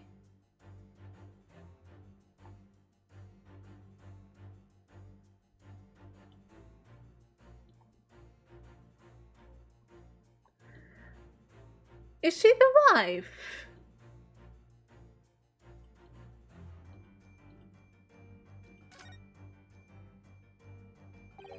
Too tightly shut eyes to avoid even the chance of a giveaway glance. Pursed lips to prevent any secrets from slipping out. Rounded cheeks to deflect any abuse that might be hurled her way. Yes, this is an unnervingly powerful woman, Mr. Sato. You don't turn her face as unnerving, Mr. Naruhodo.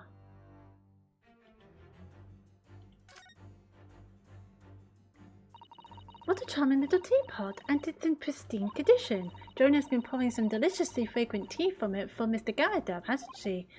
Well, not so much for Mr. Garadeb as on Mr. Garadeb, wouldn't you say? I wouldn't dream of drawing attention to it. Ah, pocket. Yes, I need to get there. It's really hard to get to the pocket. There certainly does appear to be a circus handbill poking out from her pocket. Batty Circus, currently performing shows in a park not far from here. You don't think... Surely Mr. Garadeb didn't sell his wife to the circus. Mr. Naruhodo, how could you even think such a thing? I was only joking. Besides, I would have gone with, do you think he fed her to his pet lion? That's somehow worse. No, I think...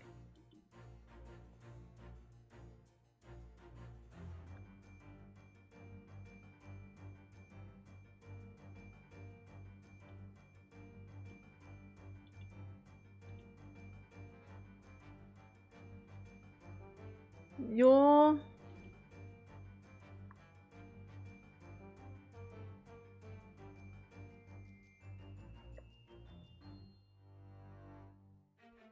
I'm gonna try maid. No. It did not work. This is becoming much more difficult now.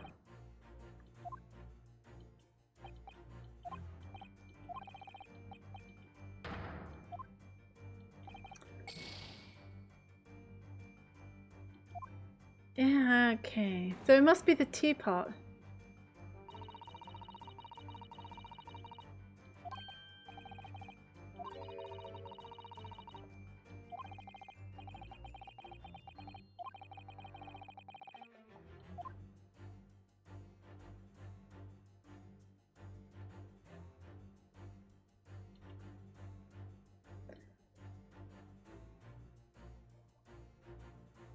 Oh, I can turn.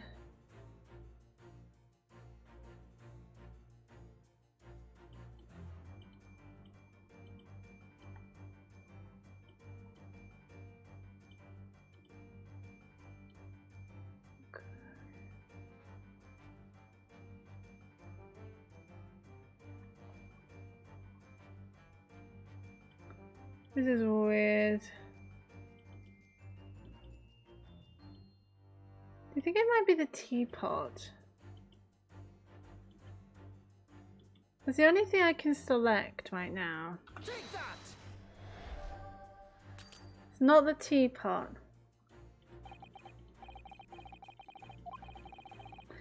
God damn it!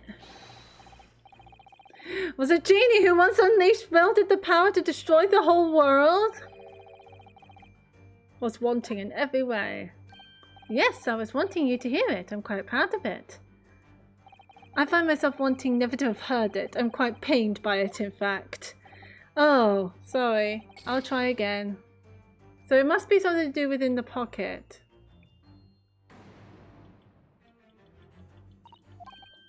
I suppose we need to look into the papers. Can we do that? It's hard to reach the papers. Let me see the papers.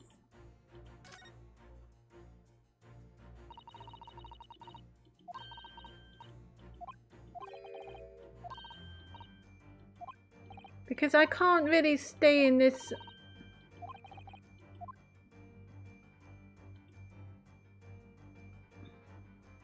Take that! It's not the pocket. We have connection to the beast we seek. Evidence that cannot be ignored, even if I want to. That was my last hit.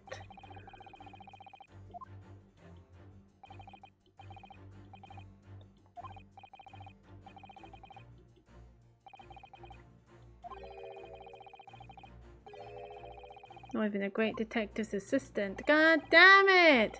An assistant's assistant then? Alright, I'll think again. That was our last hit.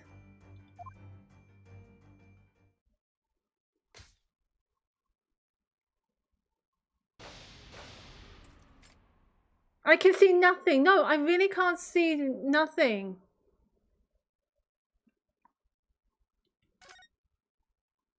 Right, retrieve from course correction.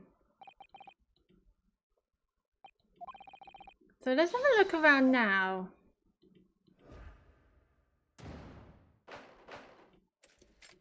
So we know what the other one is. It's the unworldly bride, who is very nearby. That a fearsome beast has been on a rampage of late these 4 walls. See, I thought it would be the maid.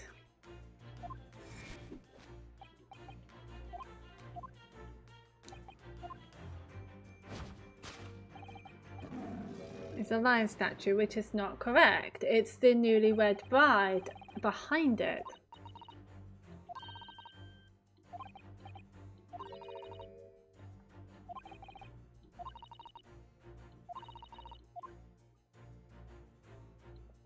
So we got this one.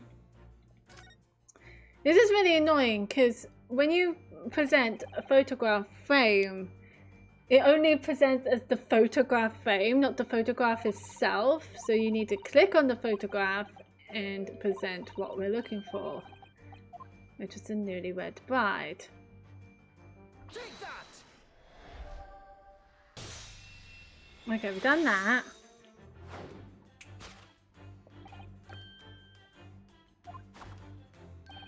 Precisely, Mr. Neverhodo. No other explanation could possibly fit. Yes, this framed print pictures your wife, Mr. Garadeb. And while we lament the fact that her face is obscured, we can still make out her mighty arms and note the considerable horsepower they must contain.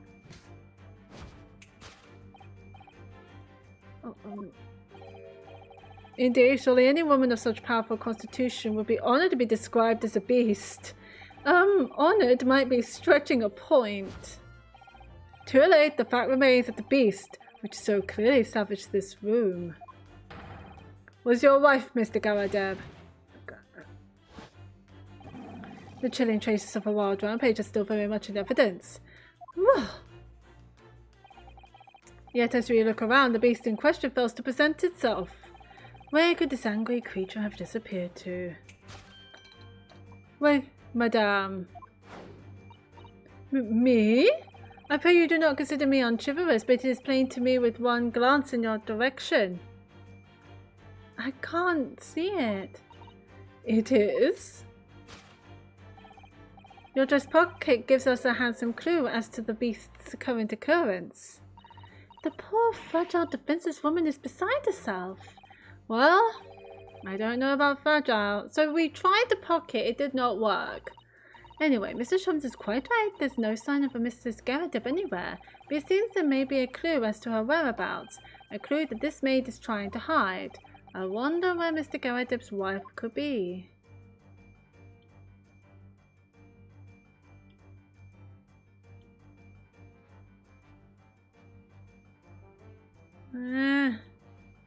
Oh? There's something. Oh, maid. We're just seeing a maid.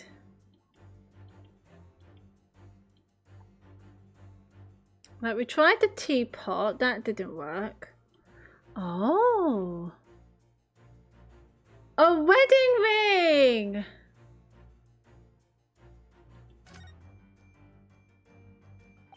She's wearing a very large ring, look. Oh yes, a sunflower design with some rather nice embellishments. And it's on the ring finger of her left hand, which means it's surely a wedding ring. It looks like it's on there for life too. I can't imagine it was slide off a finger of that size. That's something to think, Mr. Naruhodo, not to say. Do you know Mr. Garadip's wife in the photograph had a ring very much like this one? It was a large sunflower design as well. Really? You have a great memory for these things. I didn't see it. A large sunflower wedding ring. Quite a coincidence that they have the same ring, isn't it? Take that! Wedding ring. Your wedding ring gives us a handsome clue as to the beast's current whereabouts. Ah. Indeed it does. That flowery band gleaming on your finger gives you away. Yes, for it is identical to the one shown on the hand of Mr. Garadip's bride in this photographic print. In other words, you are no ordinary household maid. No. You are Mr. Garadip's lucky bride. You are Mrs. Garadip herself. Oh my word!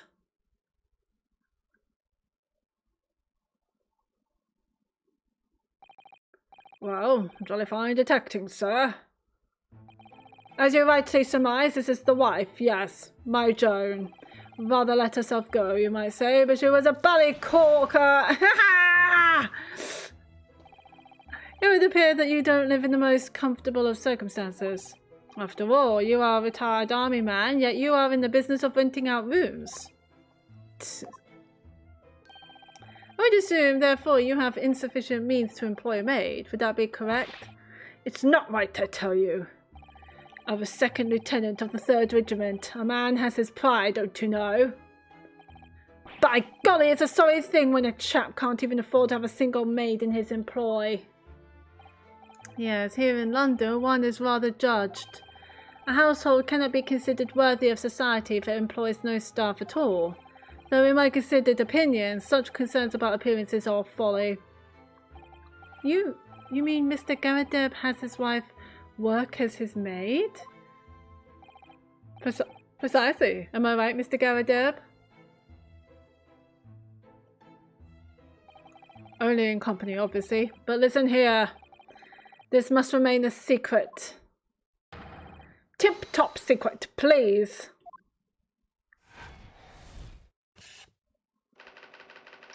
The raging wife of Mr. Garadip. Are we going to see her rage again? Now, Mr. Garadip. It is plainly clear that you still have deep feelings for this formidable beast.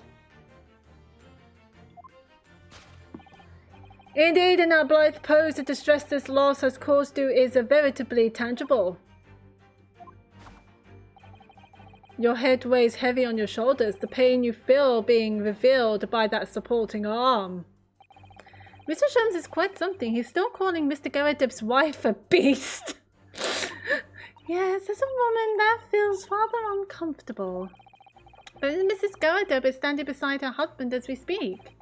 In other words, he hasn't lost his beloved at all, has he? Oh, how true. So perhaps that supporting arm that seems to be popping up his head has some other significance then. According to Mr. Sholmes, Mr. Garadip's pain is tangible though. What could that pose of his really signify?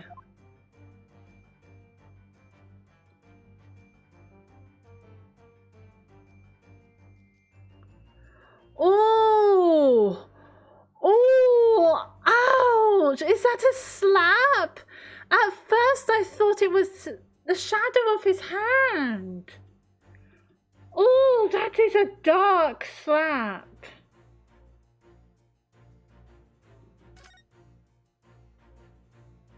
Oh my, look at that bright red mark. Gosh, that's quite something, and clearly made by somebody's hand. Yes, Mr. Garadeb has been slapped on the face, it seems. Hard. I've never seen such a clearly defined mark.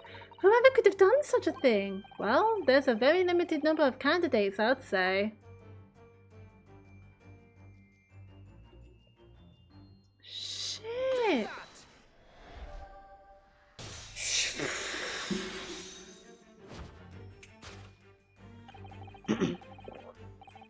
Your head weighs heavy on your shoulders, the pain you feel being revealed by that slapped cheek.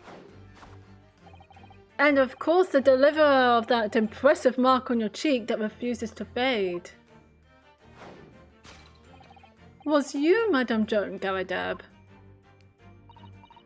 Oh, yes. You have been desperate to hide the slap mark on your cheek.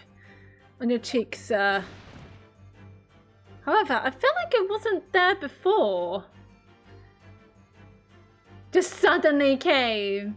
How the blazes? How did you work that out, man? Nothing escapes the notice of one trained in the art of observation, my dear fellow. That's why you haven't looked directly at us even once. To keep your other side from view. Well, now, let us proceed to the next conundrum. Why were you subjected to such a violent slap? In other words, we must ask ourselves what caused Madame Garadeb to fly into a rage.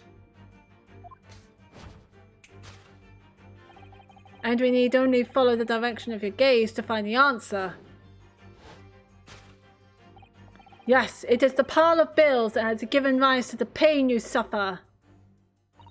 Didn't Mr. Shum say that the bills were all for lion fodder? Yes, but now we've established that the lion never existed, which can only mean that the thing responsible for gobbling up all that food was Mr. Garadeb's wife. Mr. Naruhodo, she's a person, not a thing. Too right, Serato. Yes, well, she's also a person who gave her husband a mighty slap round the face. One so hard that it left a perfect hand mark, in fact. Yes, why would a woman want to hit her husband with such force, I wonder? Exactly, exactly. You should not want to hit your spouse. I'd love to know the answer to that question. And Take that! I did not mean to press R. I just wanted to click it. Bookmark and losing your place in the book you're reading. Almost dropping someone else's bookmark and getting a slap for it. That deduction was wanting in every way. God damn it. That was me being absolute. That was terrible. I did not mean to press present. I was meant to click it. God damn.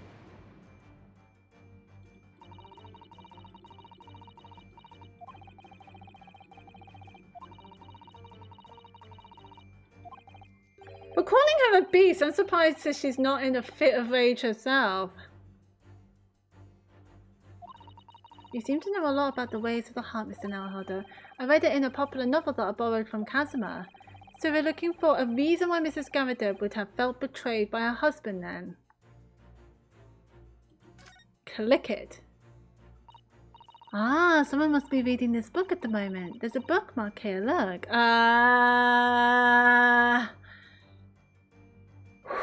Oof, is that a kiss mark I'm seeing there? Mr. Garadeb is clearly an avid reader.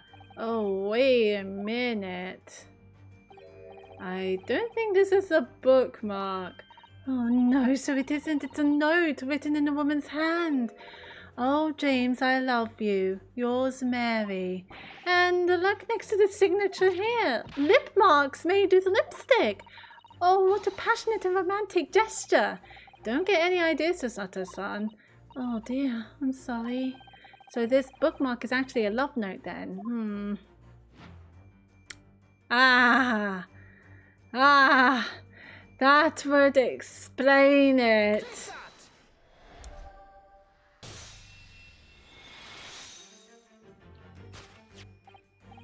Yes, it is this love note that has given rise to the pain you suffer. Oh, James, I love you. Yours, Mary. Passionate indeed. Perhaps the sender of this note to certain Miss Mary is the fly in the ointment here. Gah! But I don't know the Bally woman. You don't know her? That note wasn't written to me. It was just in the book. I don't know how it got there. It was just in there, you say? That's right. That's what I've been saying. Ah, I told you that was deliberate. A likely story. Oh my god. Spill the tea, sis. Now listen here, Joan, old thing. I explained at the time. I bought the book at that second-hand place, and that note must already have been in there. So the previous owner of the book was using the note as a bookmark, you mean? That's right. That's what I've been saying. Ah!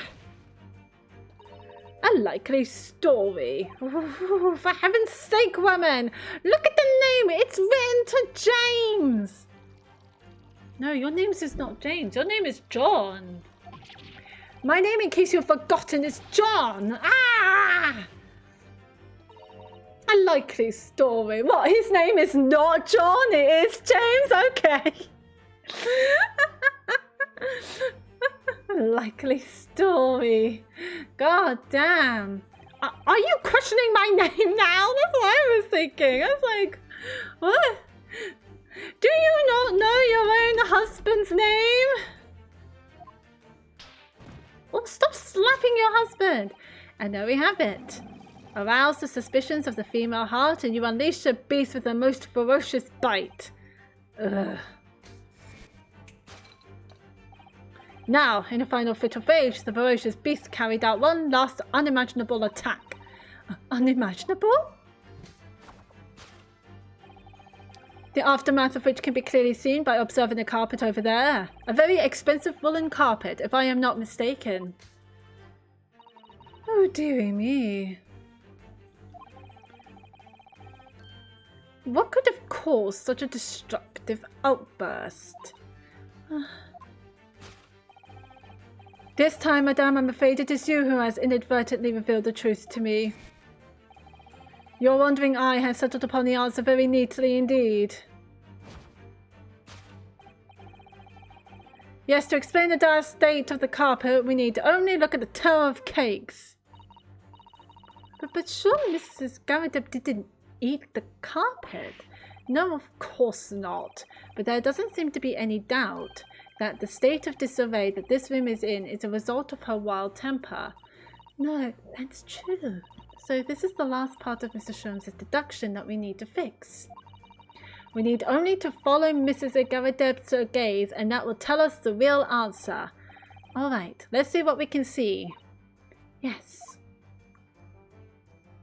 I believe it is this note. The circus handbill. This isn't an advertising handbill for the circus. Batty's Circus. It's in a nearby park. Isn't this the same as the one we saw earlier? The one that was folded up in Mrs. Garrideb's pocket? Perhaps a very great circus service? It couldn't be that the Hungry Lion is somehow involved again here, could it? Oh dear, I do hope not. So it's not a tower of cakes. There's a candlestick. This is like a very old candlestick, doesn't it? The base looks too small. Surely it's very unstable. It looks to me like even the slightest knock would make it topple over. Oh dear, that would be dangerous. But if there was a rampage and it stood up... Wait, take a closer look at this. There's one candle missing. Yes, I didn't notice that before. Oh, I noticed that ages ago. Why is that, I wonder? Why is one candle of the three missing from its holder? Well, there's the... It was in flames! It wasn't ripped to shreds, it was in flames. That's a burn mark. I was wondering why it was darker than the other floor. The carpet here has been ripped to shreds. Yes, and according to Mr. Sholmes' deduction, the tears match Those are made by an Indian lion's teeth exactly. Oh, look here! What is it? If you look closely at the edge, you can see scorch marks. Oh yes, so you can. In that case, perhaps the carpet wasn't eaten in the normal sense at all. Let's rethink this with that in mind. Oh, I clicked it again.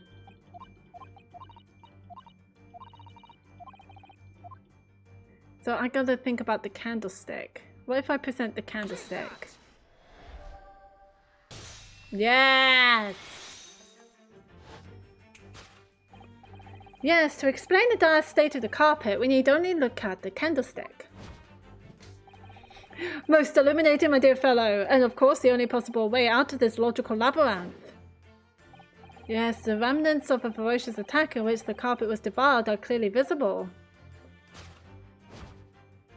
Indeed they are. The scorch marks at the edge clearly give the truth away. Scorch marks?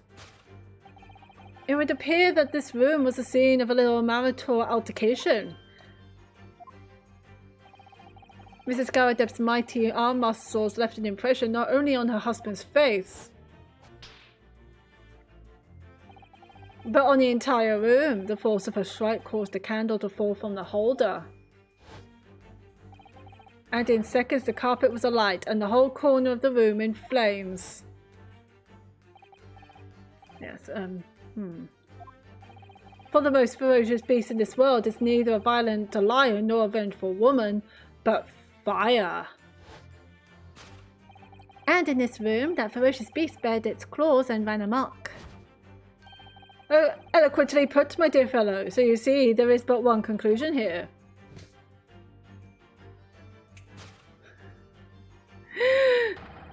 After the sparks of marital discord flew, this room was the scene of a fire. Oh, God.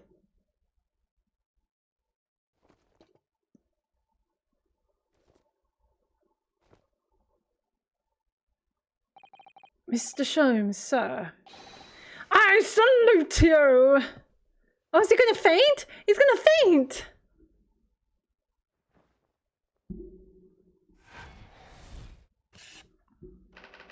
Carpet scorched by a small fire. There we go. Solved!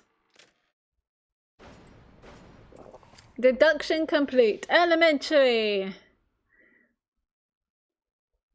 I did not look under her hand. It's these dash long winter nights, you know, nothing to do but read in front of the fire. Luckily, there's a jolly good second-hand bookshop just around the corner. Buy all my old novels there. And in the pages of one particular novel, you discover some rather illicit material. For which your wife, Edmund, admonished you harshly, it seems. Don't know about admonished. Demolish might be rather closer to the mark. And beast is most certainly an apt Here we go again. And the carpet? Was that destroyed by fire when a candle fell on the floor? Afraid to say it was. Happened in the blink of an eye, you know. The whole place filled with smoke. Couldn't see a bally thing. I was caught between the old stick's rage and the raging flames. Oof, that must have been tough. You paint a torrid picture, sir. One that would have been most entertaining. That's sympathy for you. Lol. Didn't take long for the fire to spread, of course. The bally furniture started going up as well. We've had to hide the mess behind that screen for the time being. Over here, Mr. Garadeb? Well, you have nothing more to hide now, if you'll allow me. Oof. Had all my favourite old novels in that case, but as soon as the fire got hold of them, that was it. Whoosh, up in smoke. Gosh. Then the wife started hurling things at me. What a terrible sight it must have been. There was I, back up against the window, under heavy enemy fire. Incendiary books incoming 10 to the dozen. Worst of it is, I lost my favourite, book called The Lion's Pride. Now, well, lion is there somewhere, The Lion's Pride. Ah, yes, your notorious love of big cats coming through again. Love big cats. Do you love cats?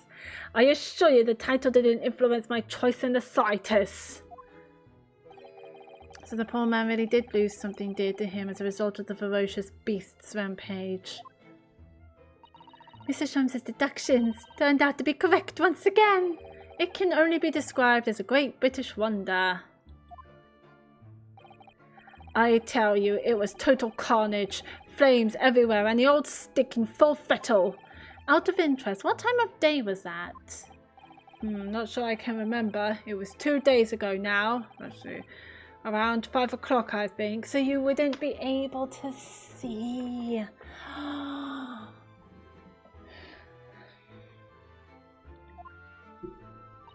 So at exactly the same time as the murder.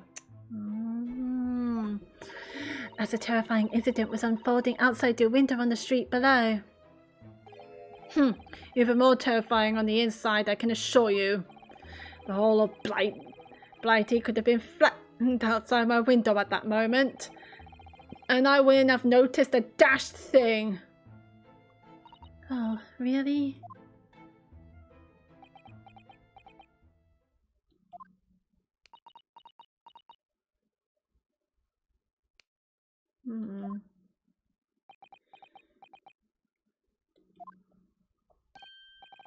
Mr. Sholmes? Yes, Mr. Naruhodo, what can I do for you? Well, I think we've got to the bottom of Mr. Garadeb's situation now. But what does it have to do with Mr. Natsume's circumstances? I can't help you there, I'm afraid. What? My dear fellow, if you recall, I did say as much from the outset. I warned you that although I knew the retired army man to be hiding something, I could not be sure whether his secret would prove to be of relevance or not. He did say that. He did say that. I just knew you were going to say that. Now, Mr. Naruhodo, you mustn't lose heart. Bear in mind that all things fall into one of only 2 categories. Those relevant to the case and those not. That makes no sense to me. Well, no matter. It is of far greater importance that you make up your mind now. Sorry? Visiting hours at the prison will soon be over. Oh no, is it that time already? If we're to accept Mr. Natsume's case, we have official paperwork to attend to. Yes. So that's it. No more time to think. Perhaps you'd like to betake yourselves to bidding us farewell now? I must prepare supper for Mr. Garadeb. Oh, yes, I'm so sorry. Thank you both very much for your time. Seki-san will be waiting for us, and I'm going to have to give him an answer. The answer will be yes.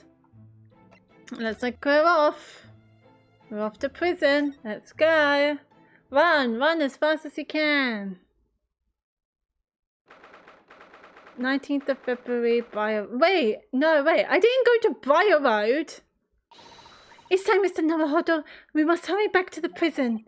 Yes, I know. Let's hail a cat. Oh. What's the matter? It looks like something's going on over there in front of the Garadeb's house.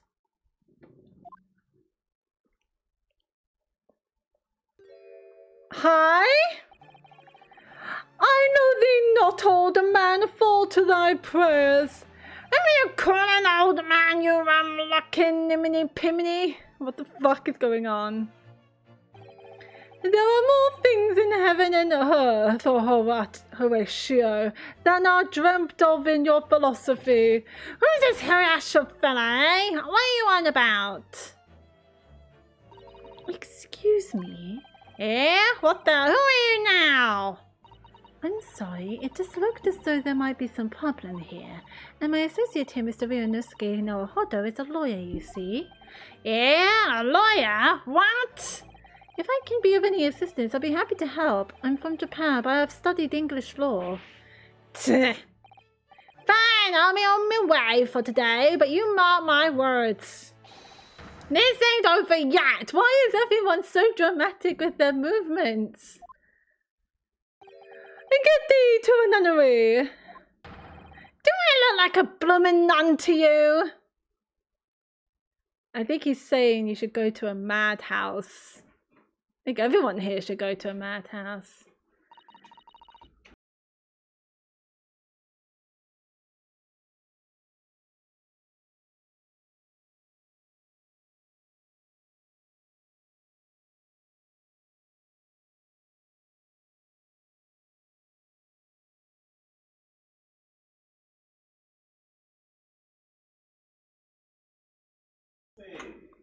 Super fancy. I got it from Etsy.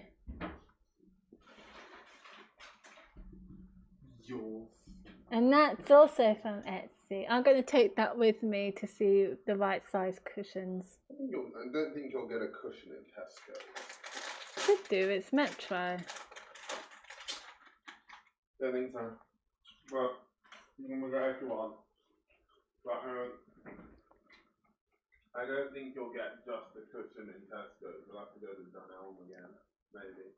Maybe, yeah. Or you might have to order one specifically. Mm-hmm.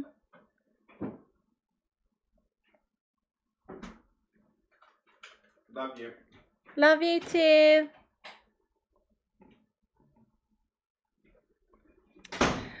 I do hope you're not injured. Oh, fair Eastern maiden, thou art so gentle, thank you. What was that all about? There are more things in heaven and earth, Horatio, than are dreamt of in your philosophy. I'm not Horatio either. Forgive the inquiry, Sir Bert. Are you a lodger here in the Garadeb residence? Oh, fair Eastern maiden, thou art so right. Yes, I do dwell in this humble abode. He mentioned that he had another lodger, didn't he? This must be the man. Do you happen to know the other lodger who lives on the first floor? Don't we need to go to prison? Ah, yes, a gentleman named Natsume. Oh, more worthy of palmist in my battle of words ne'er could there be. Sorry, battle, did you say? Who is the stronger, Hamlet or Macbeth? Mr. Natsume and I sparred along into the night. I see. I don't fully understand, but it seems Mr. Natsume and this gentleman are acquaintances at least. Oh, fair maiden, so good gentlemen. I can tarry here no longer. Very well. Bye. I didn't really understand him, but I think he's returned to his room. He seems he's unaware of what's happened to Mr. Natsume, so he can't really help us. With Soseki-san and that man as lodgers, so the Garadeb house is certainly full of eccentrics. Anyway, I'll go and find a carriage. Yes, I'm sure Mr. Natsume is eagerly awaiting our return. Let's hope we can get to the prison before visiting hours are over. Too true. 19th of February, 6:31 p.m, local prison, cell 9.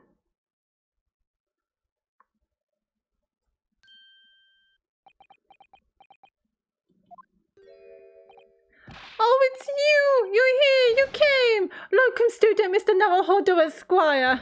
I can't believe you came back! I'm so touched! We are so sorry to have kept you waiting, Mr. Natsume. Oh, no, think nothing of it. Relax. If I were a cat, I would purr with pleasure at the company of such fine compatriots. Noble, nurturing, never failing Nipponese. Oh, now let's not get carried away. Oh, I quite agree. There is nothing more reassuring than the familiarity of one's native land. On the other hand, it is through friendship transcending international borders that one truly appreciates a fact. Such is my belief, at least. It's you! The miserable rat spy, Sherlock Sholmes! Mr. Sholmes, what are you doing here? I have no intention of doing anything per se, save observing, of course. Whatever do you mean, Mr. Sholmes? Well, having encountered some curious reading material in that gloomful room, and having unmasked the secret identity of that eccentric pair, I decided I should drop in on my way home to see how our divested friend is faring. He's not doing too good. As you can clearly see. Gloom for room. At least your accommodation here offers a window, my dear fellow. In that sense, it is the superior option. You saying the prison looks better than his room? Anyway, I must commend you on your taste in books. My day has been a delight and cost me not a penny. Ah, you! How dare you, Herlock Sholmes! Ugh. I've had it. I'm through. I'm at the end of my rope. I should never have come to Great Britain. It was a terrible mistake. Haunted by spirits in those accursed lodgings. No doubt my luck will be cursed in tomorrow's trial as well. My whole life is bedamned! What are you thinking, Mr. Naruhodo? He mentioned that once before, didn't he? That his lodgings were cursed, I mean. And there is much truth in Mr. Moustache's words. What? Cursed is a wholly appropriate description, I would say, for the man's lodgings, and indeed for tomorrow's trial. What's that supposed to mean? Are we conversing with him? Mr. Natsume, what did you mean by what you said just now?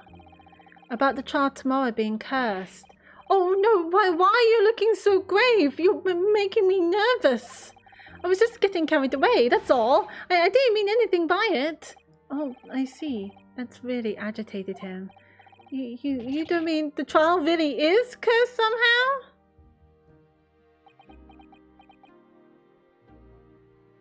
Oh, we're talking about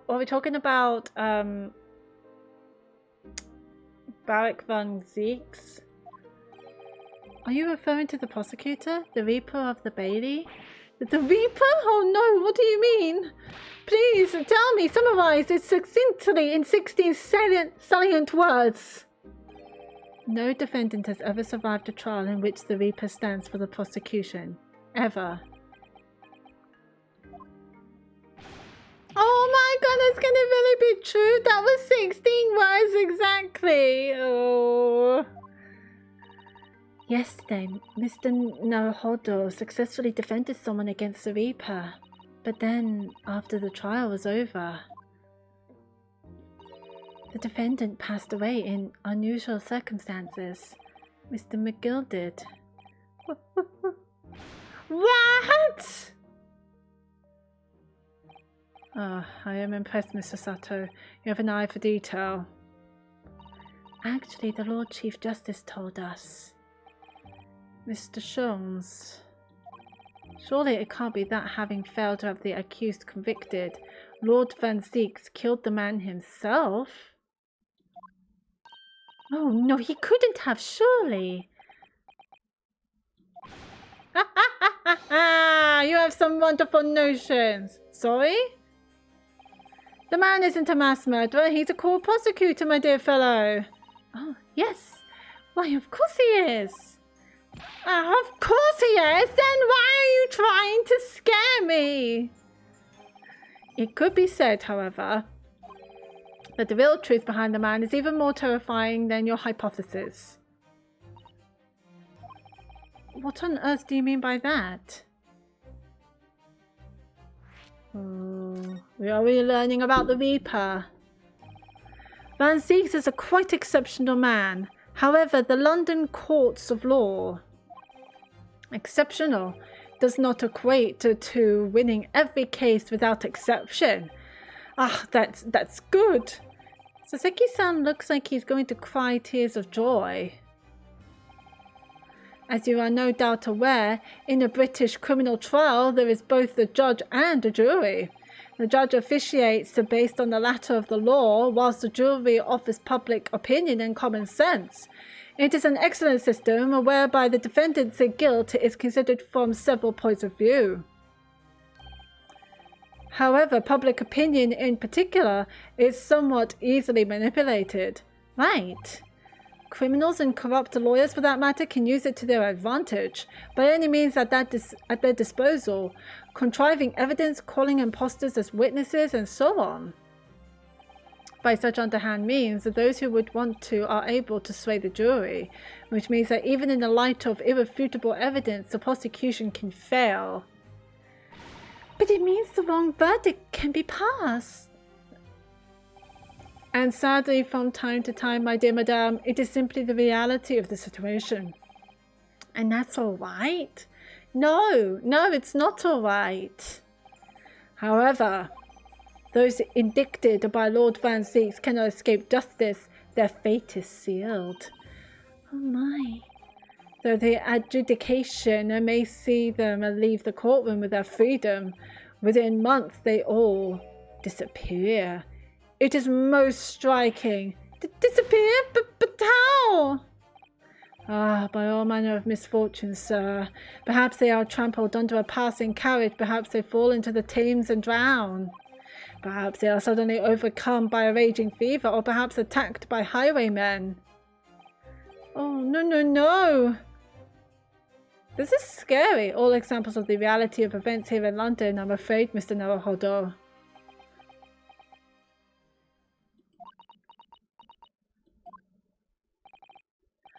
I knew it. I'm dead. Don't! Yeesh. Cursed lodgings. When you said cursed lodgings before, you were referring to your room at Mr. Garrideb's house, I assume. Do you mean to say you believe the place is cursed? It's been a year now since I came to Great Britain. But I'd only been in London a week before I started to notice strange feelings in myself.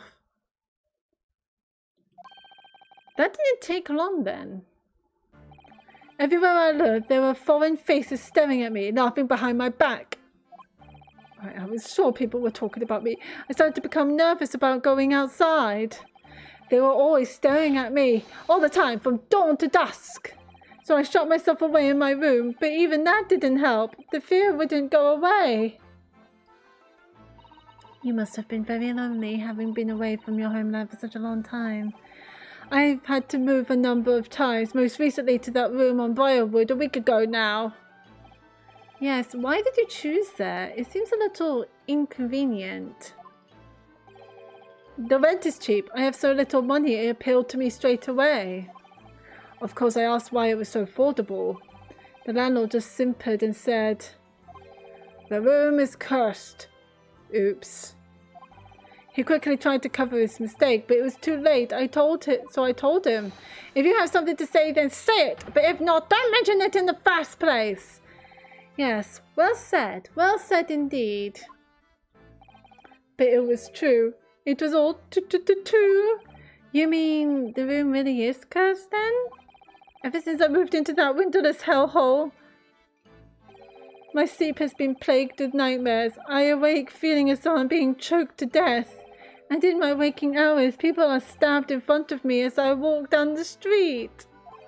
I'm branded a killer, thrown in prison. Nobody wants to know me. I'm surrounded by scary, sinister spirits. Oh, I do feel really bad for him. If only there was someone, just one person on my side.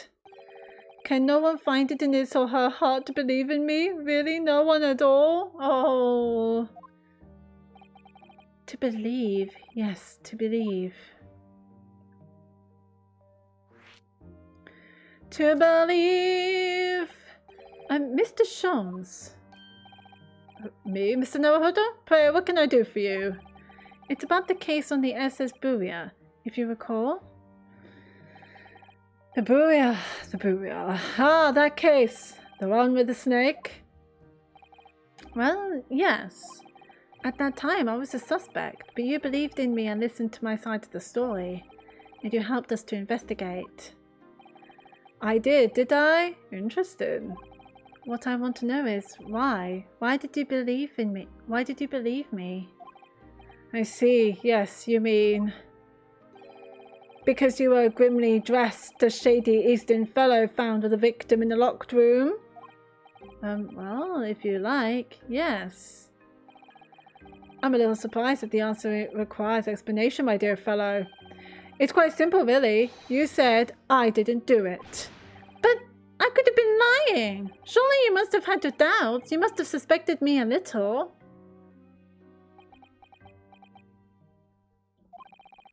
I think perhaps you have misunderstood. I neither recall believing in you, nor in that which you were telling me.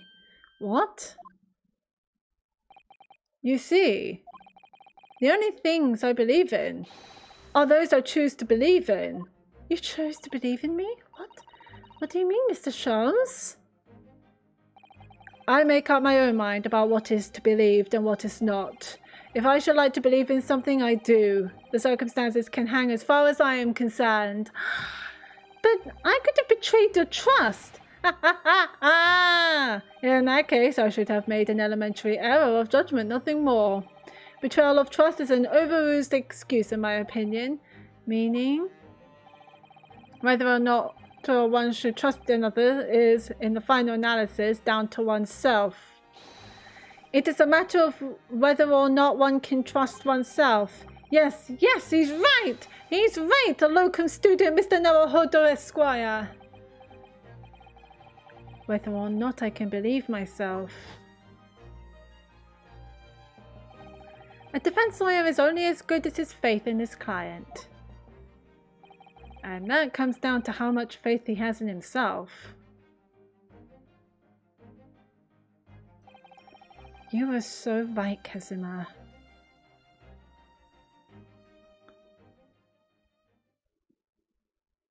It looks like we're going to accept the case. Well, my dear fellows, it is time we were leaving, I believe. Already? Visiting hours are over. The guard will be here shortly to escort us out. There is a restaurant near here that serves excellent trout. Would you care to join me? Oh dear, there is never enough time, is there?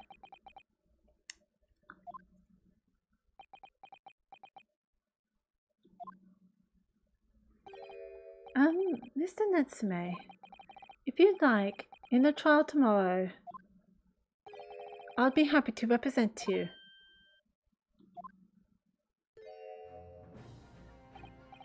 A locum student, Mr. Naruhodo Esquire.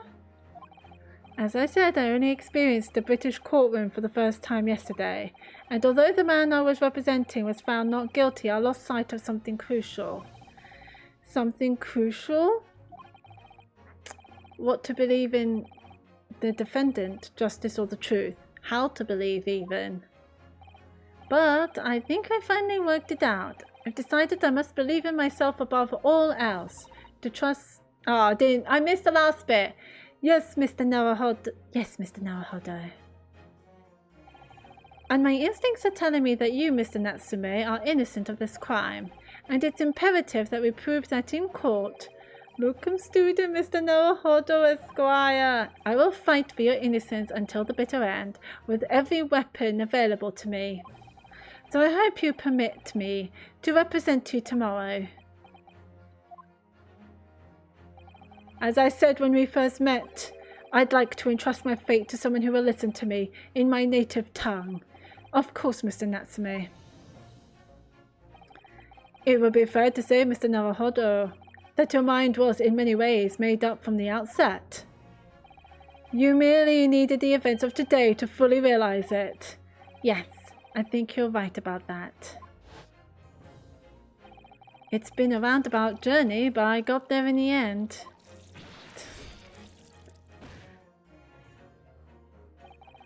Mr. Sato, yes? Would you be willing to stand by my side tomorrow and help me in court?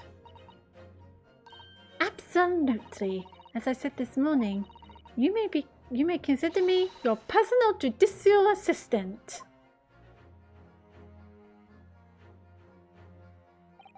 The shocking events of yesterday's trial still weigh heavily on my mind. So is mine. But it's time to stop looking backwards. Kazuma believed in me, and Mr. Sholmes believes in me now too. So it's time that I learned to believe in myself. Soseki-san has no one. He's all alone, so it's my job to help him, to fight his corner. Tomorrow in the courtroom with all the strength I can muster.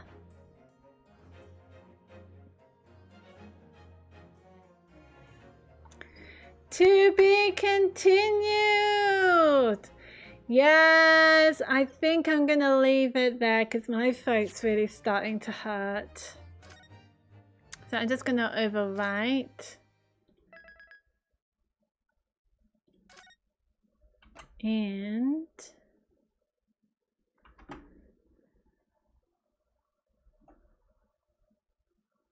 close it. Yes, and put the music back on. Right, that is going to be it for me. I do hope that you very much enjoyed this stream. It's been super duper fun. We saw Sherlock Holmes again, so I was very excited and very much into this case. I hope it doesn't end like the previous case. That would have been bad. That would have been very bad indeed. But yes, this has been fun. I do hope that you very much enjoyed this stream. I do very much enjoy this myself. So I am going to go around and see who is available to raid.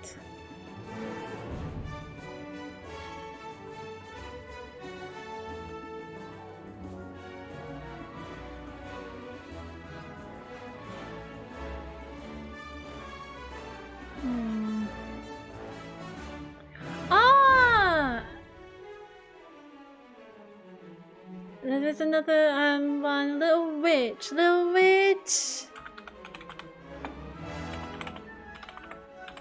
I'm going to raid Little Witch.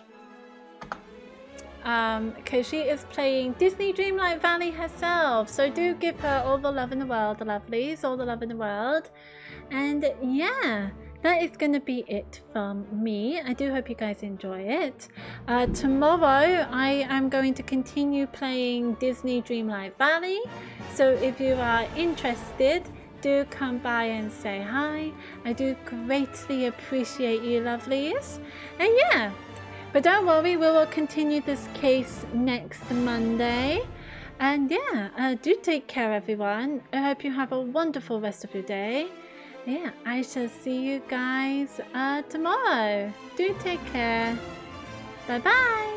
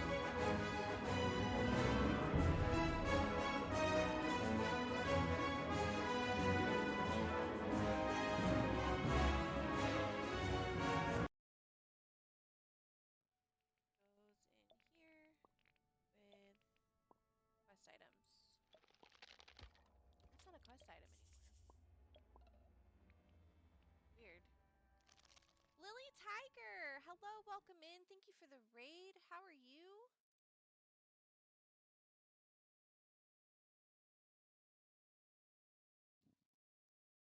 Hello. Give you a shout out. Lily Tiger. How was your stream? What were you playing? Cow plant thing that I also got from the cheats to bring out his cake tongue thing to lure hungry Sims. Oh, that's Sims. Into his Oh, mouth look at how and he pretty. eats them. Because according to this want, and this is a very weird want, I have not seen this before in my life. Oh my gosh, that plant is crazy. She wants to drink another Sim. Now that was so cool. I've never seen that plant before or anything. I'm like, it's a Cowhead. Welcome in, Lily. Welcome in, Raiders. I am Little Witch. I play games. Typically, I'm playing a mixture of horror games and cute shit like this where I can farm and things. I also do tarot readings on stream, tarot for tips. You can do exclamation point tip in chat to read the little blurb about the tarot stuff. Yeah, that's pretty much it, but I do have a little raid video for you guys, so I'll show you that real quick and I'll be right back.